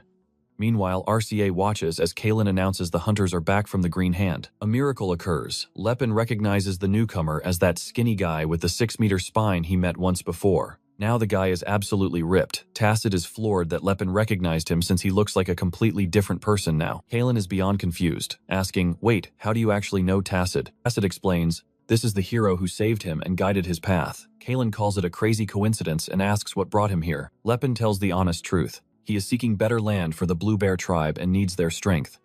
Colin realizes, so if we fight, we get the land. Leppin says it is a bit more complex, but basically yes. He wants the lands of Geophane near the great mountain of Glatten. Kalen asks Tacit for his opinion, since he grew up around humans. Tacit trusts no human, except Laughingheart. He knows the man who saved his life would never lie about this. Kalen knows Laughingheart is honest, but the problem is, the safety of his tribe is at stake. Tacit suggests seeking advice from the Mother of the Earth, Mukiabi, because they desperately need that ancient wisdom. The scene shifts to a hut where we meet Grata Mukiab. Looking at Sela, it is already hard to tell who is a man or woman. Now, with these orcs, the gender confusion is reaching a whole new level. It is getting seriously complicated to tell them apart. Finally, a man named Grata introduces himself. Kalen claims fate brought them a new brother with a true warrior's spirit. Now they must make a wise decision for the tribe. By the next day, Ruskin knows everything worked out. The tribe will relocate to a safer place, and 100 fierce orc warriors will join their cause. Why is Tacit coming? Leppin explains. They need him as a messenger for when the other orcs eventually find them. Ruskin clears his throat, amazed. Wow, we already have an elf, a dwarf, and an orc in the party. Imagine if a troll joined too, he jokes. Leppin just smirks now, that would be a crazy coincidence. Days later, they reach the Terminia region, a major trade route in the kingdom of Krabans that is absolutely packed with merchants. Meanwhile, a mysterious group watches from the forest. A hooded man notes only about 100 soldiers are guarding the goods. Prince Hubel might be an idiot obsessed with women, but he is not completely stupid. He knows this food is vital, yet his companion points out they are strangely short on defensive forces right now. What is weirder is they aren't even resisting the mage sight skill. The old man with the mustache knows this is far too strange. Way too much food and far too little defense.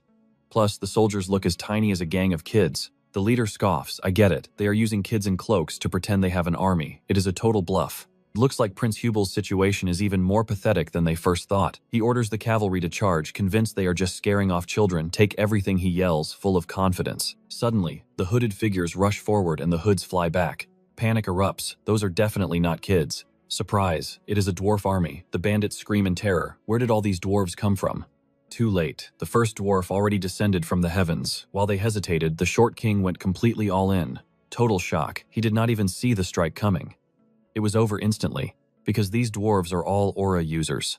A one-sided slaughter begins. The captain screams to rally his men, claiming the fallen were just decoys to keep pushing. The dwarves face a massive wall of infantry with 8 times their own numbers. Hold back. They must suppress their aura for now. Leppin's orders were clear. We are here to stall for time. They charge in for what should be a fair fight, but this is anything but fair. Dwarves are absolutely carving through soldiers. Watching from afar, the protagonist knows high morale cannot save these doomed knights. Sylvan is stunned. He never expected this dwarf crew to dominate so ruthlessly. It was a perfect trap. They got distracted while the dwarves predicted every single move. 3. Aura-using dwarves versus 800 humans. No contest, the captain howls. What kind of pathetic disgrace is this? Knights falling to such foul creatures. The dwarves shrug it off. There is no use hating someone without manners. Suddenly, an orc roars into battle. Talca is here to claim his life. The leader charges to slay the filthy orc, but boom. One devastating sword slash, and he is completely shredded. Lord Leppin. The enemy is dead, and his head is ours. The protagonist shudders. Being called my lord feels incredibly bizarre. He is still the same guy from his slave days, but the plan is working. Now, to the barony of Delphina. Yubil's grandfather is thankful for the aid, but the current request absolutely unacceptable. He cannot believe the audacity. Lepin stands firm. They must recognize the dwarves and orcs as official soldiers of the army. They want to say no, but the protagonist stares them down. Let me repeat myself once more. Their recognition was in the contract for those supplies. The old man sighs. Arguing with stubborn mages is a losing battle. Always so stubborn. The mustache guy scoffs, calling the request nothing but unrealistic idealism. How dare he ask for the impossible? Even if they can fight, what can a mere 100 soldiers accomplish? It is 126, actually. Plus, the Blue Bear tribe is joining. Lepin speaks as their official representative. They keep mocking them. Primitive elves, dumb orcs, and lowly dwarves. Every race is being insulted. The protagonist asks, "So you do not trust them?" The old man snaps back, "Obviously not." The protagonist smirks. "Fine. We will prove it by taking Fort Sinai with our own strength alone." F-Man stands up, scratching his beard in shock. "Wait. Fort Sinai," Lepin nods firmly. Yes, he is delusional. Does he think it is some bandit hideout? One victory does not make him a legendary commander. Fort Sinai is guarded by Lord Techfalt, the realm's strongest knight and a master aura user. Numbers are not everything. Lepin has a strategy to bring victory to Prince Hub. The knights mutter, "What absolute idiots. These mages have no clue how war works." Suddenly the dwarf-loving noble interjects and yells, "That is enough." He knows tensions are high, but what exactly is the issue with this generous offer? "Lord Yubil, you are sending valuable slaves to their deaths." But Yubil counters, the priority here is supplies, not slaves. He turns to Lepin. "Are you leaving the precious supplies behind with us?" "Naturally, we only need 1 week of provisions for the battle." Yubil beams. "Perfect, then we lose absolutely nothing. We keep the food while they fight. None of our people have to face any risk."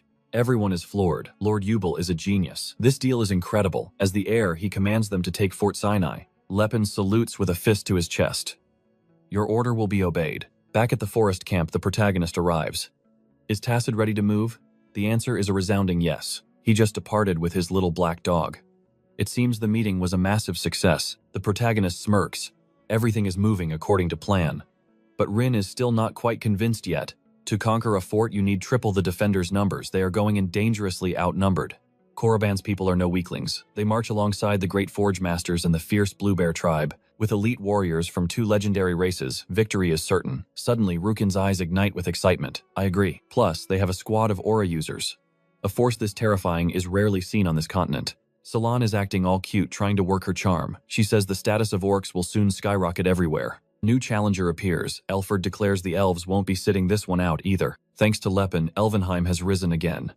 No more weak race labels here. Hellard conjures a fire spirit. And this thing is massive. Forget tiny sparks. He straight up summoned a walking inferno. He claims that as time flows, the elven bond with nature will turn Eldenheim into an absolute powerhouse. His wife isn't impressed though. She tells him to put it away before he roasts the neighborhood. Suddenly, the dwarf-obsessed Yubil arrives with his tiny lady. Prince Welbel explains Finea wanted to meet her own kind. While she's making friends, Yubil pulls our hero aside to ask what are our actual odds of victory. Lepin's feeling confident. He knows they're ready for war, even if he's always expecting the unexpected. Seeing Finea's radiant smile is all the motivation Yubil needs to keep fighting today. He trusts Lepin more than anyone in that royal viper's nest as long as their goals stay aligned. "I'm in your debt forever for her smile," he says. Lepin smirks. "Don't sweat it." The old man delivers. A few days later, at Fort Sinai, the spring breeze carries the scent of flowers and impending slaughter. Alarms blare. An army is approaching. Commander Tadizva looks down from the walls, completely baffled by the sight. His subordinate confirms the obvious. Sir, that is definitely the enemy." Tadizva sees orcs, elves, and dwarves, but no humans. He thinks he is being raided by pathetic slaves. Something is fishy, though. That flag waving in the wind definitely belongs to Prince Yubil. He cannot fathom why they would send valuable slaves to die. It is like literally burning piles of gold. He orders 50 men and some mages to clean up. His men think 50 is total overkill. "Safety first," Tadizva mutters. The plan: massacre the males and keep the females as spoils of war, especially those rare sword-wielding elf women. They will fetch a legendary price on the market. The soldiers march out laughing about how pathetic this siege is. Oh, they have no idea. Their smiles vanish instantly when the lead rider is vaporized, sending his horse into low orbit. A colossal hammer dripping with lethal aura slams down. Is it okay to go all out now? The orc ignites his own aura with a grin. Today we have permission. The dwarf boss charges in. The soldiers freeze. This is no slave mob. It is an entire army of elite aura masters. The dwarves are cheering. It has been ages since they used aura for something besides pest control. A green hammer wielder leaps toward the walls. Tedesvald is losing his mind since when do dwarves possess such power? A panicked mage whispers, "Sir, if those guys are all aura users, we are absolutely screwed." Tedesvald can only nod in grim realization. Activate the defensive protocols. Now, the mage chants, sealing the fort behind a massive barrier. Lepin watches, unimpressed by their strong defenses. His companion asks, "We are at a disadvantage now, aren't we?" "What is the move, boss?" "Stick to the plan," Lepin says coolly. On cue, the elves awaken, summoning 70 blazing fire spirits. The defenders rain down arrows, but wood and iron just melt against the spirits' bodies. The soldiers stare in awe like a fairy tale coming to life. Their commander refuses to believe it. While they bicker the fire, spirits continue their relentless assault until the barrier starts to spiderweb. Boom! A dwarf infiltrator shatters the main gate with a single aura-infused axe swing. Pure chaos erupts. The castle is being stormed from both ground and sky. It is a nightmare. Dwarves riding fire spirits. It is absolute madness. Tedesvald screams for his men to charge, showing real guts. Give him credit for bravery. A dwarf leaps at him, calling for some malleoid protection. Tedesvald scoffs, calling their aura filthy trash compared to his noble human power. But as their weapons collide, the shockwaves ripple. Tedesvald's eyes widen in total shock. He might have better technique, but this young dwarf is a literal beast of raw power. Humans are supposed to be masters of evolution, yet he is being pushed back by a demi-human. Outside the walls, Lepenhard watches the clock. Where is the kid he should have joined by now? He knows they awakened, but the elves are burning through energy way too fast. They need help. Rassen grumbles, asking if they're really just going to stand around. Our hero insists this battle is a racial showcase. No interfering allowed. Rassen sighs. If they lose now, the humiliation will be legendary. He wonders why the orcs are so slow. Finally, Tacit arrives. Our hero skips the small talk. The castle's right there. Attack. Tacit gives a terrifying stare, and the March of Doom begins. Inside, dwarves are wreaking havoc. Then the full warband arrives, crushing everything. The soldiers panic, screaming for everyone to fall back immediately. One brave idiot tries to rally them, eyeing those massive swords. Our main character realizes human isolation was a mistake. Information is gone. It's the usual elven short swords, dwarven axes, and troll bone weapons. But orcs, they bring heavy metal. In close combat, they're unstoppable. Now the spirit swords appear. Blades start flying, slicing through everyone. Silent sighs. This is totally unbalanced. Even Kalen is flexing aura. Meanwhile, Tedesval is struggling to process this chaotic new world order. Lepin asks Sin if he enjoys the carnage. He certainly doesn't. It's a war for survival, no different from any other. Commander's done. It's overtime for cleanup scene shift to the capital Crom. Lord Carus slams the table. What is this stupidity? Is this true? He's in denial. Wait, Tedesvald is dead. The aide confirms it. Carus is reeling. His mentor, the Empire's greatest knight, was actually killed. This means the 12,000 units in Croatam are now in danger. He must contact his family and mobilize every noble for the capital. Losing here means game over. If Yubel claims the capital, it's finished. Then every neutral noble will suddenly crawl back to support him. Concentrate our strength. The others agree. He truly sounds like a king. We'll see about that. It's now one day after Fort Sai fell. Dwarf lover stands atop the wall, feeling like he's dreaming. Lepin kept his promise. Yubel calls them true legendary brave warriors. He hopes they're resting. Lepin laughs. They're making themselves quite comfortable. Yubel asks about the local nobles. Lepin says they're mad but powerless. Credit goes to the warriors. Casualties, 17 dwarves and 9 orcs. 0 elven deaths. Those pointy-eared punks are experts at hiding. Yubel is impressed, but for Lepin's small army, it was still brutal. He was just using Yubel, but the guy isn't half bad. Guilt hits. In his past life, he basically nuked Yubel's entire army. Leading Yubel's army now, maybe non-humans finally get some damn respect. A general approaches. Hey kid, sell me some of those amazing slaves. The protagonist snaps. You bastard, they aren't slaves, they're my allies. The guy scoffs. Fine, whatever. Let me know when you're selling. The hero storms off. The guy whines. It's just one little slave. Rumors of non-humans taking Fort Sinai spread. Nobody in the capital believes. A dwarf beat the legendary Tetsville. The nobles are losing their minds. Some accept it, others still see slaves. But the tides are shifting. Cut to an inn where an orc is simply prepping today's firewood. Crowd laughed, calling him a total clown. They insisted those rumors of super strong orcs were just pure fairy tales. Look at this useless brat. Still, they say some bishop from Philanes is a beast at taming orcs and dwarves. Even Scylan was getting roasted now, being branded a master manipulator. The church shouldn't use slaves. But wait, is it the kids' weird power making them all so overpowered? Suddenly, a 2-meter-tall giant woman appeared out of nowhere, eavesdropping with intense interest. The guy nearly jumped out of his skin. Can I help you, miss? He loomed over him like a literal skyscraper, demanding every detail about this mysterious bishop from Philanes. They whispered about a boy leading a non-human legion. Apparently, he commands an entire army of monsters. Word is, he's only 15. A cute little squirt that everyone mistakes for a pretty girl. She immediately started choking on her drink, coughing like a maniac. Rule literally hit the floor. She finally found her darling Sillin. Cut to the plains, war is brewing. 10,000 soldiers faced off against a mere 3,000. The odds were insane. Our hero watched. Karus really had that monarch energy, summoning a massive army with one signal. A soldier barked. Any idiot who denies the true king dies today. Who wants a duel? He was hunting for a challenger, screaming for a one-on-one fight. Are you cowards? Did you really have to use cheap tricks to take down Tetzvold? Whispers of a dishonorable kill filled the air. Meanwhile, the dwarves were literally fighting over who got the kill. The knight's face darkened instantly. Just who the hell are you? Cyrus stepped forward, representing Prince Uel. He was ready to clash with the legendary knight Spirius. Spirius laughed at the child, challenging him. But Cyrus erupted with aura, proving he wasn't playing around. Great swords collided with bone-shaking force. Even the horses seemed to be dancing through the chaos. Everyone froze. 2 aura users. That is impossible. Karus was absolutely fuming. How does a rebel army have more elites than the kingdom? Spirius had to crush their hopes now. The old veteran nodded. Not bad, kid. Your skills are actually decent. Cyrus smiled back, but internally he was calculating victory. He knew his combat instinct was far superior. The brutal training he endured with Lepin was finally paying off in spades. He charged again, eyes locking in a deadly gaze. Boom, a high-speed mounted duel ignited. Lepin watched impressed. His student was a natural. Soon the world would call him the Morning Star. Spirius roared, "I won't lose to a child," and unleashed a massive energy blade. Cyrus countered instantly. He activated his secret technique, the Phantom Blade Division. The air itself split. Spirius blinked, confused by the illusions. Big mistake. He was sliced open before he could even blink. The enemy army gasped. Their champion was face down in the dirt, tasting pure defeat. How was a kid this powerful? As Spirius faded out, Cyrus sighed. Man, I messed up again. With his hero down, Karus panicked and ordered an all-out charge. He still had the numbers. Yubel screamed the order. This wasn't a duel anymore. This was a bloody war. Rosin led the orc warriors like a god of war. Those orcs were hungry for a fight. Knights tried to target the mounts, but these orcs rode giant wolves. You can't cut legs while being bitten. Karus watched in horror. The rumors were true. These guys were actual monsters. The knights crashed into the dwarves, only to be obliterated by a wall of pure iron.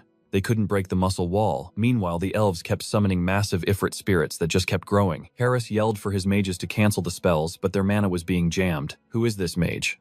How can one person block an entire army's magic flow? If they are this strong, why haven't they just wiped us all out yet? Our main character chuckled. He didn't have the mana to nuke them, but he could troll every mage present. The battle had barely started, but Karus was already running away like a total coward. The dwarf fanatic was over the moon, cheering for their total triumph. A battle for the history books for sure. Prince Yubel's forces didn't just win. They absolutely steamrolled Karus's massive army into the dirt. The Hendrik region erupted. Everyone was screaming, "Long live Prince Yubel," while the man himself just chuckled. Traitors everywhere. Karus's fans switched sides instantly. Fionin warned that Karus was likely turtling up in the capital for a final stand. Suddenly, every count and baron wanted an audience with Yubel to swear their undying loyalty. Talk about timing. Yubo just laughed it off. He knew exactly what they were, a bunch of spineless turncoats. Yonan shrugged. That's just noble life. But the real headache, those neutral aura users still sitting on the fence. Time to use the king's name to reel them in. Before it was a pipe dream, but now we've got the muscle. Yubel wasn't breaking a sweat. We're winning, guys. Let's just keep our cool and finish this. The old-timer nodded. Yeah, that's one way to keep your head in the game. Yubel aimed for the crown, but as a ruler for the people. No point in ruling a graveyard right, minimal damage was the goal. Flash over to the castle in Hendrik City. 2 dudes with massive axes blocked the path. Hold it right there, what's your business, pal? A soldier noted. Her face was stunning yet terrifying. And guess who? The ultimate nightmare for poor Sen has arrived. Inside, Cylindro was going absolutely beast mode, pushing his limits until his muscles screamed. Our hero told him to give his chest a rest. Time for squats. We can't have him skipping leg day. It seems that after the dust settled, he got stuck with the title of the young saint thanks to Yuval's army. Rumors spread like wildfire about a brave young girl casting heals in a literal field of blood. Talk about an epic image. Cillian was ready for those squats, but Lepin told him to chill. He just wanted to check on the progress of his chip. This thing is evolving way too fast. That's when he spotted her. Wait, what is Cirrus doing here? The main guy saw her chatting with a spirit. Apparently she was socializing after a brush with death. Can't stay mad forever, right? Lepin was all I warned you she'd be fuming. He really rubbed it in. Cirrus told that liar to zip it. He claimed he'd forget anyway, since he has the memory of a literal goldfish. Our lead was puzzled. In his past life, Cirrus definitely didn't have this chatting with spirits hobby. Was she hiding this talent all along, or did her entire personality just pull a 180? A soldier burst in. Lord Line, a magic girl is outside, demanding to see you. Confused, the soldier added. She said she's looking for the young saint. But I'm pretty sure she means you. The main character was still buffering. Total confusion. In the guest room stood Christina the Paladin, a servant of the gods who was literally 2 meters tall. Her legs were endless. Dude, she's a giant. She's basically the same height as our hero. Since when did Zoe have a massive younger sister? Why would a holy knight want him? She quickly corrected him. I'm not here for you, Lepin. I'm seeking the cleric of feelings, the one called Cillian. Looks like a massive misunderstanding is brewing. Lepin figured everyone assumed she was for him just because of her towering height. Awkward. Lepin switched to protective big brother mode. And what exactly do you want with Cillian mind sharing? Suddenly, Cillian popped in. The crazy one lit up like a Christmas tree, screaming Christina at the top of her lungs. She marched right up to him. How much longer will my beloved try to outrun our shared destiny? He's panicking, shouting it's not love, but she's convinced they're destined to be together for eternity. Lepin stepped in, confused as heck. Hold on, what exactly is your deal with Cillian girl? She turned bright red, practically vibrating with joy. I didn't want to brag, but we're basically husband and wife. Engaged. Maybe joining the church is the secret for short kings. Cillian is barely 120 centimeters, yet he landed a 2-meter giant. Or maybe not, since he's currently packing his bags to escape. Lepin was baffled. Relax, I told her to wait in the other room. Calm down, Cillian, what gives? Are you actually engaged to that giantess? Lepin asked, trying to make sense of the chaos. No way in hell, he screamed. Apparently her name is Christine Silvestana from a fancy family down south. Since she was a kid, everyone knew she'd grow up to be a total knockout. A legendary beauty in the making. She turned out amazing, all right, but she didn't stop growing. Now she's literally 2 meters of pure holy night. The Holy See proclaimed her the daughter of gods, destined to be a living weapon for the Great Mother's divine will. Prophecy foretold her meeting with the Man of Sunday, the one fated to be her eternal companion. After ascending as a paladin and enduring hellish training, she was deployed to Basel, where fate finally threw them together. Those eyes. They sparkled like stars in the head of an absolute giga-chad. Seeing Cillian dance through the slaughter, mending wounds with divine grace, convinced her he was the one. It was instant obsessive love at first sight. Returning home, she declared the prophecy fulfilled, but while she celebrated, the order fell into utter chaos. They actually had common sense. Because seriously, who would let her marry a 12-year-old boy? That was Cillian's age. They begged her to reconsider, asking how a mere child could be the legendary chosen one. But then a fresh oracle descended, pointing directly at the boy. It was him. Reluctantly, the Phylan Order accepted the vision, but only if she could actually win the boy's heart. To Cillian, that's when the nightmare truly began. Lepin realized it was a political union disguised as holy destiny. Cillian agreed, but there was a catch. Christina's love was a terrifying, fanatical obsession. No matter the war zone, hideout, or distant nation he fled to, she would always find him. He only joined Lepin's journey as a pilgrim to vanish from her sight. It was a desperate escape plan. He thought staying mobile would either keep her at bay or finally force her to give up the chase. Lepin wondered if the muscle gain was related. Cillian admitted he hoped getting jacked would somehow make her lose interest. Lepin shrugged, noting that height isn't everything when compared to Christina's towering presence. Just love her back, Lepin urged. But Cillian shivered. It wasn't her looks, it was her terrifying personality. She ignores everyone and does as she pleases. She's already named their kids and planned out his entire life. A boy would be named Stein, destined to become a brutal war paladin. A girl would be Ellen, a priestess of worshippers. But wait, Cillian is a Phylan cleric. None of this adds up. Lepin was horrified. But then a realization struck. Cillian, what exactly did she want to name the daughter again? Cillian hesitated before whispering Helm. Lepin froze. He remembered that name all too well. Helm was the legendary priestess who once laid siege to the throne of Demon King Lepinheart. In his previous life, Cillian actually did end up tethered to Christina. Their daughter was the infamous Saint Helm, the woman who forced even the god-hating dwarves onto the path of light. Her power could raise the dead, surpassing even High Priest Mlin, and in the end, Lepin died by her hand. She was the living nightmare that haunted his entire past existence. Beyond her terrifying combat skills, she could buff 10,000 men into an unstoppable god-tier army. Under her blessing, a toddler could decapitate a knight, and now, Lepin learns she's Cillian's potential daughter. This comedy of errors just took a dark, deadly turn. This is no longer a laughing matter. Helm's monstrous power wasn't natural. It was the product of a forbidden ritual, the sinister Holy Grail plan. Brace yourselves. Things are about to get gruesome. The plan creates a sacred vessel. The child consumes the father's life upon conception and the mother's during birth. Yeah. Absolutely not. Hard pass. Stay single, Cillian. 5 seconds of happiness isn't worth a literal death sentence. Lepin looked him in the eye. Silly, if you marry her, you're a dead man. Cillian sobbed, asking if Lepin also saw their union as a sin. Lepin knew for sure Cillian was definitely the father. It finally explained Cillian's godlike healing and Helm's missing origins. Seriously, Lepin insisted for the love of all that is holy, do not marry her. Cillian wept with relief but then slumped. It's over, Lepin. It was a good run. But this is the end. Where are you going? Lepin shouted. The soldiers watched in confusion as their saint prepared to abandon everything. Cillian turned back, his voice trembling. Don't you get it? If I stay, I'm finished. Lepin understood. He couldn't keep treating this poor kid like a mere walking super potion anymore. Lepin truly values him. Fine, let's talk about this, he sighs. Running won't save you. She followed you here, Cillian whimpers. What do I do, Lepin? Will you protect me? Suddenly this feels like a cheesy romance novel. Lepin asks, if I help, will you stay with me? The soldiers are stunned. I hate leaving you, but I can't drag everyone into this mess, Cillian admits. Relax, silly. We'll just explain that love cannot be forced by anyone. If she listened to reason, I wouldn't be a fugitive right now, Cillian cries. The soldiers are just staring, thinking, what kind of bromance is this? Suddenly that creepy woman appears. Oh good, you're already packed for our wedding. Good lord, those thighs are lethal. Cillian jumps back in pure unadulterated terror, ignores his screams, babbling about their future together like a total psycho. One little boy and one little girl are plenty, she chirps. Don't be shy, she giggles. Cillian yells while Lepin realizes she's completely tone deaf. Lepin finally asks, hey, what exactly do you even see in this guy? Our kids will finally be a normal height. Lepin is stunned by her logic. She's tall and wants a short king, so her kids aren't giants. You won't pass your curse to our babies, Cillian snaps. Shortness isn't a curse. He hates being short. She hates being tall. It's a match made in heaven. Our kids will be perfect. It's destiny, so let's get married right now. Lepin, save me, Cillian wails. Lepin wonders how he can even stop this.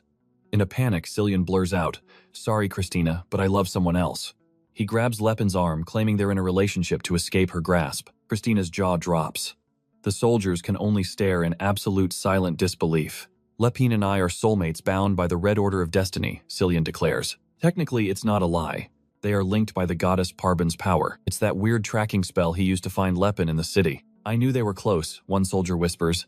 They actually look cute together. Lepin hissed. Why me? Cillian whispered. Ciri's human, she'd never get respect here. What about all those other ladies? The hero asks him. There are no others. I need someone strong from a powerful race. Lepin gives him a supportive hug. Fate really is a wild ride, Cillian. It was a tough secret, Cillian sobs. Christina's eyes narrow. I see now. Cillian hopes she'll quit, but she shouts, true love requires a trial. As a paladin, Christina challenges Lepin to a duel for Cillian's heart. This drama is intense. The soldiers gossip as Ciri arrives, totally confused. Christina draws her blade, pointing it at Lepin. His life is a mess. If you truly love Cillian, you'll fight for him, she screams loudly. A mage versus a knight, Lepin stammers. Cillian cheers, go show our love. Lepin stares at Cillian in shock. Wait, you actually want me to fight? You're overpowered anyway, just save me, Cillian cries. Even Cyrus thinks they're perfect. We are definitely not dating. Lepin screams internally while staying focused. Christina readies her stance. As a paladin, I'll strike first. Prepare yourself, mage. Lepin clenches his fists. No choice now. He summons a massive thunder spell. Christina flinches. She didn't expect a mage of this incredible level. Sorry, but I'm ending this fast. Lepin charges shrouded in lethal lightning. He knows killing her is trouble, so he pulls his strike. Yet she deflects the impact with ease. As the mother of the woman who ended the war, there was zero chance she'd be weak. Soldiers gasp in terror. Not only is she an aura user, she's wielding a divine sword. The main character is stunned. Only 1 in 10 elite paladins can master that blade. She's dangerous. He stacks spells, shield, windstep, barrier. He's playing just like that overpowered skeleton king from the anime. He chains his spells perfectly, but she parries everything. You think this can stop a paladin? Ridiculous. Cillian is screaming at Lepin to get serious. Why are you only using magic, you idiot? Lepin wants to shout, I'm a mage, but Cilli just wants him to use his fists already. Lepin struggles, knowing the precise mental control needed to cast all these spells at once. He spams Smoke Prison and Ice Storm until a frozen shard finally snatches her foot. The protagonist realizes it'll take her 30 seconds to break free. In a duel, that's an eternity.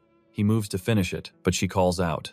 She must unleash the church's guaranteed power, She snaps her eyes open. Holy crap, she literally smashes through the ice with her bare teeth. The protagonist is floored. She shattered high-level magic ice using nothing but raw, terrifying physical strength. Even Silent is speechless, because she doesn't even possess an ounce of aura. She has no aura blessing, but the Lord gave her a body as strong as any master. The protagonist demands to know where she learned that world-shaking breathing technique. She reveals that as a young girl before her holy vows she met a mysterious stranger. An old man taught her exercises, promising they would make her grow up big and healthy. That old man was Lepin's master. He's the one who guided her into becoming this titan. It seems the master's secret techniques turn anyone into a 2-meter-tall mountain of muscle. The protagonist is certain the master ruined her marriage prospects by making her a giant. Gerald meant well, but she's clueless. She just tilts her head, asking, "Is something wrong?" He stammers, "Nothing. It's amazing. It's a good thing you learned that technique." She steps forward with a smile. "Let's finish this." She reflects his next attack like a fly. He realizes the breathing technique is a growth method meant specifically to maximize height. Judging by her massive stature, she's been practicing this religiously for 10 years. Even Lepin didn't train that hard, having spent most of his life buried in magic books. This isn't some magic trick. It's the result of pure, unmatched dedication. If it were easy, the Indomables Academy would sell it for millions. She has incredible talent. She demands he give up, but he shoots back. Why? We're in a duel. He's convinced Lepin is a silver-tongued devil who seduced the poor, innocent Silent. He tries to explain, but she charges like a bull. Prepare for a lesson in true love. The protagonist wonders about her idea of love. Then boom. A blast hits his chest. The holy maiden goes flying. He sighs. All right, looks like I won this one. She yields, battered and bruised. Forgive me, Salin, I must withdraw for now. Right now, I lack the strength to rescue you from that despicable villain. She weeps for Chelin's delicate body. Chelin screams, "Stop, our bond is purely spiritual." Lepin, the protagonist, deadpans. There's no bond at all. Let's just leave it like that. Silent tells him to follow the plan. He grabs him sobbing, yes, a delicate bond. Christina flees in tears, vowing to return one day and rescue her beloved Syl. The protagonist asks, Sin, how are you going to fix this disaster you started? Chelin claims things solved themselves. They didn't. The next day, Fionon is already gossiping. Lord Lepin and the young saint make such a breathtaking couple, I totally agree. Everyone is smiling. The rumor is working, even the dwarf admires the savior's unique tastes. The knight beside him chuckles. Indeed, my dear Kadamet. This is quite the unexpected turn, wouldn't you say? They both saw the omens. Even the city folk sensed something bizarre was brewing in the air. The orc tilts his head. Do humors trister sunning? Well, it happens more than you'd think. The knight smirks. When a boy has such a delicate body, he basically looks like a girl.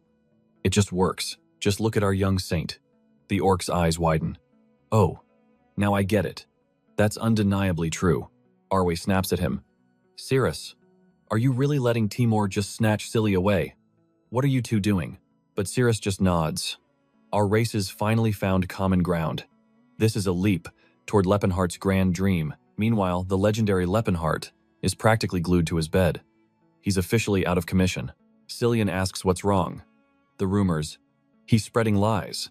Stop whining, Lepin. Complaining solves nothing. Sarah just giggles.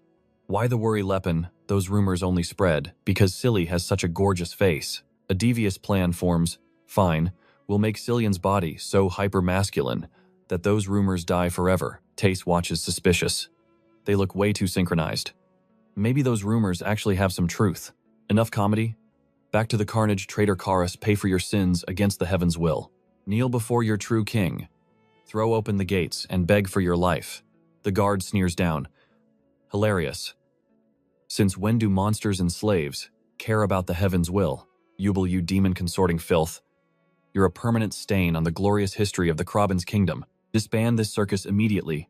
Go and prostrate yourself before the royal family. For your crimes. Lepin yawns. They talk way too much. Just fight. Yubel raises his sword. For the true king. A deluge of arrows falls. Maintain formation. Shields up. Let none of them pass. Yubel commands the advance.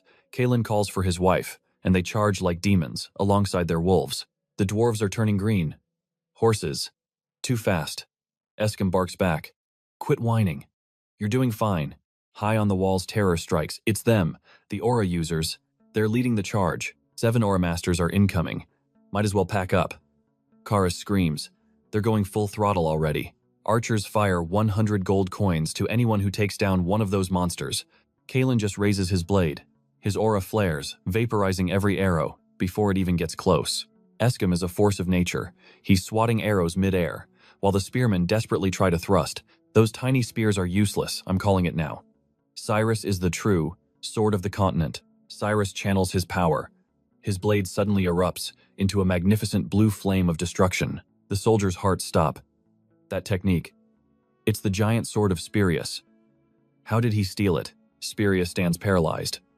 How can this brat use my own secret art? Too late for questions. Cyrus strikes the center. The gate shatters into toothpicks as the soldiers flee in absolute terror.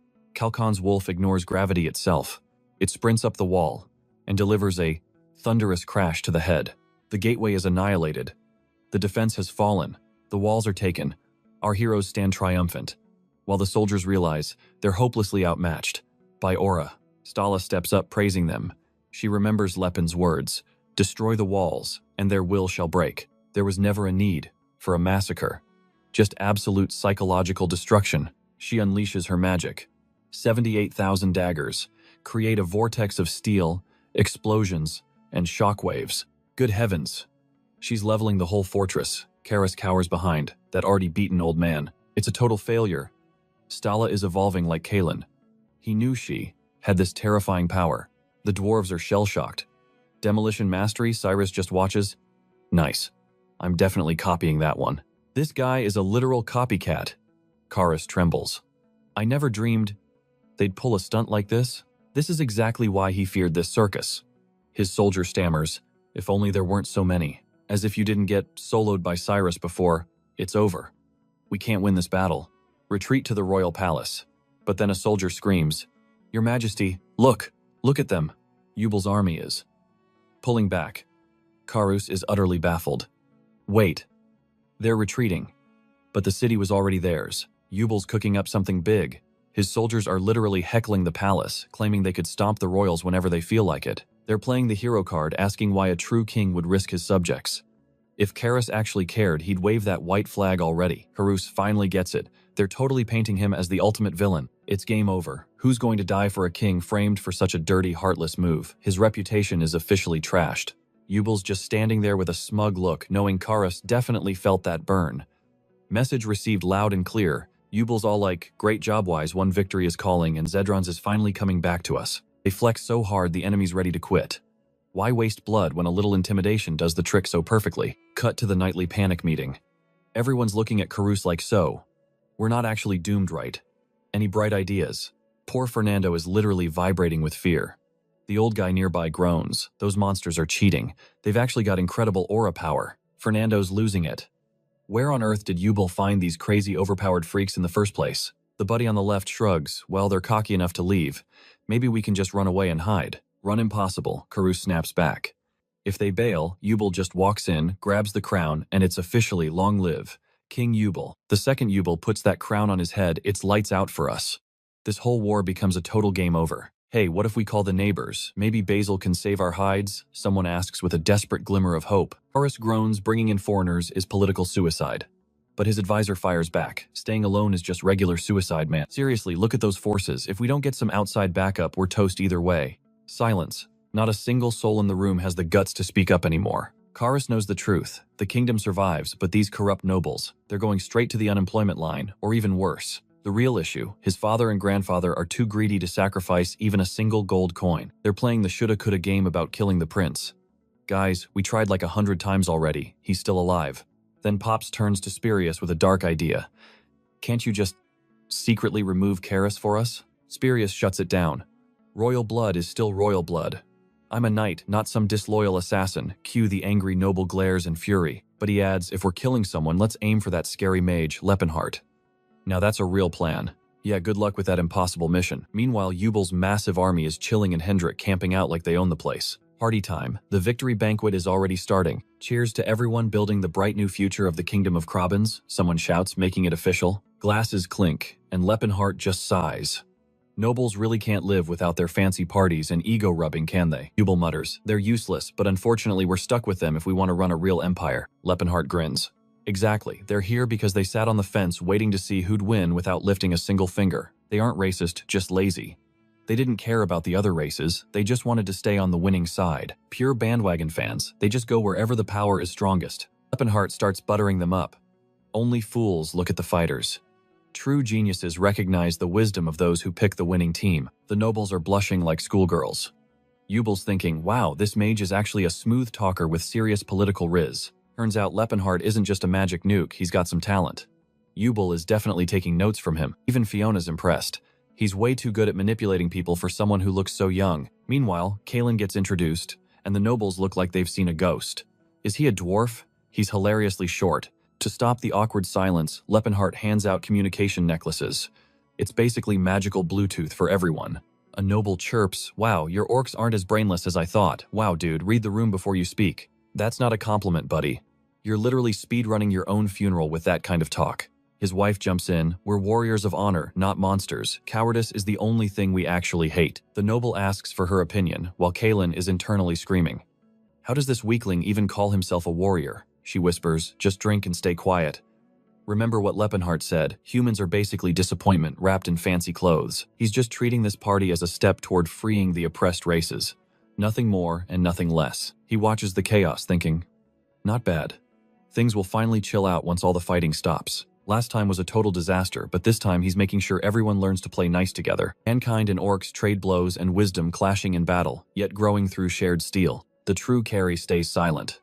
Yo human, meet the dwarf, talk to him shorty. The elves are low-key vibing, blessed with zen-like harmony and high IQ logic. Spirius is being showered with praise by every thirsty noble in the room. Everyone's desperate to know how a youngster attained such monstrous god-tier strength. He just shrugs, claiming he merely swung a sword.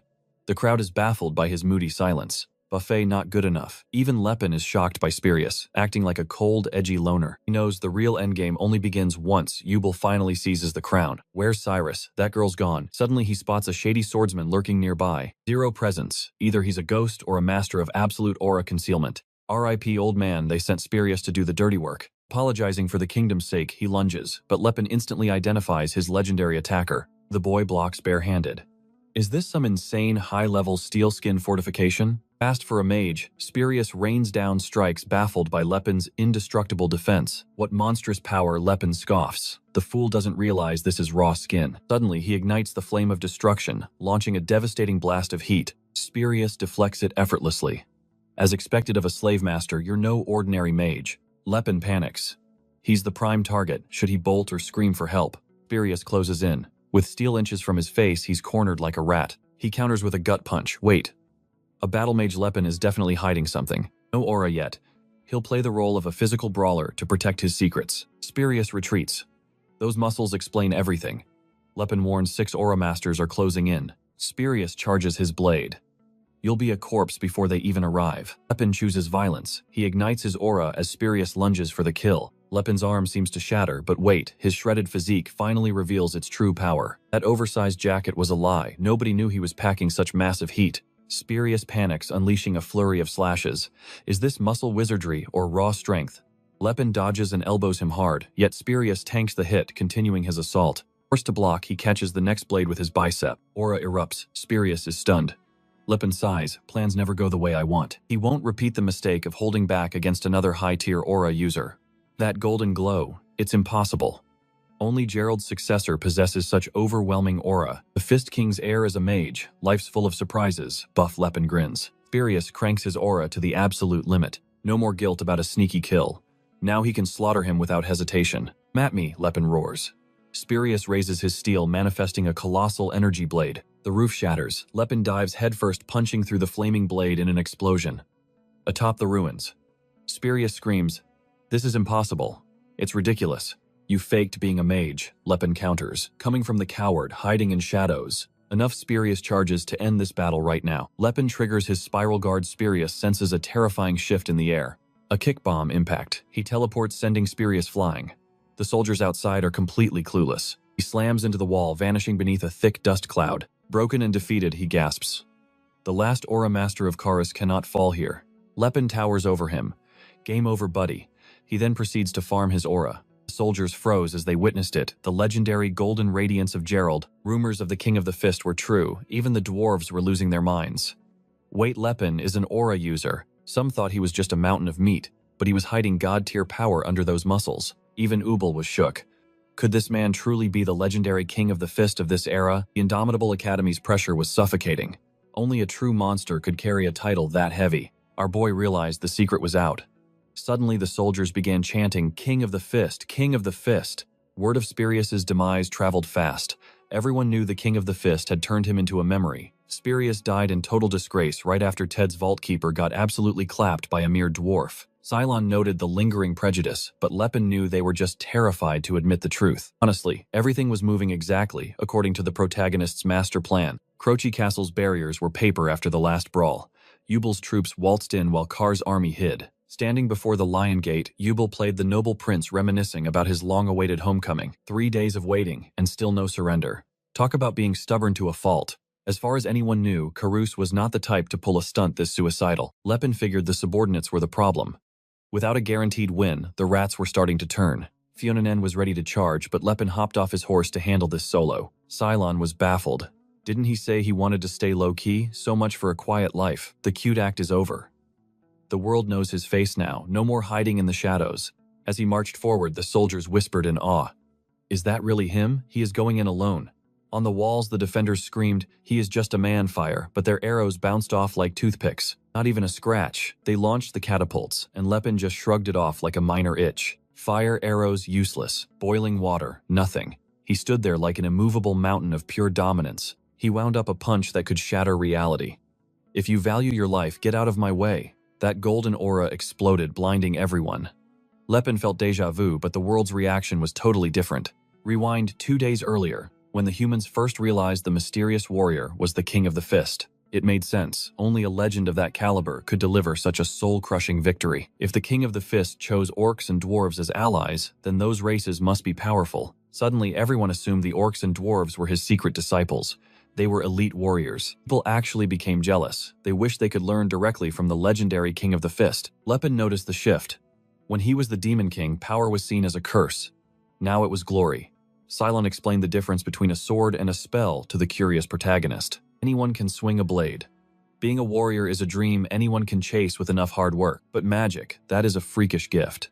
To common folk, the Demon King's power felt unnatural and terrifying. But a man who fights with his bare hands, that is strength people can actually understand. Lepin was curious. "So they like me more just because I use my muscles instead of magic?" "Exactly," she replied. "Because now you are the legendary King of the Fist, Lepinheart." Back at the gate, Lepin realized it. Mana is a rare miracle, but everyone has muscles they can train. This was a level of strength that every common man could dream of reaching one day. He unleashed the 4th level of the Horn of Calamity. This time they watched with admiration, not fear. Inside, some knights were still delusional, shouting about dying as heroes for Karus's long life. Yeah, bad move. They did not become heroes. They just got absolutely obliterated in seconds. "The war is over," Lepin thundered. "Stop this pointless resistance and choose to live." Deep in the castle, Karus stood alone until our favorite dwarf lover finally cornered him. The villain just smirked. "It has been a while since we have been this close, hasn't it?" Lepin wondered if he looked this smug in his past life. Ubel asked, "Wait, where is everyone?" Karus claims his kin escaped to preserve their legacy. Fionan warns of a traitor's fate as Karus points toward Exiton. A surviving bloodline is victory enough. Why did he stay? Ubel realizes the truth. Karus stayed so Sedin wouldn't burn. Death over slavery. Ubel is genuinely moved by his resolve. His selfless sacrifice for his people is truly noble. Steel-drawn, Karus wonders if this prince can actually kill. Royal pride demands a duel. Death to the traitor. Fionan mocks the dwarf lover, not a real imperial fighter. Outmatched but brave, Ubel gains confidence from the aura. Lepin strike now. Karus taunts the lucky, useless fool. Steel clashes violently as their epic duel finally ignites. Chasing dwarf girls didn't blunt your edge, it seems. Hidden strength revealed. The battle is a dead heat. Where did this power come from? Everyone is stunned. Karus rages. Fighting with a shield is a warrior's shame. Daily hellish training with Phinia made me this formidable. Phinia blushes. Surviving a dwarf girl's wrath builds insane power.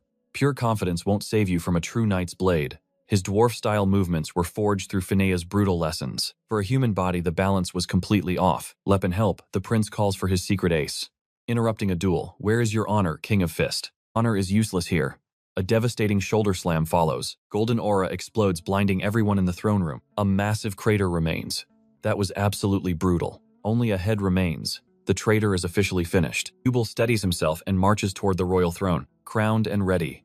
Worship the new dwarf-loving king. King Yubel rises as victory news shakes the continent. No one believed it. The world is in shock. Another legendary name begins to rise. Fist King Lepenhart, the warrior who united races. Tales of non-human soldiers on the field sound like myths. Graham's king erupts in fury as the news hits. The demon king grows stronger. How did Karus fall? Karus was his most strategic and reliable ally. The opposition is being purged. Terror spreads quickly. Everyone curses the traitors desperate for Cyrus's blood. Tessaram mocks his hypocritical men for their own betrayals. Anyone against Lepenhart is an ally to him now. Stefan, is that berserker armor finally under your control? Perfect. The hunt for those demons begins right now. We march to end Lepenhart's life once and for all. The storm gathers over the capital of Croyne. Too reckless, a noble cries. Sure, they helped, but complete independence. Unthinkable. Others argue victory was impossible without them. Still, most aristocrats despise giving Le Pen total control. Yubelsa. Softs. Then what reward is left if we deny them this? Whose land shall we slice off silence? Suddenly, no one wants to donate a single inch. Not my territory, everyone retreats instantly. The greed is real when their own pockets feel the heat. Zero objections remain. Le Pen is crowned, Count gaining absolute land and freedom. The deal is sealed. Mark this day, the newly born sovereign territory shall be known as the Empire of Antares. Thus, a nation within a nation was forged inside the kingdom of Krabans. History has changed. We've arrived at the White Palace. Check out that castle, the roads, and even the windows. Who's in the bed? The legendary dwarf girl connoisseur. Wait. The rhyme lied to us. It's Karus waking up. Our main character used a decoy head. That blinding flash was a total ruse. I knew the acting was fishy. Karus is dazed spotting Tila and the protagonist standing nearby. Does a love for dwarves run in the family blood? Are these cousins truly that similar? She identifies as Lepenhart's ally. Karus is baffled. Why is there a dwarf in my room? Aren't I dead? Tila shrugs. He took forever to wake up, nearly worrying her to death. Le Pen's strike was no joke. Karus was knocked out for 36 straight hours. Talk about a nap. Why spare him? Karus knows Yubel would never permit such mercy. Something is definitely wrong. Officially, his life is over. His head is currently decorating the capital of Croyne for all to see. They used magic on a look-alike corpse, perfecting every detail from eye color to facial structure. Genius. Even Yubel's inner circle thinks he's gone. How did they pull this off right under their noses? He recalls the golden flash. Stella is impressed. The guy connects the dots faster than a speed reader. She reveals they were lying in wait behind a secret passage, eyeing the signal of light. The wall opened, the fake head was dropped, and Karus was spirited away into the darkness. How did you find the passage? Dwarves are the true gods of architecture, human. It was child's play. Still, the motive haunts him. Why would the King of Fists bother saving a defeated enemy? Is this a coup against Yubel plot to fracture the nobility? Karus's mind is racing. Tila dismisses the drama. He just thought killing a man like you would be a tragic waste. She exits, leaving Karus shouting questions into the void. The poor guy is totally lost. The map of the old Gilfane Empire has been updated. Antares now sits proudly in the center. Elsewhere, Cirrus hails our hero as a king. The protagonist's ego is growing taller than a skyscraper. Cirrus could have been royalty too. I'd just be a minor lord, not a national sovereign, he retorts. Our boy waves it off. Calling it a nation is a stretch.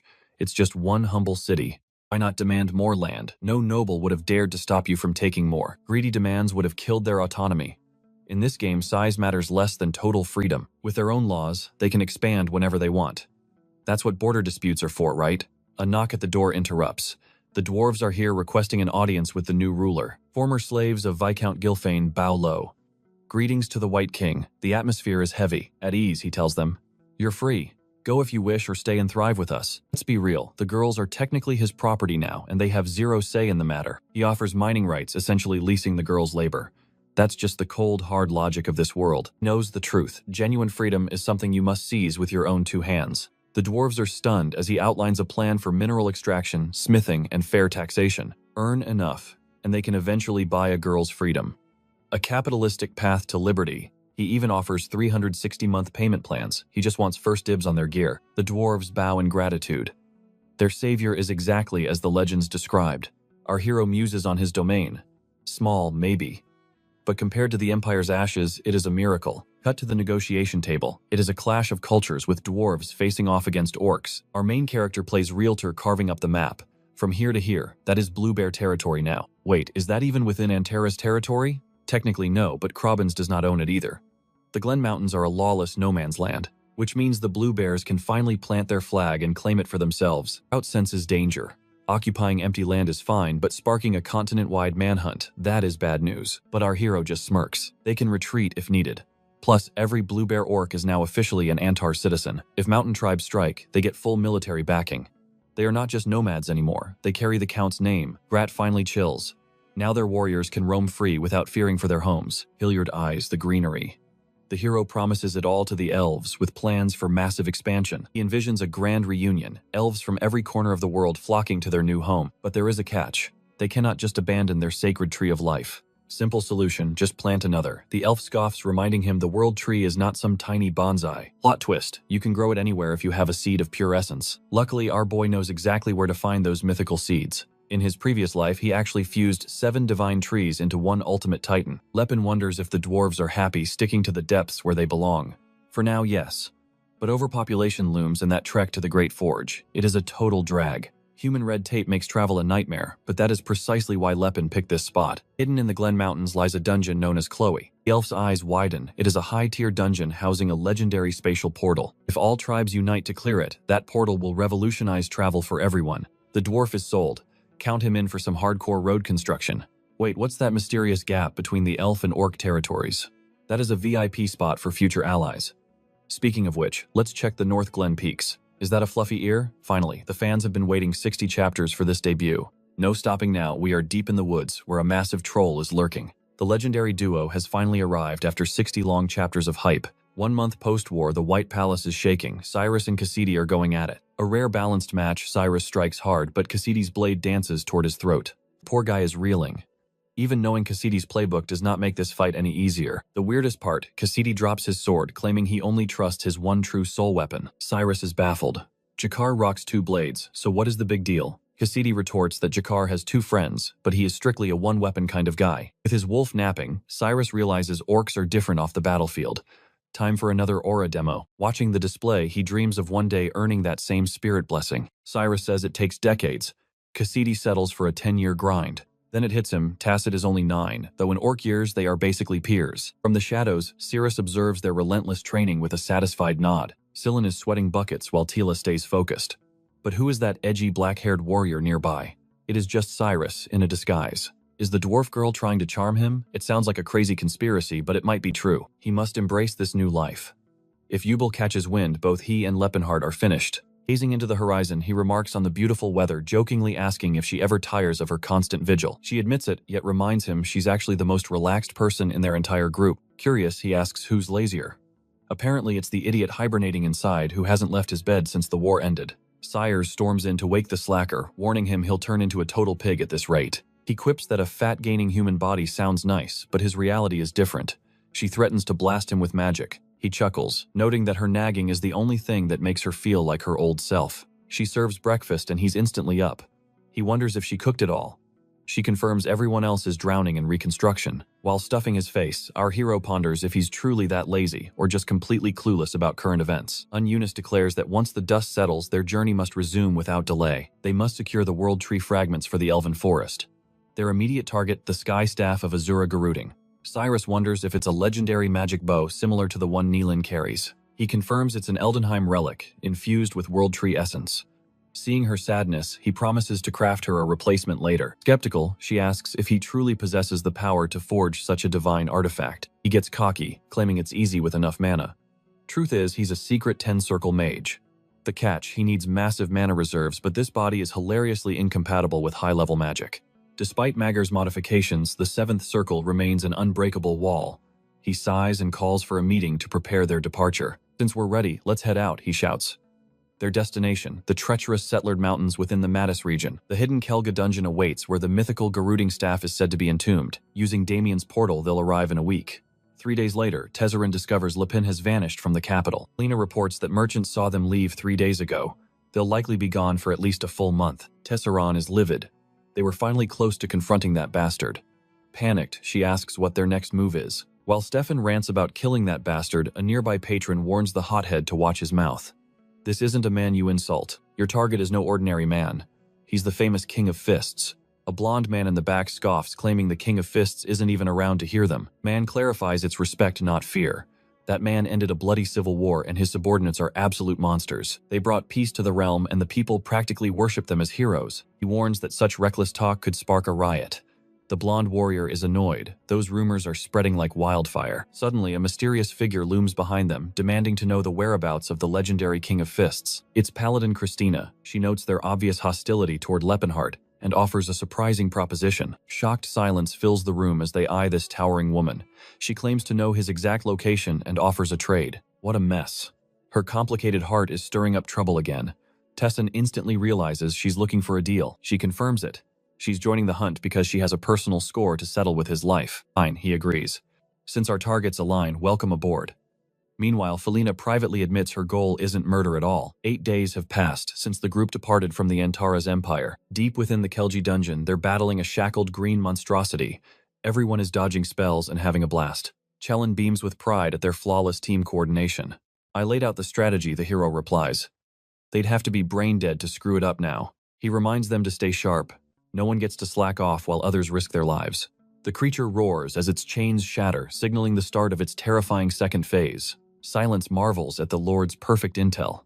It's almost creepy how precisely Lepenhart knows these ruins regardless of his explorer status. Just who is Lord Lepenhart? Right then, our protagonist prepares to channel the raw flow of mana. He begins chanting massive walls of text that culminate in a spectacular explosion of crackling lightning around the beast. Meanwhile, Tacit and Cyrus lunge forward, shredding the monster from every conceivable angle. The creature wails in agony, begging for its life. The protagonist answers with a massive soul-cleansing fireball. He glares at the trash, disgusted that a dimension-hopping tormentor would have the audacity to beg for its life. Sir finally appears, clutching the legendary staff they fought for. She protectively hugs the blue sky sapling, the future world tree. Home time, she chirps, but he has one last mystery to solve. It's a farewell map. Is this some Unbreakables Academy hidden treasure? Recalls his master's parting words, a little gift just for you. A mysterious marked location.